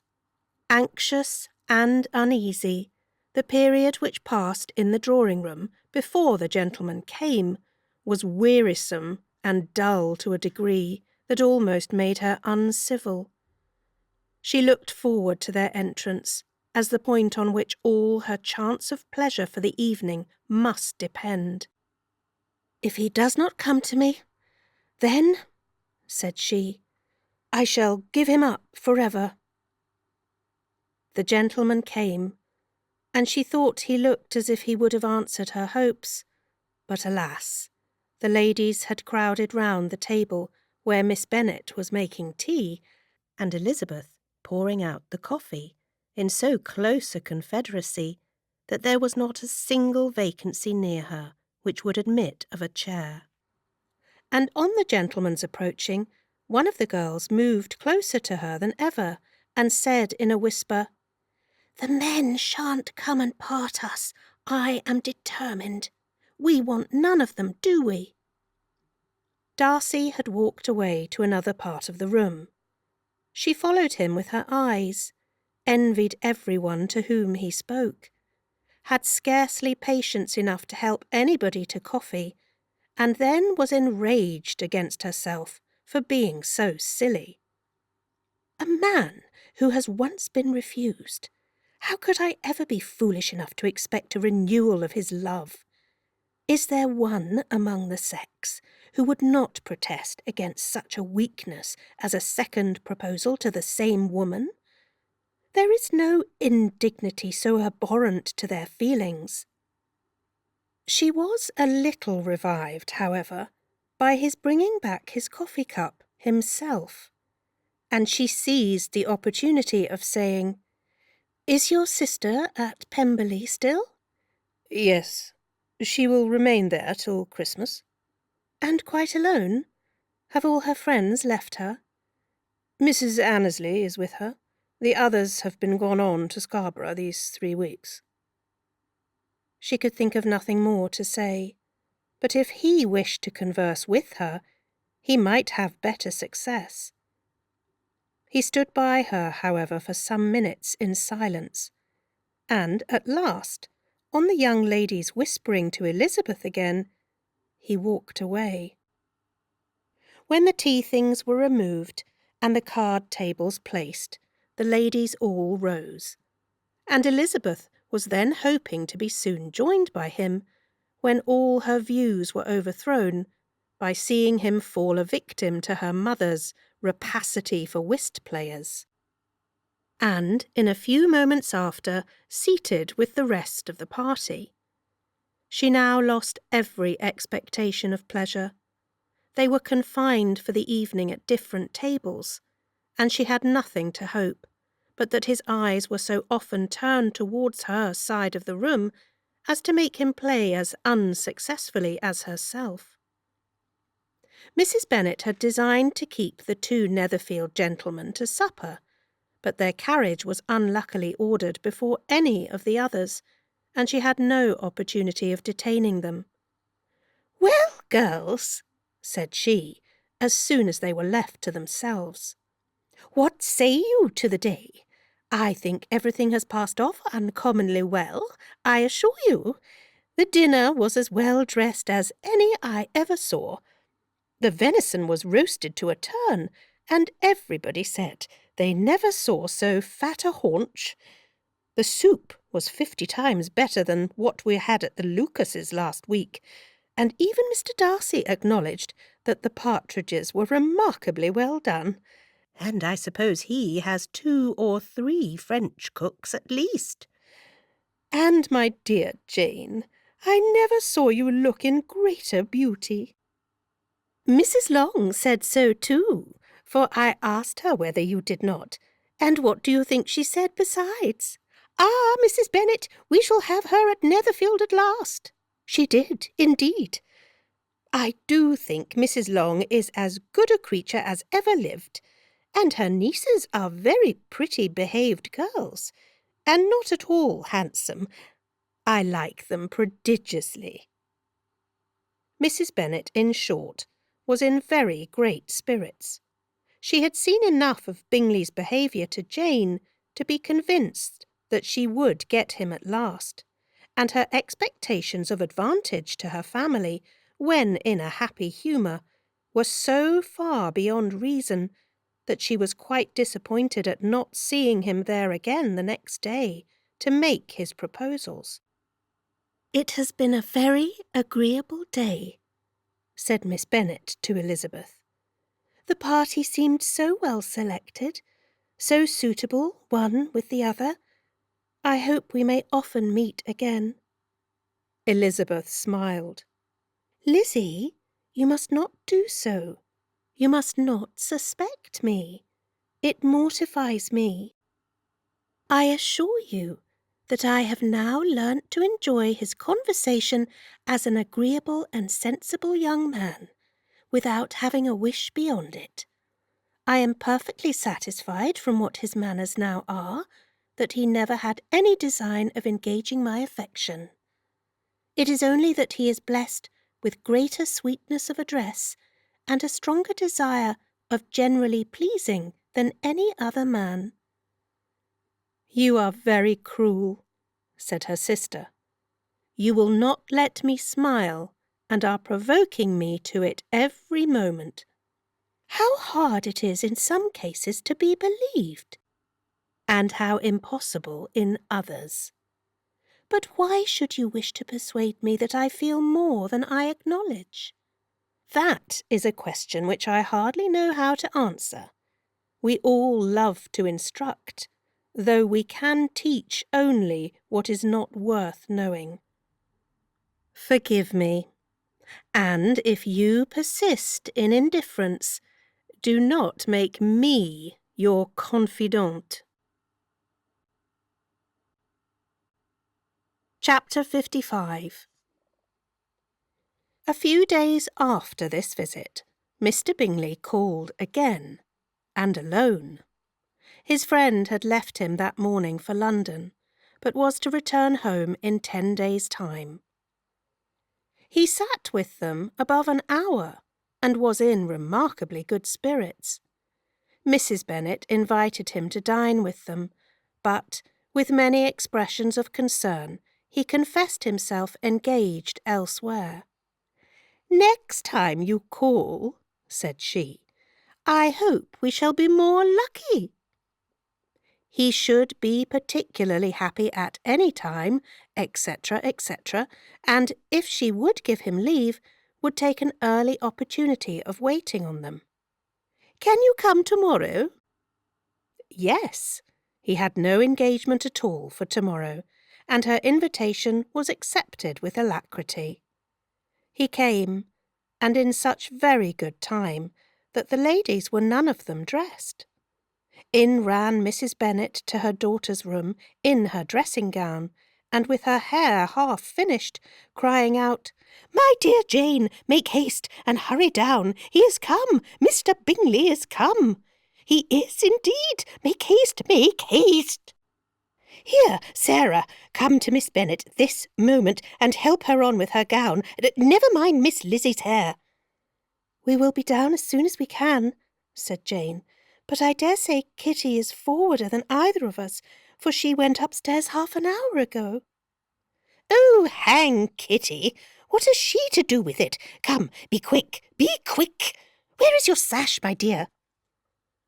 But when her mother was gone, Jane would not be prevailed on to go down without one of her sisters. The same anxiety to get them by themselves was visible again in the evening. After tea, Mr. Bennet retired to the library, as was his custom, and Mary went upstairs to her instrument. 2 obstacles of the 5 being thus removed, Mrs. Bennet sat looking and winking at Elizabeth and Catherine for a considerable time, without making any impression on them.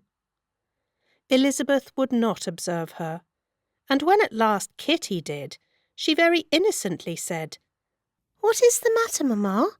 What do you keep winking at me for? What am I to do?" "Nothing, child, nothing. I did not wink at you." She then sat still 5 minutes longer, but unable to waste such a precious occasion, she suddenly got up, and saying to Kitty, "Come here, my love, I want to speak to you," took her out of the room. Jane instantly gave a look at Elizabeth, which spoke her distress at such premeditation, and her entreaty that she would not give in to it. In a few minutes, Mrs. Bennet half opened the door and called out, "Lizzie, my dear, I want to speak with you." Elizabeth was forced to go.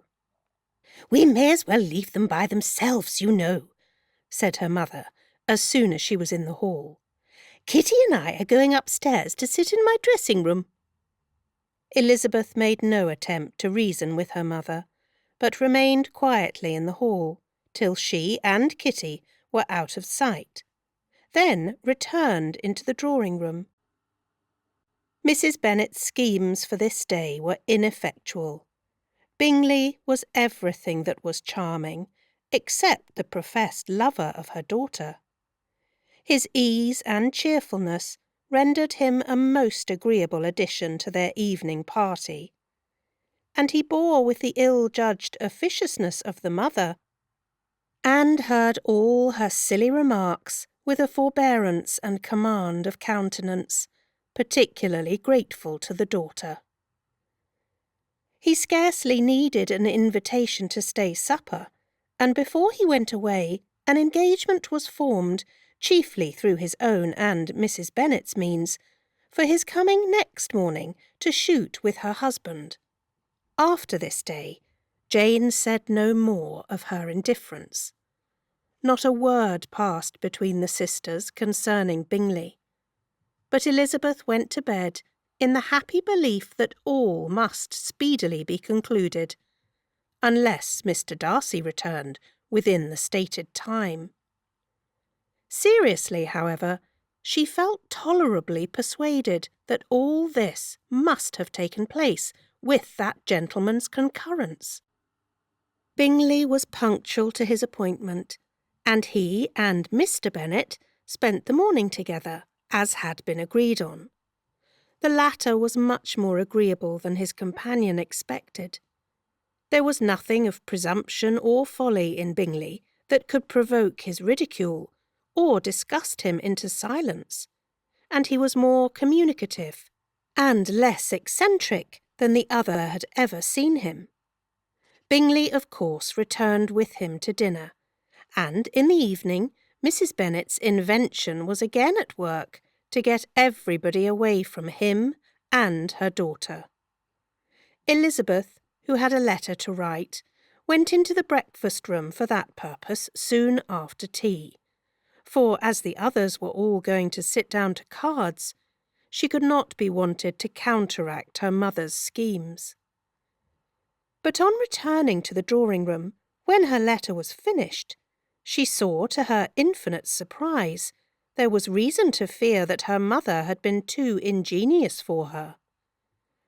On opening the door, she perceived her sister and Bingley standing together over the hearth, as if engaged in earnest conversation, and had this led to no suspicion, the faces of both as they hastily turned round and moved away from each other would have told it all.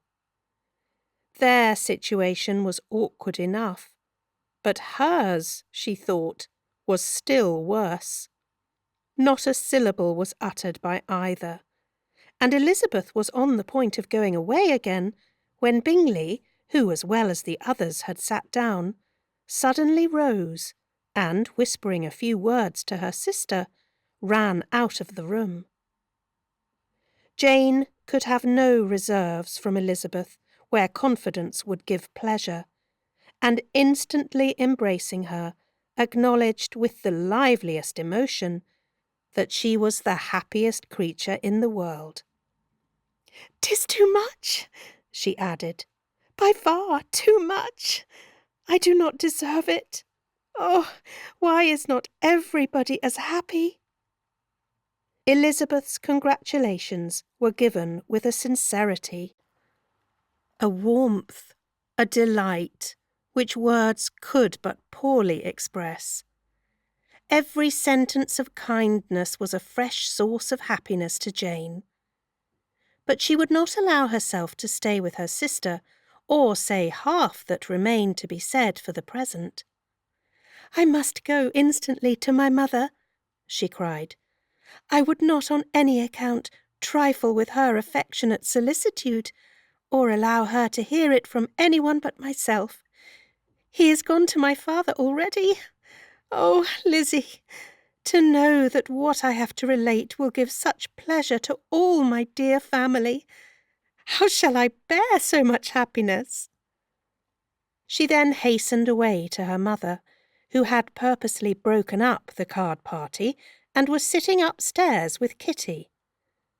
Elizabeth, who was left by herself, now smiled at the rapidity and ease with which an affair was finally settled, that had given them so many previous months of suspense and vexation.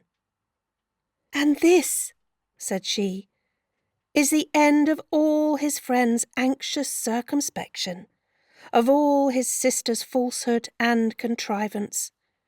The happiest, wisest, most reasonable end." In a few minutes she was joined by Bingley, whose conference with her father had been short and to the purpose. "Where is your sister?" said he hastily as he opened the door. "With my mother upstairs. She will be down in a moment, I dare say." He then shut the door, and coming up to her, claimed the good wishes and affection of a sister. Elizabeth honestly and heartily expressed her delight in the prospect of their relationship. They shook hands with great cordiality, and then, till her sister came down, she had to listen to all he had to say, of his own happiness, and of Jane's perfections, and in spite of his being a lover, Elizabeth really believed all his expectations of felicity to be rationally founded, because they had for basis the excellent understanding and super-excellent disposition of Jane, and a general similarity of feeling and taste between her and himself. It was an evening of no common delight to them all. The satisfaction of Miss Bennet's mind gave a glow of such sweet animation to her face as made her look handsomer than ever. Kitty simpered and smiled, and hoped her turn was coming soon. Mrs. Bennet could not give her consent, or speak her approbation in terms warm enough to satisfy her feelings, though she talked to Bingley of nothing else for half an hour. And when Mr. Bennet joined them at supper, his voice and manner plainly showed how really happy he was. Not a word, however, passed his lips in allusion to it, till their visitor took his leave for the night. But as soon as he was gone, he turned to his daughter and said, "Jane, I congratulate you. You will be a very happy woman." Jane went to him instantly, kissed him, and thanked him for his goodness. "You are a good girl," he replied, "and I have great pleasure in thinking you will be so happily settled. I have not a doubt of your doing very well together. Your tempers are by no means unlike. You are each of you so complying that nothing will ever be resolved on, so easy that every servant will cheat you, and so generous that you will always exceed your income." "I hope not so. Imprudence or thoughtlessness in money matters would be unpardonable in me." "Exceed their income? My dear Mr. Bennet," cried his wife. "What are you talking of? Why, he has 4,000 or 5,000 a year, and very likely more." Then, addressing her daughter, "Oh, my dear, dear Jane, I am so happy. I am sure I shan't get a wink of sleep all night. I knew how it would be. I always said it must be so, at last. I was sure you could not be so beautiful for nothing. I remember, as soon as ever I saw him, when he first came into Hertfordshire last year, I thought how likely it was that you should come together. Oh, he is the handsomest young man that ever was seen." Wickham, Lydia, were all forgotten. Jane was beyond competition her favourite child. At that moment she cared for no other. Her youngest sisters soon began to make interest with her for objects of happiness which she might in future be able to dispense. Mary petitioned for the use of the library at Netherfield, and Kitty begged very hard for a few balls there every winter. Bingley, from this time, was of course a daily visitor at Longbourn, coming frequently before breakfast. and always remaining till after supper, unless when some barbarous neighbour, who could not be enough detested, had given him an invitation to dinner, which he thought himself obliged to accept. Elizabeth had now but little time for conversation with her sister, for while he was present, Jane had no attention to bestow on anyone else. But she found herself considerably useful to both of them in those hours of separation that must sometimes occur. In the absence of Jane, he always attached himself to Elizabeth, for the pleasure of talking to her, and when Bingley was gone, Jane constantly sought the same means of relief.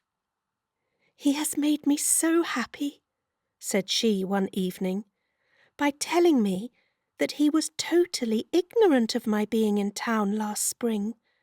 I had not believed it possible."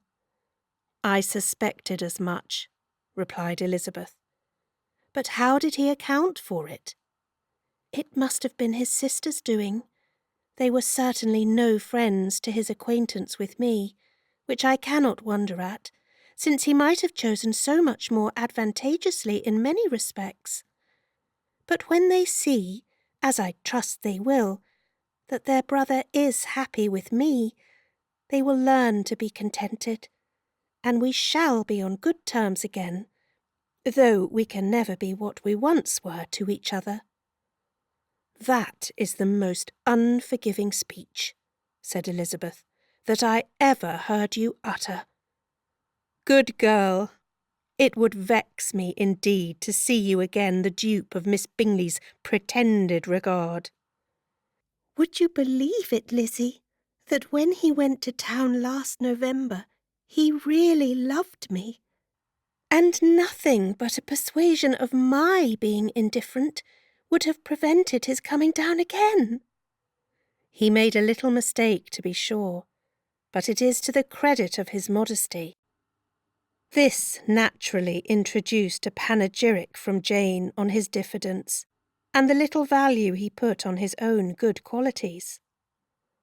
Elizabeth was pleased to find that he had not betrayed the interference of his friend, for though Jane had the most generous and forgiving heart in the world, she knew it was a circumstance which must prejudice her against him.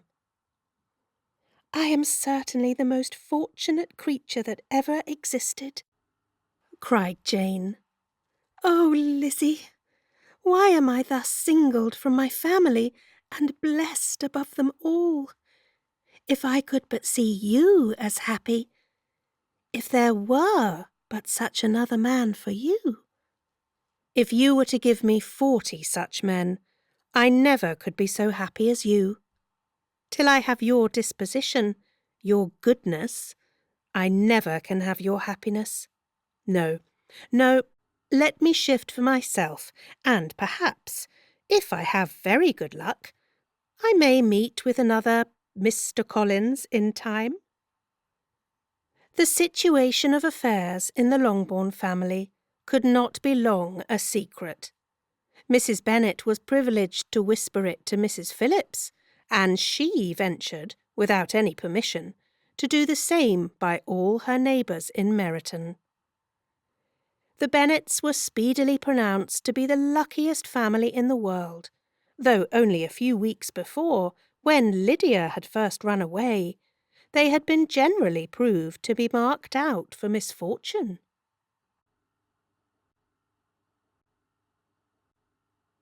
Chapter 56. One morning, about a week after Bingley's engagement with Jane had been formed, as he and the females of the family were sitting together in the dining-room, their attention was suddenly drawn to the window by the sound of a carriage, and they perceived a chaise and four driving up the lawn. It was too early in the morning for visitors, and besides, the equipage did not answer to that of any of their neighbours. The horses were post, and neither the carriage nor the livery of the servant who preceded it were familiar to them. As it was certain, however, that somebody was coming, Bingley instantly prevailed on Miss Bennet to avoid the confinement of such an intrusion and walk away with him into the shrubbery. They both set off, and the conjectures of the remaining three continued, though with little satisfaction, till the door was thrown open and their visitor entered. It was Lady Catherine de Bourgh.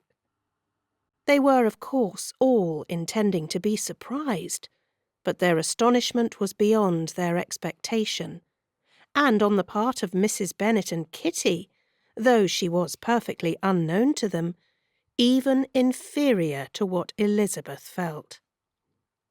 She entered the room with an air more than usually ungracious, made no other reply to Elizabeth's salutation than a slight inclination of the head, and sat down without saying a word.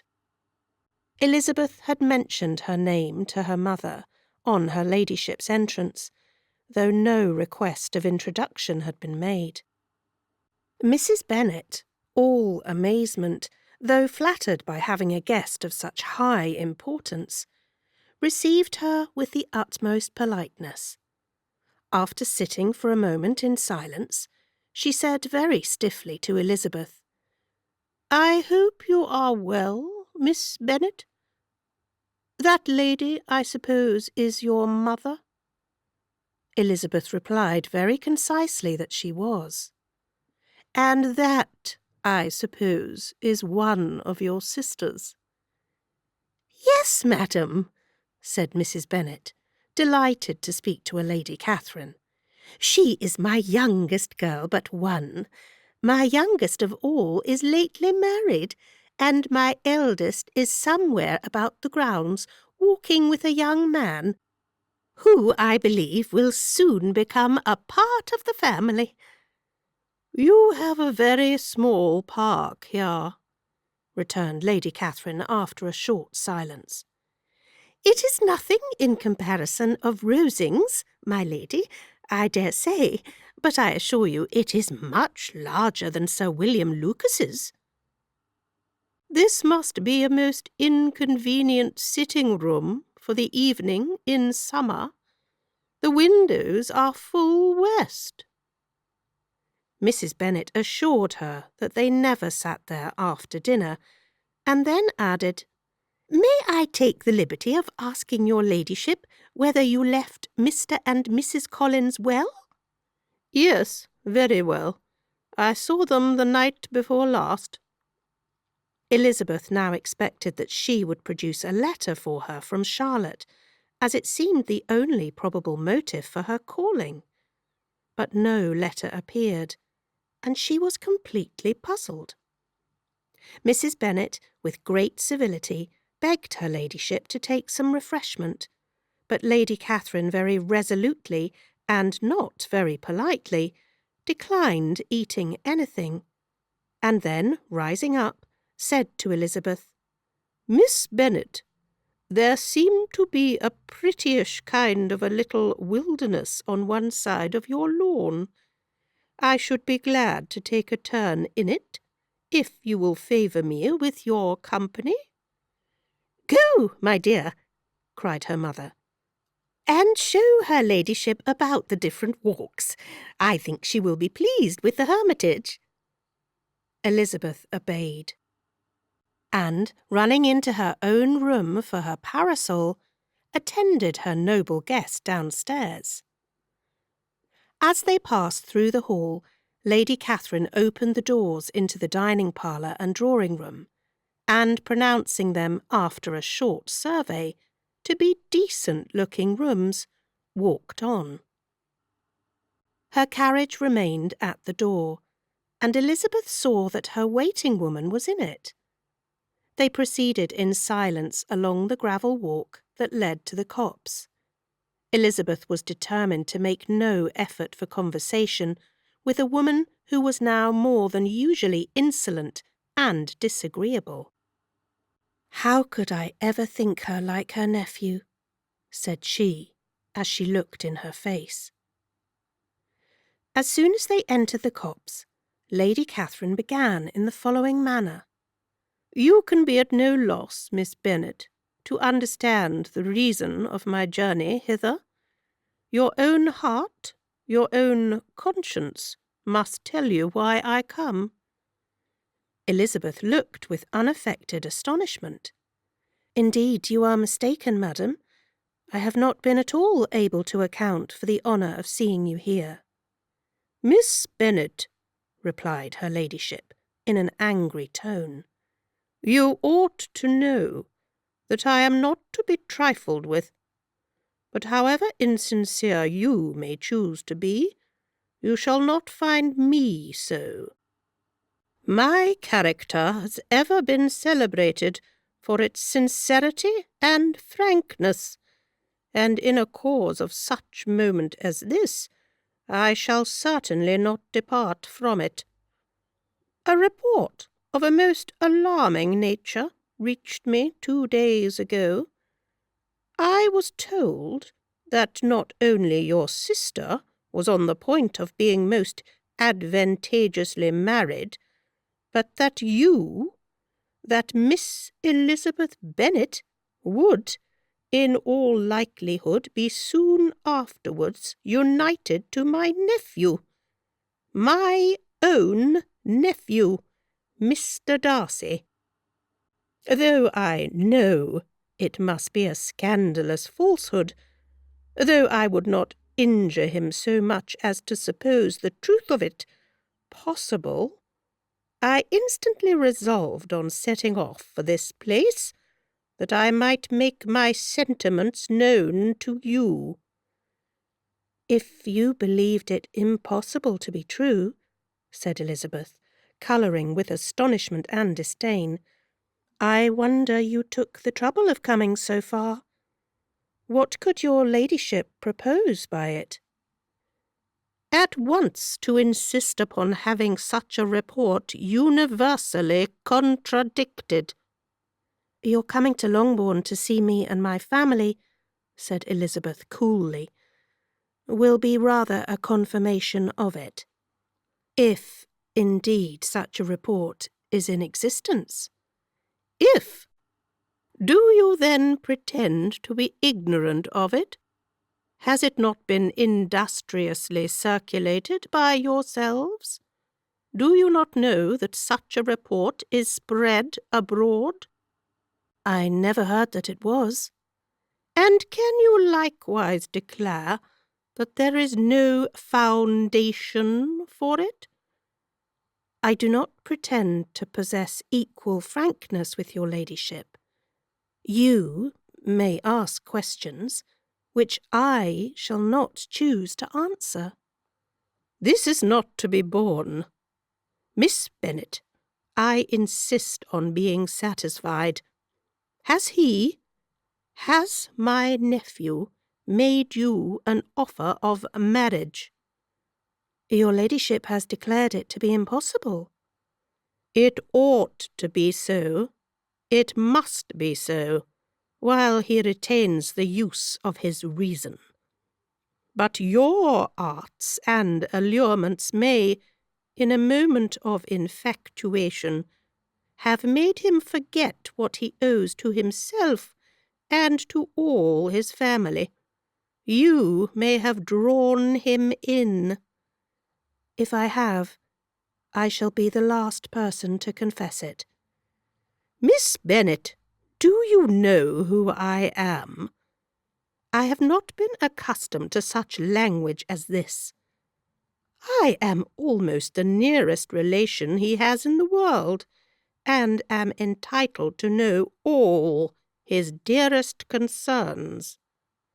"But you are not entitled to know mine, nor will such behaviour as this ever induce me to be explicit." "Let me be rightly understood. This match, to which you have the presumption to aspire, can never take place. No, never. Mr. Darcy is engaged to my daughter. Now what have you to say?" "Only this, that if he is so, You can have no reason to suppose he will make an offer to me." Lady Catherine hesitated for a moment, and then replied, "The engagement between them is of a peculiar kind. From their infancy they have been intended for each other. It was the favourite wish of his mother, as well as of hers. While in their cradles we planned the union, and now, at the moment when the wishes of both sisters would be accomplished, in their marriage, to be prevented by a young woman of inferior birth, of no importance in the world, and wholly unallied to the family. Do you pay no regard to the wishes of his friends? To his tacit engagement with Miss de Bourgh? Are you lost to every feeling of propriety and delicacy? Have you not heard me say that from his earliest hours he was destined for his cousin?" "Yes, and I had heard it before. But what is that to me? If there is no other objection to my marrying your nephew, I shall certainly not be kept from it by knowing that his mother and aunt wished him to marry Miss de Bourgh. You both did as much as you could in planning the marriage. Its completion depended on others. If Mr. Darcy is neither by honour nor inclination confined to his cousin, why is not he to make another choice? And if I am that choice, why may not I accept him? Because honour, decorum, prudence, nay, interest forbid it. Yes, Miss Bennet, interest. For you do not expect to be noticed by his family or friends if you wilfully act against the inclinations of all. You will be censured, slighted, and despised by everyone connected with him. Your alliance will be a disgrace. Your name will never even be mentioned by any of us." "These are heavy misfortunes," replied Elizabeth. "But the wife of Mr. Darcy must have such extraordinary sources of happiness necessarily attached to her situation, that she could, upon the whole, have no cause to repine." "Obstinate, headstrong girl, I am ashamed of you. Is this your gratitude for my attentions to you last spring? Is nothing due to me on that score? Let us sit down. You are to understand, Miss Bennet, that I came here with the determined resolution of carrying my purpose, nor will I be dissuaded from it. I have not been used to submit to any person's whims. I have not been in the habit of brooking disappointment." "That will make your ladyship's situation at present more pitiable. But it will have no effect on me." "I will not be interrupted. Hear me in silence. My daughter and my nephew are formed for each other. They are descended on the maternal side from the same noble line, and on the father's from respectable, honourable, and ancient, though untitled families. Their fortune on both sides is splendid. They are destined for each other by the voice of every member of their respective houses. And what is to divide them? The upstart pretensions of a young woman without family, connections, or fortune? Is this to be endured? But it must not, shall not be. If you were sensible of your own good, you would not wish to quit the sphere in which you have been brought up. In marrying your nephew, I should not consider myself as quitting that sphere. He is a gentleman. I am a gentleman's daughter. So far we are equal. True, you are a gentleman's daughter, but who was your mother? Who are your uncles and aunts? Do not imagine me ignorant of their condition. Whatever my connections may be, said Elizabeth, if your nephew does not object to them, they can be nothing to you. Tell me once for all, are you engaged to him? Though Elizabeth would not, for the mere purpose of obliging Lady Catherine, have answered this question, she could not but say, after a moment's deliberation, I am not. Lady Catherine seemed pleased. And will you promise me never to enter into such an engagement? I will make no promise of the kind. Miss Bennet, I am shocked and astonished. I expected to find a more reasonable young woman. But do not deceive yourself into a belief that I will ever recede. I shall not go away till you have given me the assurance I require. And I certainly never shall give it. I am not to be intimidated into anything so wholly unreasonable. Your ladyship wants Mr. Darcy to marry your daughter, but would my giving you the wished-for promise make their marriage at all more probable? Supposing him to be attached to me, would my refusing to accept his hand make him wish to bestow it on his cousin? Allow me to say, Lady Catherine, that the arguments with which you have supported this extraordinary application have been as frivolous as the application was ill-judged. You have widely mistaken my character, if you think I can be worked on by such persuasions as these. How far your nephew might approve of your interference in his affairs, I cannot tell, but you have certainly no right to concern yourself in mine. I must beg, therefore, to be importuned no further on the subject. Not so hasty, if you please. I have by no means done. To all the objections I have already urged, I have still another to add. I am no stranger to the particulars of your youngest sister's infamous elopement. I know it all. That the young man's marrying her was a patched-up business at the expense of your father and uncles.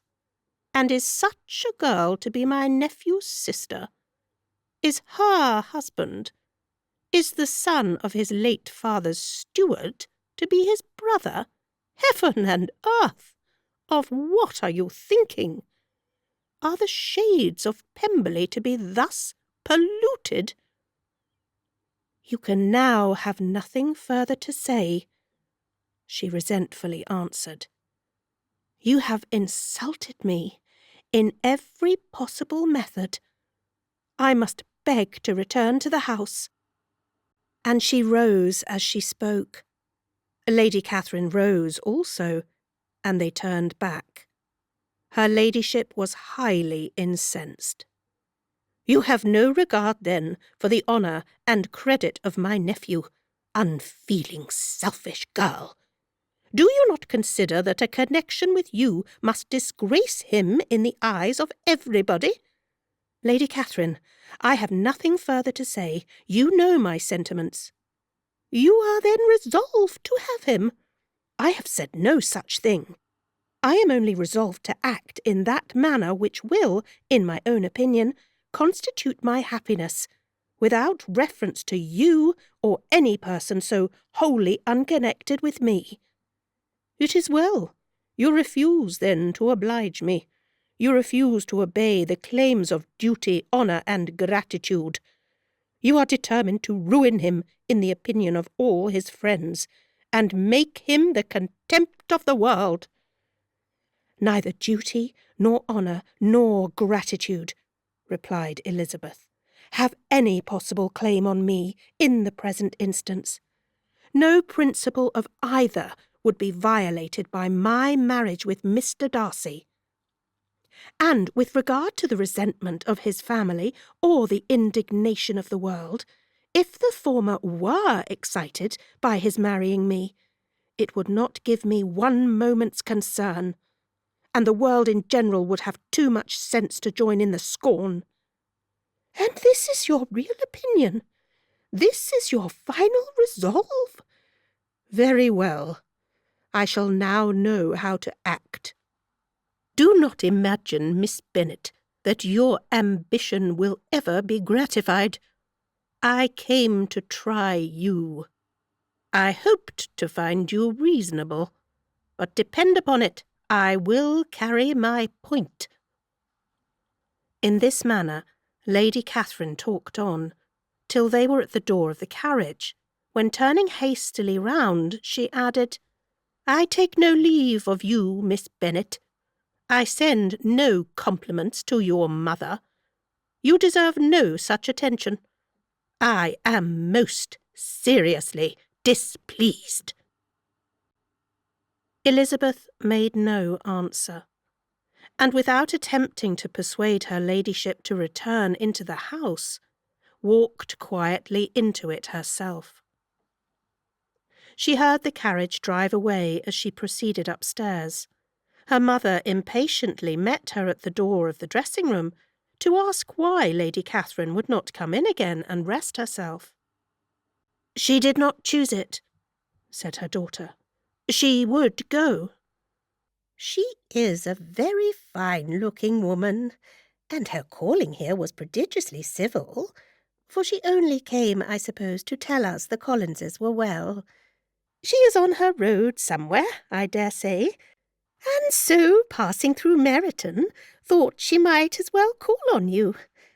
I suppose she had nothing particular to say to you, Lizzie? Elizabeth was forced to give in to a little falsehood here, for to acknowledge the substance of their conversation was impossible. Chapter 57.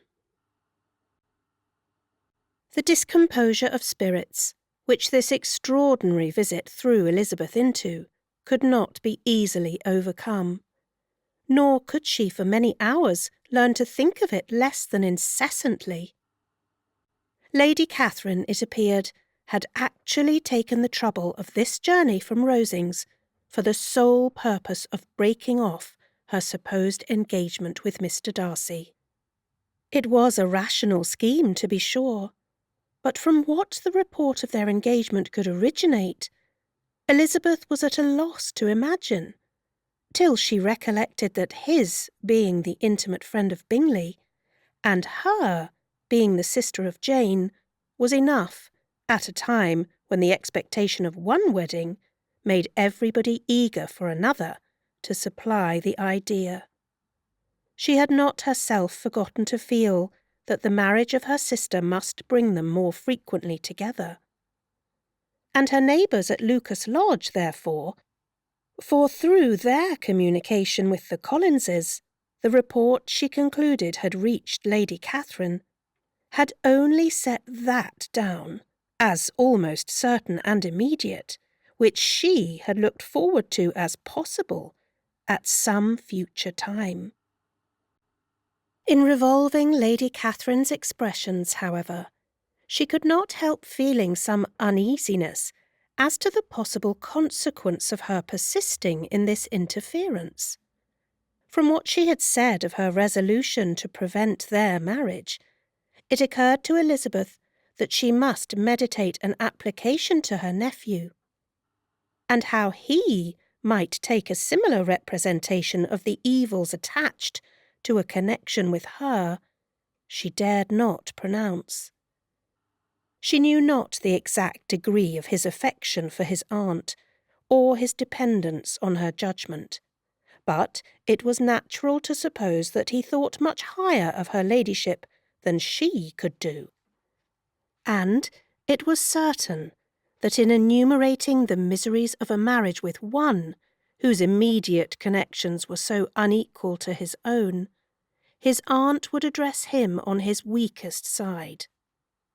With his notions of dignity, he would probably feel that the arguments, which to Elizabeth had appeared weak and ridiculous, contained much good sense and solid reasoning.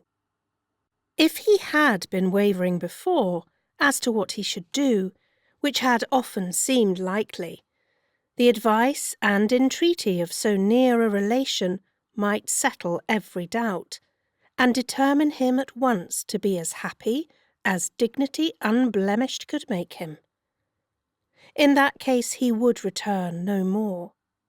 Lady Catherine might see him in her way through town, and his engagement to Bingley of coming again to Netherfield must give way.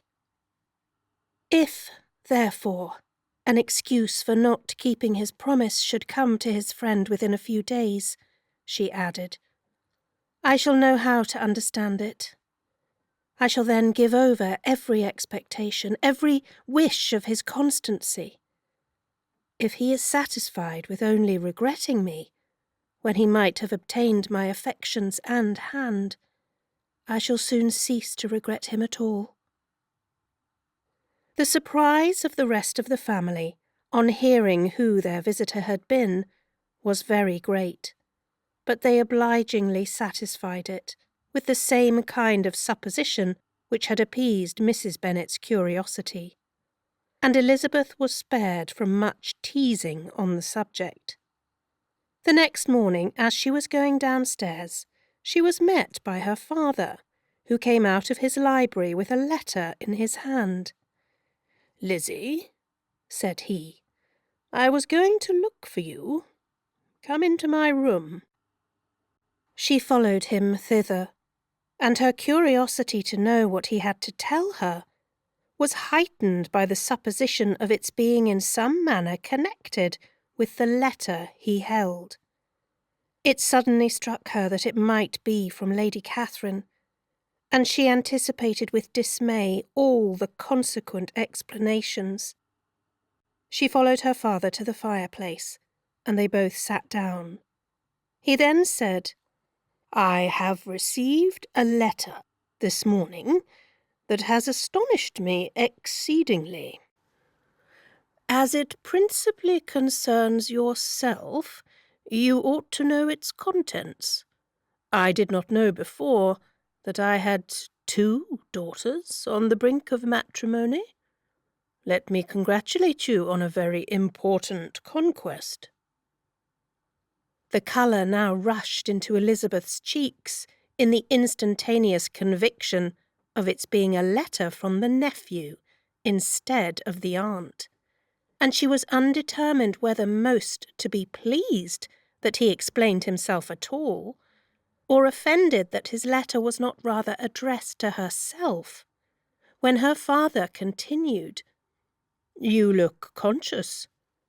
Young ladies have great penetration in such matters as these, but I think I may defy even your sagacity to discover the name of your admirer.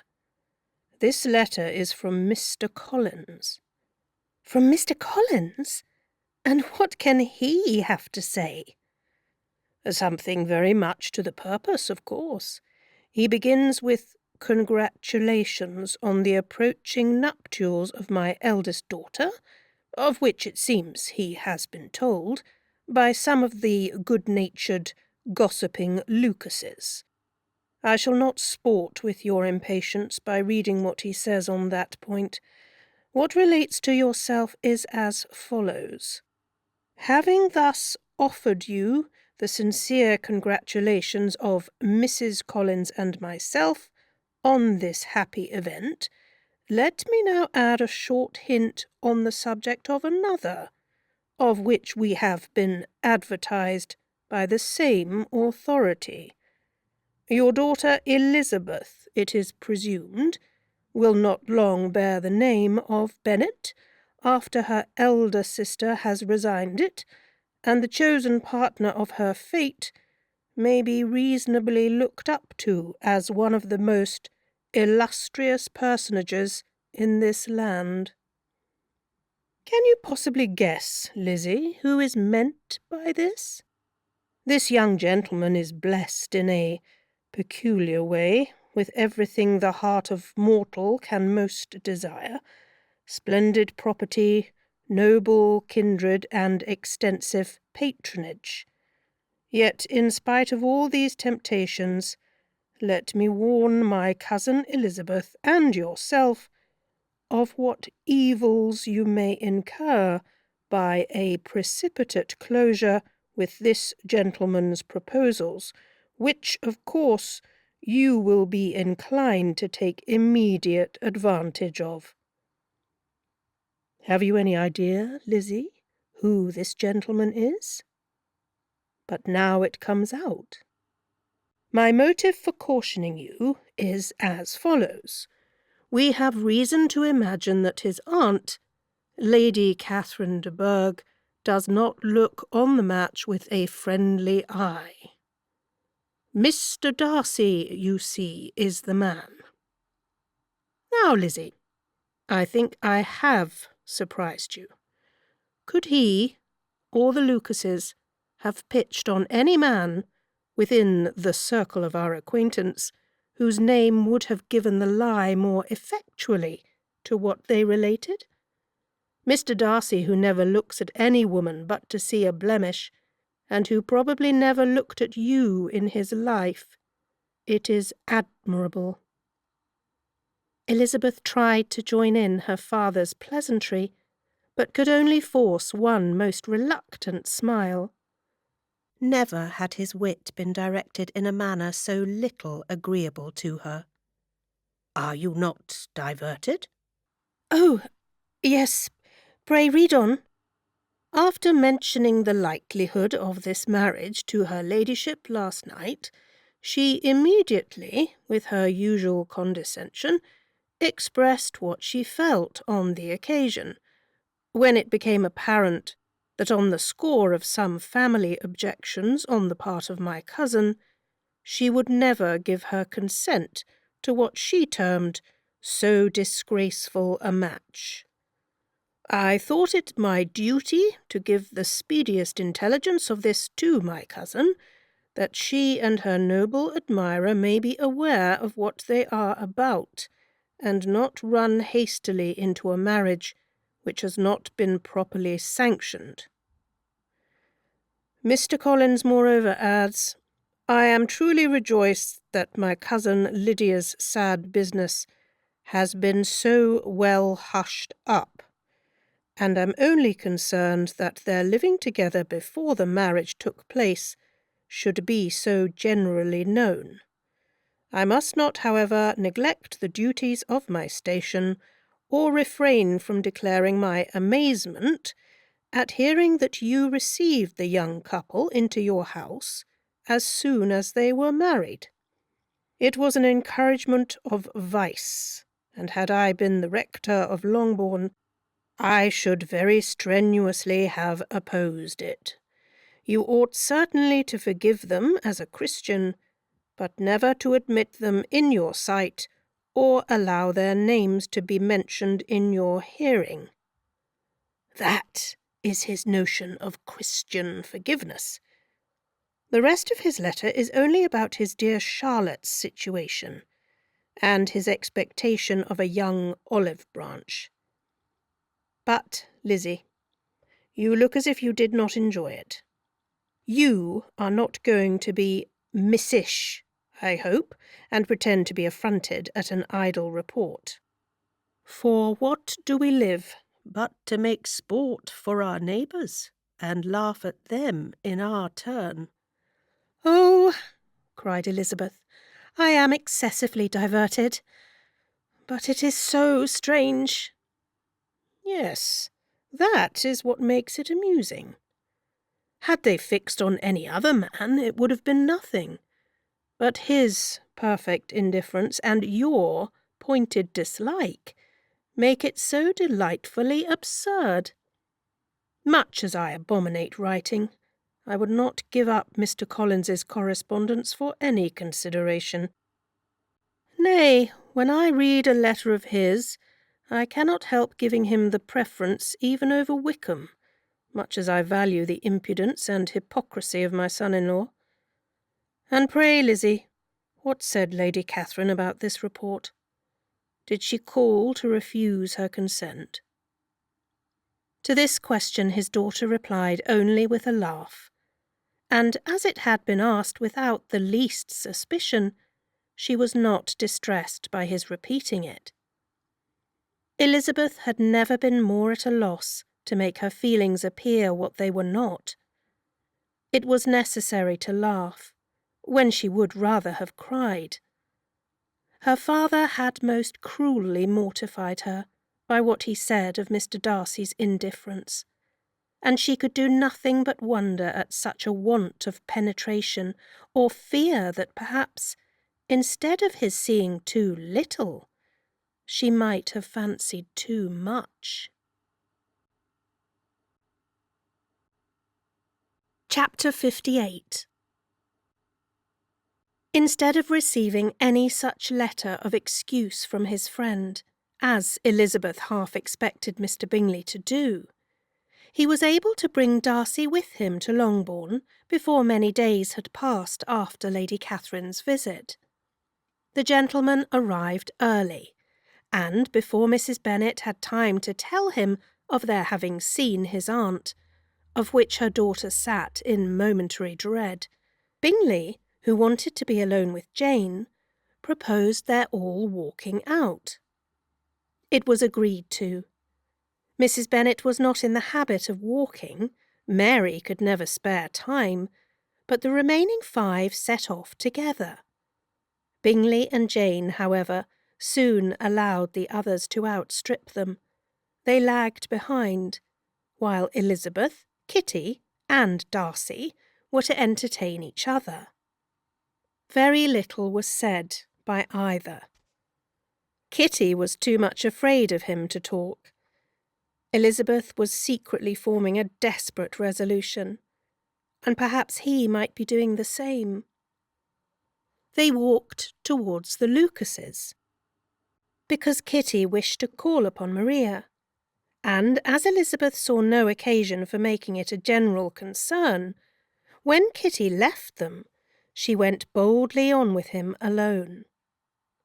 Now was the moment for her resolution to be executed, and, while her courage was high, she immediately said, "Mr. Darcy, I am a very selfish creature, and, for the sake of giving relief to my own feelings, care not how much I may be wounding yours. I can no longer help thanking you for your unexampled kindness to my poor sister. Ever since I have known it, I have been most anxious to acknowledge to you how gratefully I feel it. Were it known to the rest of my family, I should not have merely my own gratitude to express." "I am sorry, exceedingly sorry," replied Darcy, in a tone of surprise and emotion, "that you have ever been informed of what may, in a mistaken light, have given you uneasiness. I did not think Mrs. Gardiner was so little to be trusted." "You must not blame my aunt. Lydia's thoughtlessness first betrayed to me that you had been concerned in the matter, and of course I could not rest till I knew the particulars. Let me thank you again and again, in the name of all my family, for that generous compassion which induced you to take so much trouble, and bear so many mortifications, for the sake of discovering them." "If you will thank me," he replied, "let it be for yourself alone. That the wish of giving happiness to you might add force to the other inducements which led me on, I shall not attempt to deny, but your family owe me nothing. Much as I respect them, I believe, I thought only of you." Elizabeth was too much embarrassed to say a word. After a short pause, her companion added, "You are too generous to trifle with me. If your feelings are still what they were last April, tell me so, at once." "My affections and wishes are unchanged, but one word from you will silence me on this subject for ever." Elizabeth, feeling all the more than common awkwardness and anxiety of his situation, now forced herself to speak, and immediately, though not very fluently, gave him to understand that her sentiments had undergone so material a change since the period to which he alluded, as to make her receive with gratitude and pleasure his present assurances. The happiness which this reply produced was such as he had probably never felt before, and he expressed himself on the occasion as sensibly and as warmly as a man violently in love can be supposed to do. Had Elizabeth been able to encounter his eye, she might have seen how well the expression of heartfelt delight diffused over his face became him. But though she could not look, she could listen, and he told her of feelings which, in proving of what importance she was to him, made his affection every moment more valuable. They walked on, without knowing in what direction. There was too much to be thought and felt and said for attention to any other objects. She soon learnt that they were indebted for their present good understanding to the efforts of his aunt, who did call on him in her return through London, and there relate her journey to Longbourn, its motive, and the substance of her conversation with Elizabeth, dwelling emphatically on every expression of the latter, which, in her ladyship's apprehension, peculiarly denoted her perverseness and assurance, in the belief that such a relation must assist her endeavours to obtain that promise from her nephew which she had refused to give. But unluckily for her ladyship, its effect had been exactly contrariwise. "It taught me to hope," said he, "as I had scarcely ever allowed myself to hope before. I knew enough of your disposition to be certain that, had you been absolutely, irrevocably decided against me, you would have acknowledged it to Lady Catherine, frankly and openly." Elizabeth coloured and laughed as she replied, "Yes, you know enough of my frankness to believe me capable of that. After abusing you so abominably to your face, I could have no scruple in abusing you to all your relations. What did you say of me? That I did not deserve, for though your accusations were ill-founded, formed on mistaken premises, my behaviour to you at the time had merited the severest reproof. It was unpardonable. I cannot think of it without abhorrence. We will not quarrel for the greater share of blame annexed to that evening," said Elizabeth. "The conduct of neither, if strictly examined, will be irreproachable. But since then, we have both, I hope, improved in civility."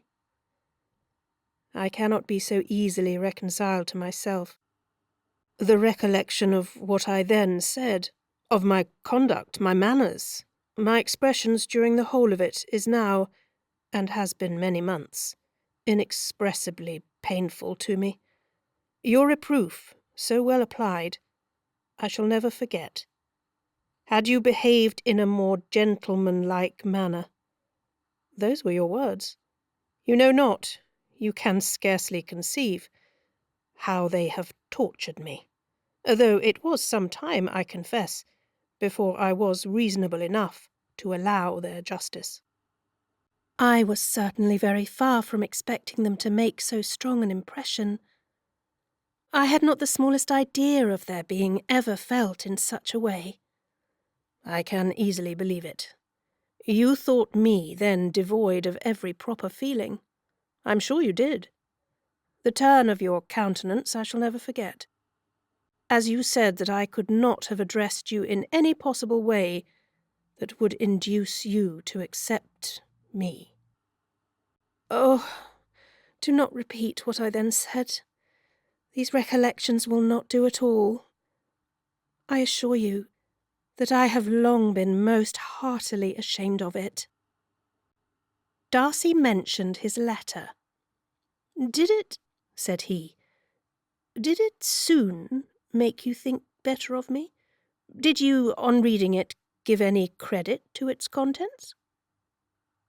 She explained what its effect on her had been, and how gradually all her former prejudices had been removed. I knew, said he, that what I wrote must give you pain, but it was necessary. I hope you have destroyed the letter. There was one part especially, the opening of it, which I should dread your having the power of reading again. I can remember some expressions which might justly make you hate me. The letter shall certainly be burnt, if you believe it essential to the preservation of my regard. But, though we have both reason to think my opinions not entirely unalterable, they are not, I hope, quite so easily changed as that implies. When I wrote that letter, replied Darcy, I believed myself perfectly calm and cool, but I am since convinced that it was written in a dreadful bitterness of spirit. The letter perhaps began in bitterness, but it did not end so. The adieu is charity itself. But think no more of the letter. The feelings of the person who wrote and the person who received it are now so widely different from what they were then, that every unpleasant circumstance attending it ought to be forgotten. You must learn some of my philosophy. Think only of the past as its remembrance gives you pleasure. I cannot give you credit for any philosophy of the kind. Your retrospections must be so totally void of reproach that the contentment arising from them is not of philosophy, but, what is much better, of ignorance. But with me it is not so. Painful recollections will intrude, which cannot, which ought not to be repelled. I have been a selfish being all my life, in practice, though not in principle. As a child I was taught what was right, but I was not taught to correct my temper.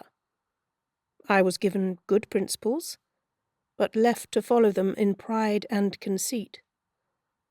Unfortunately an only son, for many years an only child, I was spoilt by my parents, who, though good themselves, my father particularly, all that was benevolent and amiable, allowed, encouraged, almost taught me to be selfish and overbearing, to care for none beyond my own family circle, to think meanly of all the rest of the world, to wish, at least to think meanly of their sense and worth compared with my own. Such I was from 8 to 28, and such I might still have been but for you, dearest, loveliest Elizabeth. What do I not owe you? You taught me a lesson, hard indeed at first, but most advantageous. By you, I was properly humbled. I came to you without a doubt of my reception. You showed me how insufficient were all my pretensions to please a woman worthy of being pleased. Had you then persuaded yourself that I should? Indeed I had. What will you think of my vanity? I believed you to be wishing, expecting my addresses. My manners must have been in fault, but not intentionally, I assure you. I never meant to deceive you, but my spirits might often lead me wrong. How you must have hated me after that evening. Hate you? I was angry, perhaps at first, but my anger soon began to take a proper direction. I am almost afraid of asking what you thought of me when we met at Pemberley. You blamed me for coming. No, indeed, I felt nothing but surprise. Your surprise could not be greater than mine in being noticed by you. My conscience told me that I deserved no extraordinary politeness, and I confess that I did not expect to receive more than my due. My object then, replied Darcy, was to show you by every civility in my power that I was not so mean as to resent the past. And I hope to obtain your forgiveness, to lessen your ill opinion, by letting you see that your reproofs had been attended to. How soon any other wishes introduced themselves I can hardly tell, but I believe in about half an hour after I had seen you. He then told her of Georgiana's delight in her acquaintance, and of her disappointment at its sudden interruption, which, naturally leading to the cause of that interruption, she soon learnt that his resolution of following her from Derbyshire in quest of her sister had been formed before he quitted the inn, and that his gravity and thoughtfulness there had arisen from no other struggles than what such a purpose must comprehend. She expressed her gratitude again, but it was too painful a subject to each to be dwelt on further.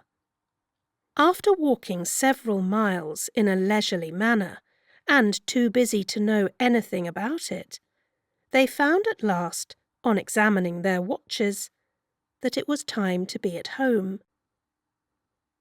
what could become of Mr. Bingley and Jane Was a wonder which introduced the discussion of their affairs. Darcy was delighted with their engagement. His friend had given him the earliest information of it. "I must ask whether you were surprised," said Elizabeth. "Not at all. When I went away, I felt that it would soon happen." "That is to say, you had given your permission." "I guessed as much." And though he exclaimed at the term, she found that it had been pretty much the case. "On the evening before my going to London," said he, "I made a confession to him, which I believe I ought to have made long ago. I told him of all that had occurred to make my former interference in his affairs absurd and impertinent. His surprise was great. He had never had the slightest suspicion. I told him, moreover, that I believed myself mistaken in supposing, as I had done, that your sister was indifferent to him, and, as I could easily perceive that his attachment to her was unabated, I felt no doubt of their happiness together." Elizabeth could not help smiling at his easy manner of directing his friend. "Did you speak from your own observation?" said she, "when you told him that my sister loved him? Or merely from my information last spring?" "From the former. I had narrowly observed her during the 2 visits which I had lately made here, and I was convinced of her affection." "And your assurance of it, I suppose, carried immediate conviction to him?" "It did. Bingley is most unaffectedly modest. His diffidence had prevented his depending on his own judgment in so anxious a case, but his reliance on mine made everything easy. I was obliged to confess one thing, which for a time, and not unjustly, offended him. I could not allow myself to conceal that your sister had been in town 3 months last winter, that I had known it, and purposely kept it from him. He was angry, but his anger, I am persuaded, lasted no longer than he remained in any doubt of your sister's sentiments. He has heartily forgiven me now." Elizabeth longed to observe that Mr. Bingley had been a most delightful friend, so easily guided that his worth was invaluable. But she checked herself. She remembered that he had yet to learn to be laughed at, and it was rather too early to begin. In anticipating the happiness of Bingley, which of course was to be inferior only to his own, he continued the conversation till they reached the house. In the hall they parted. Chapter 59. "My dear Lizzie, where can you have been walking to?" was a question which Elizabeth received from Jane as soon as she entered the room, and from all the others when they sat down to table. She had only to say in reply that they had wandered about till she was beyond her own knowledge. She coloured as she spoke, but neither that nor anything else awakened a suspicion of the truth. The evening passed quietly, unmarked by anything extraordinary. The acknowledged lovers talked and laughed. The unacknowledged were silent. Darcy was not of a disposition in which happiness overflows in mirth, and Elizabeth, agitated and confused, rather knew that she was happy than felt herself to be so. For besides the immediate embarrassment, there were other evils before her. She anticipated what would be felt in the family when her situation became known.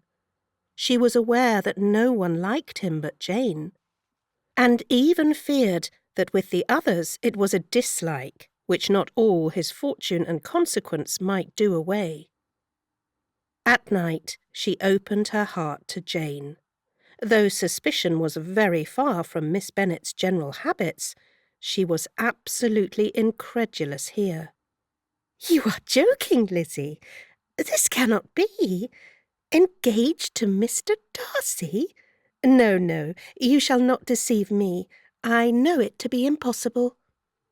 "This is a wretched beginning indeed. My sole dependence was on you, and I am sure nobody else will believe me, if you do not. Yet indeed, I am in earnest. I speak nothing but the truth. He still loves me, and we are engaged." Jane looked at her doubtingly. "Oh, Lizzie, it cannot be. I know how much you dislike him." "You know nothing of the matter. That is all to be forgot. Perhaps I did not always love him so well as I do now, but in such cases as these, a good memory is unpardonable. This is the last time I shall ever remember it myself." Miss Bennet still looked all amazement. Elizabeth again and more seriously assured her of its truth. "Good heaven! Can it be really so? Yet now I must believe you," cried Jane. "My dear, dear Lizzie, I do congratulate you. But are you certain? Forgive the question. Are you quite certain that you can be happy with him?" "There is no doubt of that. It is settled between us already, that we are to be the happiest couple in the world. But are you pleased, Jane? Shall you like to have such a brother?" "Very, very much. Nothing could give either Bingley or myself more delight." "But we considered it. We talked of it as impossible. And do you really love him quite well enough? Oh, Lizzie, do anything rather than marry without affection. Are you quite sure that you feel what you ought to do?" "Oh, yes. You will only think I feel more than I ought to do when I tell you all." "What do you mean?" "Why, I must confess that I love him better than I do Bingley. I am afraid you will be angry. My dearest sister, now be serious. I want to talk very seriously. Let me know everything that I am to know without delay. Will you tell me how long you have loved him? It has been coming on so gradually that I hardly know when it began, but I believe I must date it from my first seeing his beautiful grounds at Pemberley. Another entreaty that she would be serious, however, produced the desired effect, and she soon satisfied Jane by her solemn assurances of attachment. When convinced on that article, Miss Bennet had nothing further to wish. "Now I am quite happy," said she, "for you will be as happy as myself. I always had a value for him. Were it for nothing but his love of you, I must always have esteemed him. But now, as Bingley's friend and your husband, there can be only Bingley and yourself more dear to me. But, Lizzie, you have been very sly, very reserved with me. How little did you tell me of what passed at Pemberley and Lambton? I owe all that I know of it to another, not to you." Elizabeth told her the motives of her secrecy. She had been unwilling to mention Bingley, and the unsettled state of her own feelings had made her equally avoid the name of his friend. But now she would no longer conceal from her his share in Lydia's marriage. All was acknowledged, and half the night spent in conversation. "Good gracious!" cried Mrs. Bennet, as she stood at a window the next morning. "If that disagreeable Mr. Darcy is not coming here again with our dear Bingley, what can he mean by being so tiresome as to be always coming here? I had no notion but he would go a-shooting, or something or other, and not disturb us with his company. What shall we do with him? Lizzie, you must walk out with him again, that he may not be in Bingley's way." Elizabeth could hardly help laughing at so convenient a proposal, yet was really vexed that her mother should be always giving him such an epithet.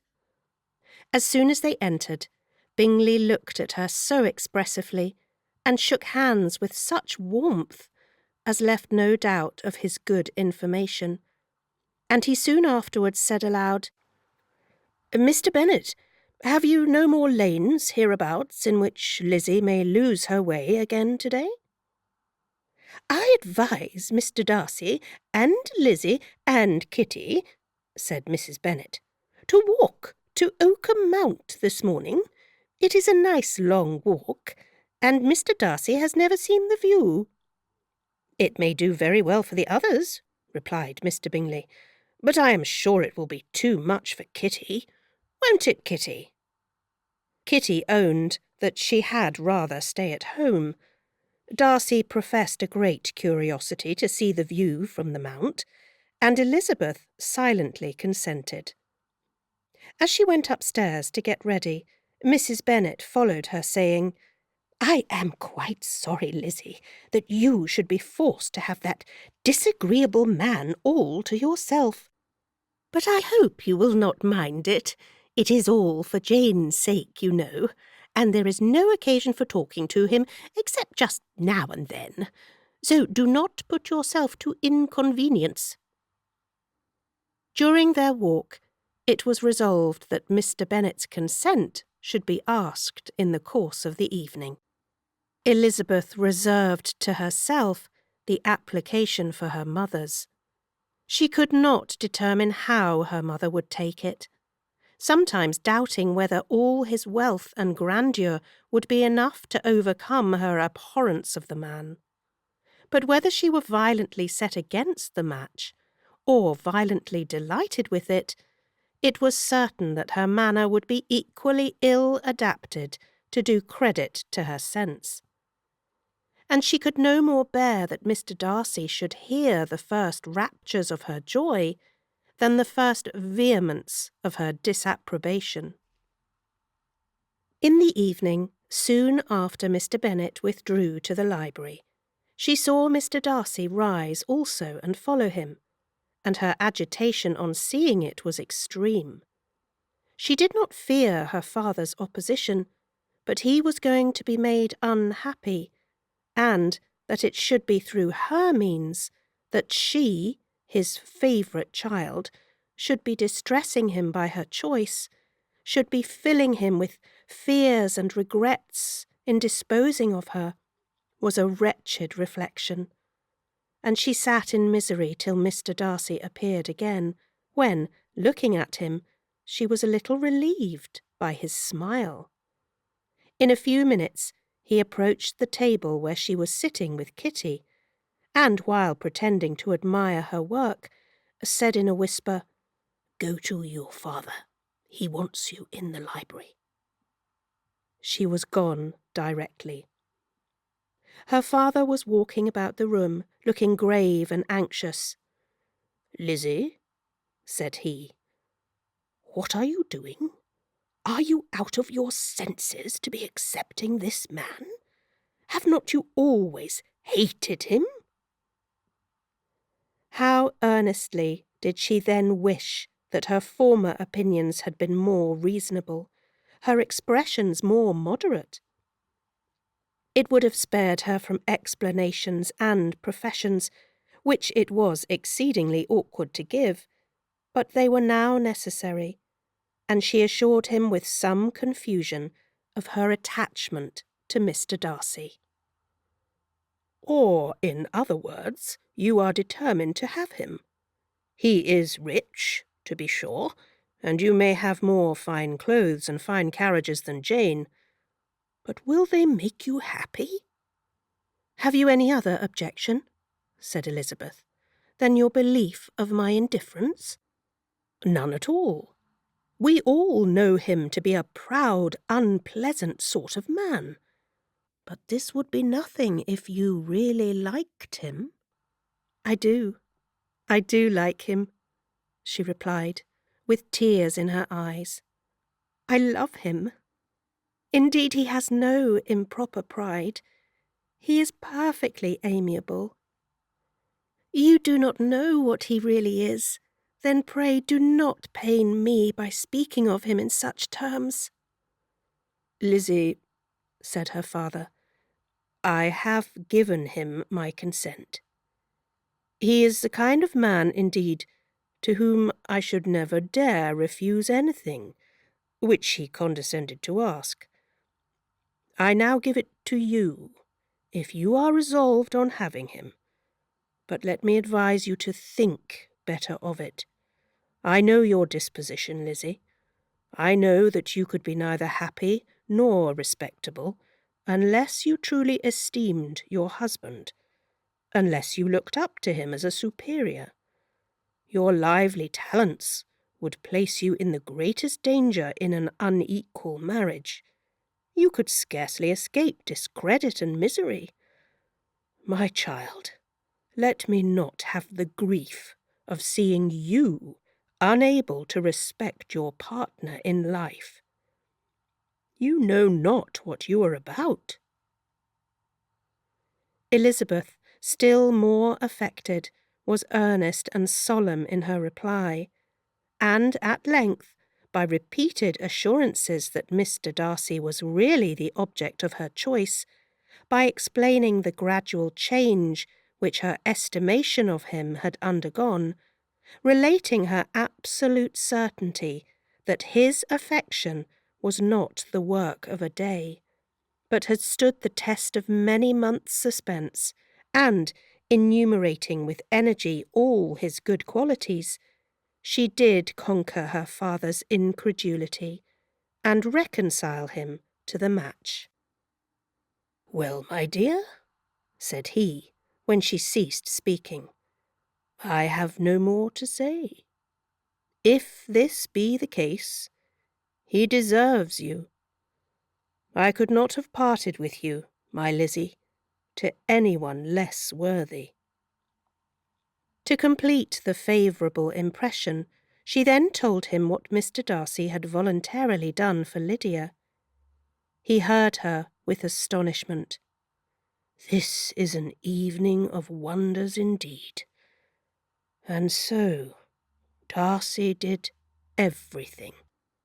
Made up the match, gave the money, paid the fellow's debts, and got him his commission. So much the better. It will save me a world of trouble and economy. Had it been your uncle's doing, I must and would have paid him. But these violent young lovers carry everything their own way. I shall offer to pay him tomorrow. He will rant and storm about his love for you, and there will be an end of the matter." He then recollected her embarrassment a few days before, on his reading Mr. Collins's letter, and, after laughing at her some time, allowed her at last to go, saying, as she quitted the room, "If any young men come for Mary or Kitty, send them in, for I am quite at leisure." Elizabeth's mind was now relieved from a very heavy weight, and, after half an hour's quiet reflection in her own room, she was able to join the others with tolerable composure. Everything was too recent for gaiety, but the evening passed tranquilly away. There was no longer anything material to be dreaded, and the comfort of ease and familiarity would come in time. When her mother went up to her dressing-room at night, she followed her, and made the important communication. Its effect was most extraordinary, for on first hearing it, Mrs. Bennet sat quite still, and unable to utter a syllable. Nor was it under many, many minutes that she could comprehend what she heard. Though not in general backward to credit what was for the advantage of her family, or that came in the shape of a lover to any of them, she began at length to recover, to fidget about in her chair, get up, sit down again, wonder, and bless herself. "Good gracious! Lord bless me! Only think! Dear me! Mr. Darcy! Who would have thought it? And is it really true? Oh, my sweetest Lizzie, how rich and how great you will be! What pin money, what jewels, what carriages you will have! Jane's is nothing to it, nothing at all. I am so pleased, so happy, such a charming man, so handsome, so tall. Oh, my dear Lizzie! Pray apologise for my having disliked him so much before. I hope he will overlook it. Dear, dear Lizzie, a house in town, everything that is charming. 3 daughters married, 10,000 a year. Oh, Lord, what will become of me? I shall go distracted."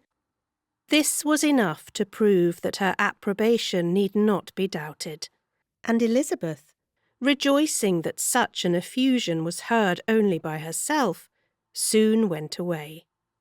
But before she had been 3 minutes in her own room, her mother followed her. "My dearest child," she cried, "I can think of nothing else. 10,000 a year, and very likely more. 'Tis as good as a lord, and a special licence. You must and shall be married by a special licence. But, my dearest love, tell me what dish Mr. Darcy is particularly fond of, that I may have it tomorrow." This was a sad omen of what her mother's behaviour to the gentleman himself might be, and Elizabeth found that though in the certain possession of his warmest affection and secure of her relations' consent, there was still something to be wished for.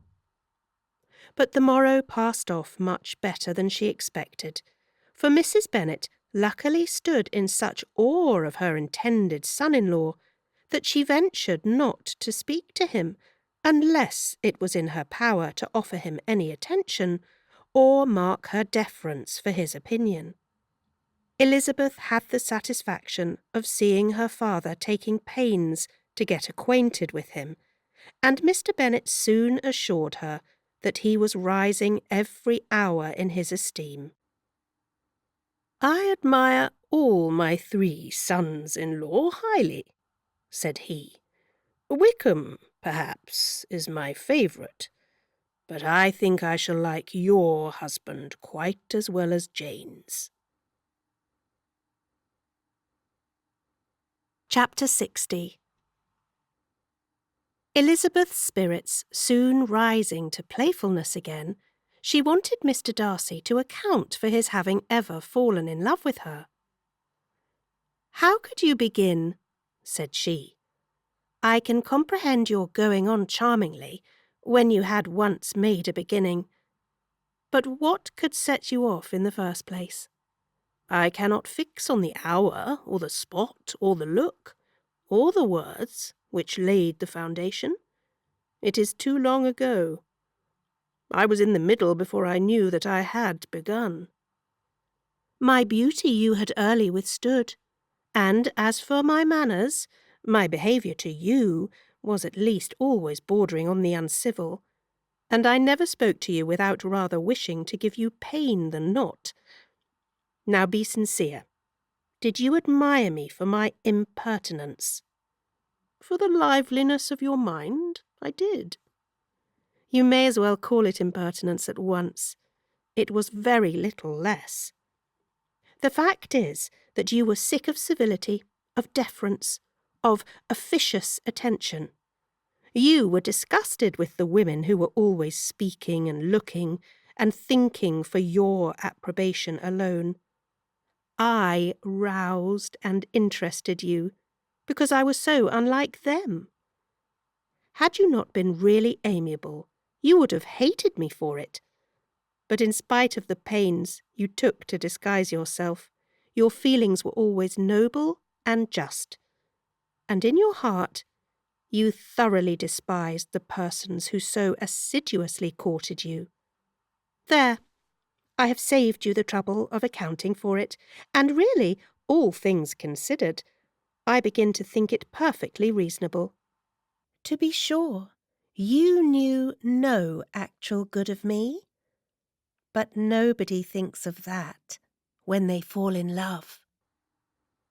"Was there no good in your affectionate behaviour to Jane while she was ill at Netherfield?" "Dearest Jane, who could have done less for her? But make a virtue of it by all means. My good qualities are under your protection, and you are to exaggerate them as much as possible, and, in return, it belongs to me to find occasions for teasing and quarrelling with you as often as may be. And I shall begin directly by asking you what made you so unwilling to come to the point at last. What made you so shy of me when you first called, and afterwards dined here? Why, especially when you called. Did you look as if you did not care about me?" "Because you were grave and silent and gave me no encouragement." "But I was embarrassed, and so was I." "You might have talked to me more when you came to dinner."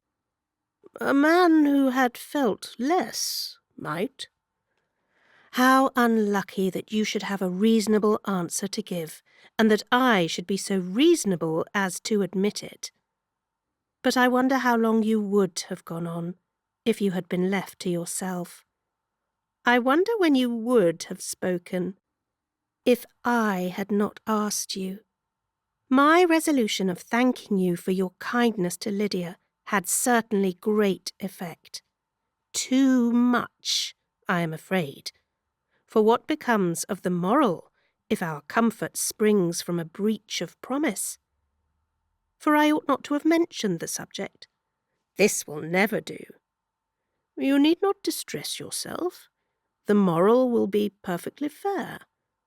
Lady Catherine's unjustifiable endeavours to separate us were the means of removing all my doubts. I am not indebted for my present happiness to your eager desire of expressing your gratitude. I was not in a humour to wait for any opening of yours. My aunt's intelligence had given me hope, and I was determined at once to know everything. Lady Catherine has been of infinite use, which ought to make her happy, for she loves to be of use. But tell me, what did you come down to Netherfield for? Was it merely to ride to Longbourn and be embarrassed? Or had you intended any more serious consequence? My real purpose was to see you, and to judge, if I could, whether I might ever hope to make you love me. My vowed one, or what I vowed to myself, was to see whether your sister were still partial to Bingley, and if she were, to make the confession to him which I have since made. Shall you ever have courage to announce to Lady Catherine what is to befall her? I am more likely to want time than courage, Elizabeth, but it ought to be done. And if you will give me a sheet of paper, it shall be done directly. And if I had not a letter to write myself, I might sit by you and admire the evenness of your writing, as another young lady once did. But I have an aunt too, who must not be longer neglected. From an unwillingness to confess how much her intimacy with Mr. Darcy had been overrated, Elizabeth had never yet answered Mrs. Gardiner's long letter, but now, having that to communicate, which she knew would be most welcome, she was almost ashamed to find that her uncle and aunt had already lost 3 days of happiness, and immediately wrote as follows. I would have thanked you before, my dear aunt, as I ought to have done, for your long, kind, satisfactory detail of particulars. But to say the truth, I was too cross to write. You supposed more than really existed, but now suppose as much as you choose. Give a loose to your fancy, indulge your imagination in every possible flight which the subject will afford, and, unless you believe me actually married, you cannot greatly err. You must write again very soon, and praise him a great deal more than you did in your last. I thank you again and again for not going to the Lakes. How could I be so silly as to wish it? Your idea of the ponies is delightful. We will go round the park every day. I am the happiest creature in the world. Perhaps other people have said so before, but not one with such justice. I am happier even than Jane. She only smiles. I laugh. Mr. Darcy sends you all the love in the world that he can spare from me. You are all to come to Pemberley at Christmas. Yours, etc. Mr. Darcy's letter to Lady Catherine was in a different style, and still different from either was what Mr. Bennet sent to Mr. Collins in reply to his last. Dear Sir, I must trouble you once more for congratulations. Elizabeth will soon be the wife of Mr. Darcy. Console Lady Catherine as well as you can, but if I were you, I would stand by the nephew. He has more to give. Yours sincerely, etc. Miss Bingley's congratulations to her brother on his approaching marriage were all that was affectionate and insincere. She wrote even to Jane on the occasion to express her delight and repeat all her former professions of regard. Jane was not deceived, but she was affected, and though feeling no reliance on her, could not help writing her a much kinder answer than she knew was deserved. The joy which Miss Darcy expressed on receiving similar information was as sincere as her brother's in sending it. 4 sides of paper were insufficient to contain all her delight, and all her earnest desire of being loved by her sister. Before any answer could arrive from Mr. Collins, or any congratulations to Elizabeth from his wife, the Longbourn family heard that the Collinses were come themselves to Lucas Lodge. The reason of this sudden removal was soon evident. Lady Catherine had been rendered so exceedingly angry by the contents of her nephew's letter that Charlotte, really rejoicing in the match, was anxious to get away till the storm was blown over. At such a moment, the arrival of her friend was a sincere pleasure to Elizabeth, though in the course of their meetings she must sometimes think the pleasure dearly bought, when she saw Mr. Darcy exposed to all the parading and obsequious civility of her husband. He bore it, however, with admirable calmness. He could even listen to Sir William Lucas when he complimented him on carrying away the brightest jewel of the country, and expressed his hopes of their all meeting frequently at St. James's, with very decent composure. If he did shrug his shoulders, it was not till Sir William was out of sight. Mrs. Phillips's vulgarity was another and perhaps a greater tax on his forbearance. And though Mrs. Phillips, as well as her sister, stood in too much awe of him to speak with the familiarity which Bingley's good humour encouraged, yet, whenever she did speak, she must be vulgar. Nor was her respect for him, though it made her more quiet, at all likely to make her more elegant. Elizabeth did all she could to shield him from the frequent notice of either, and was ever anxious to keep him to herself, and to those of her family with whom he might converse without mortification. And though the uncomfortable feelings arising from all this took from the season of courtship much of its pleasure, it added to the hope of the future, and she looked forward with delight to the time when they should be removed from society so little pleasing to either, to all the comfort and elegance of their family party at Pemberley.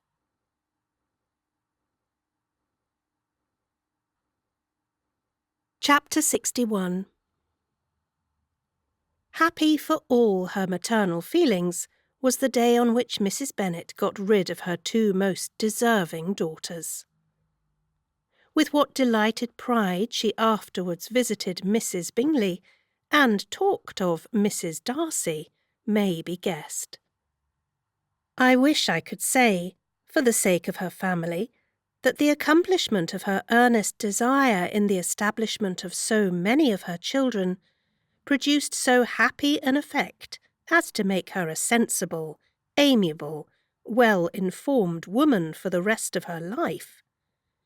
Though perhaps it was lucky for her husband, who might not have relished domestic felicity in so unusual a form, that she still was occasionally nervous and invariably silly. Mr. Bennet missed his second daughter exceedingly. His affection for her drew him oftener from home than anything else could do.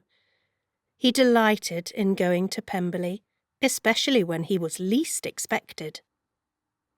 Mr. Bingley and Jane remained at Netherfield only a 12-month. So near a vicinity to her mother and Meryton relations was not desirable even to his easy temper or her affectionate heart. The darling wish of his sisters was then gratified. He bought an estate in a neighbouring county to Derbyshire, and Jane and Elizabeth, in addition to every other source of happiness, were within 30 miles of each other. Kitty, to her very material advantage, spent the chief of her time with her two elder sisters. In society so superior to what she had generally known, her improvement was great. She was not of so ungovernable a temper as Lydia, and, removed from the influence of Lydia's example, she became, by proper attention and management, less irritable, less ignorant, and less insipid. From the further disadvantage of Lydia's society, she was, of course, carefully kept. And though Mrs. Wickham frequently invited her to come and stay with her, with the promise of balls and young men, her father would never consent to her going. Mary was the only daughter who remained at home, and she was necessarily drawn from the pursuit of accomplishments by Mrs. Bennet's being quite unable to sit alone. Mary was obliged to mix more with the world, but she could still moralise over every morning visit, and as she was no longer mortified by comparisons between her sister's beauty and her own, it was suspected by her father that she submitted to the change without much reluctance. As for Wickham and Lydia, their characters suffered no revolution from the marriage of her sisters. He bore with philosophy the conviction that Elizabeth must now become acquainted with whatever of his ingratitude and falsehood had before been unknown to her, and in spite of everything was not wholly without hope that Darcy might yet be prevailed on to make his fortune. The congratulatory letter which Elizabeth received from Lydia on her marriage explained to her that, by his wife at least, if not by himself, such a hope was cherished. The letter was to this effect: My dear Lizzie, I wish you joy. If you love Mr. Darcy half as well as I do my dear Wickham, you must be very happy. It is a great comfort to have you so rich, and when you have nothing else to do, I hope you will think of us.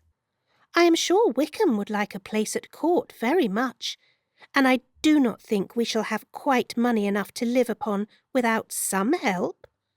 Any place would do, of about 300 or 400 a year. But, however, do not speak to Mr. Darcy about it, if you had rather not. Yours, etc. As it happened that Elizabeth had much rather not, she endeavoured in her answer to put an end to every entreaty and expectation of the kind. Such relief, however, as it was in her power to afford, by the practice of what might be called economy in her own private expenses, she frequently sent them. It had always been evident to her that such an income as theirs, under the direction of two persons so extravagant in their wants and heedless of the future, must be very insufficient to their support, and whenever they changed their quarters, either Jane or herself were sure of being applied to, for some little assistance towards discharging their bills. Their manner of living, even when the restoration of peace dismissed them to a home, was unsettled in the extreme. They were always moving from place to place in quest of a cheap situation, and always spending more than they ought. His affection for her soon sunk into indifference. Hers lasted a little longer, and in spite of her youth and her manners, she retained all the claims to reputation which her marriage had given her. Though Darcy could never receive him at Pemberley, yet for Elizabeth's sake he assisted him further in his profession. Lydia was occasionally a visitor there, when her husband was gone to enjoy himself in London or Bath.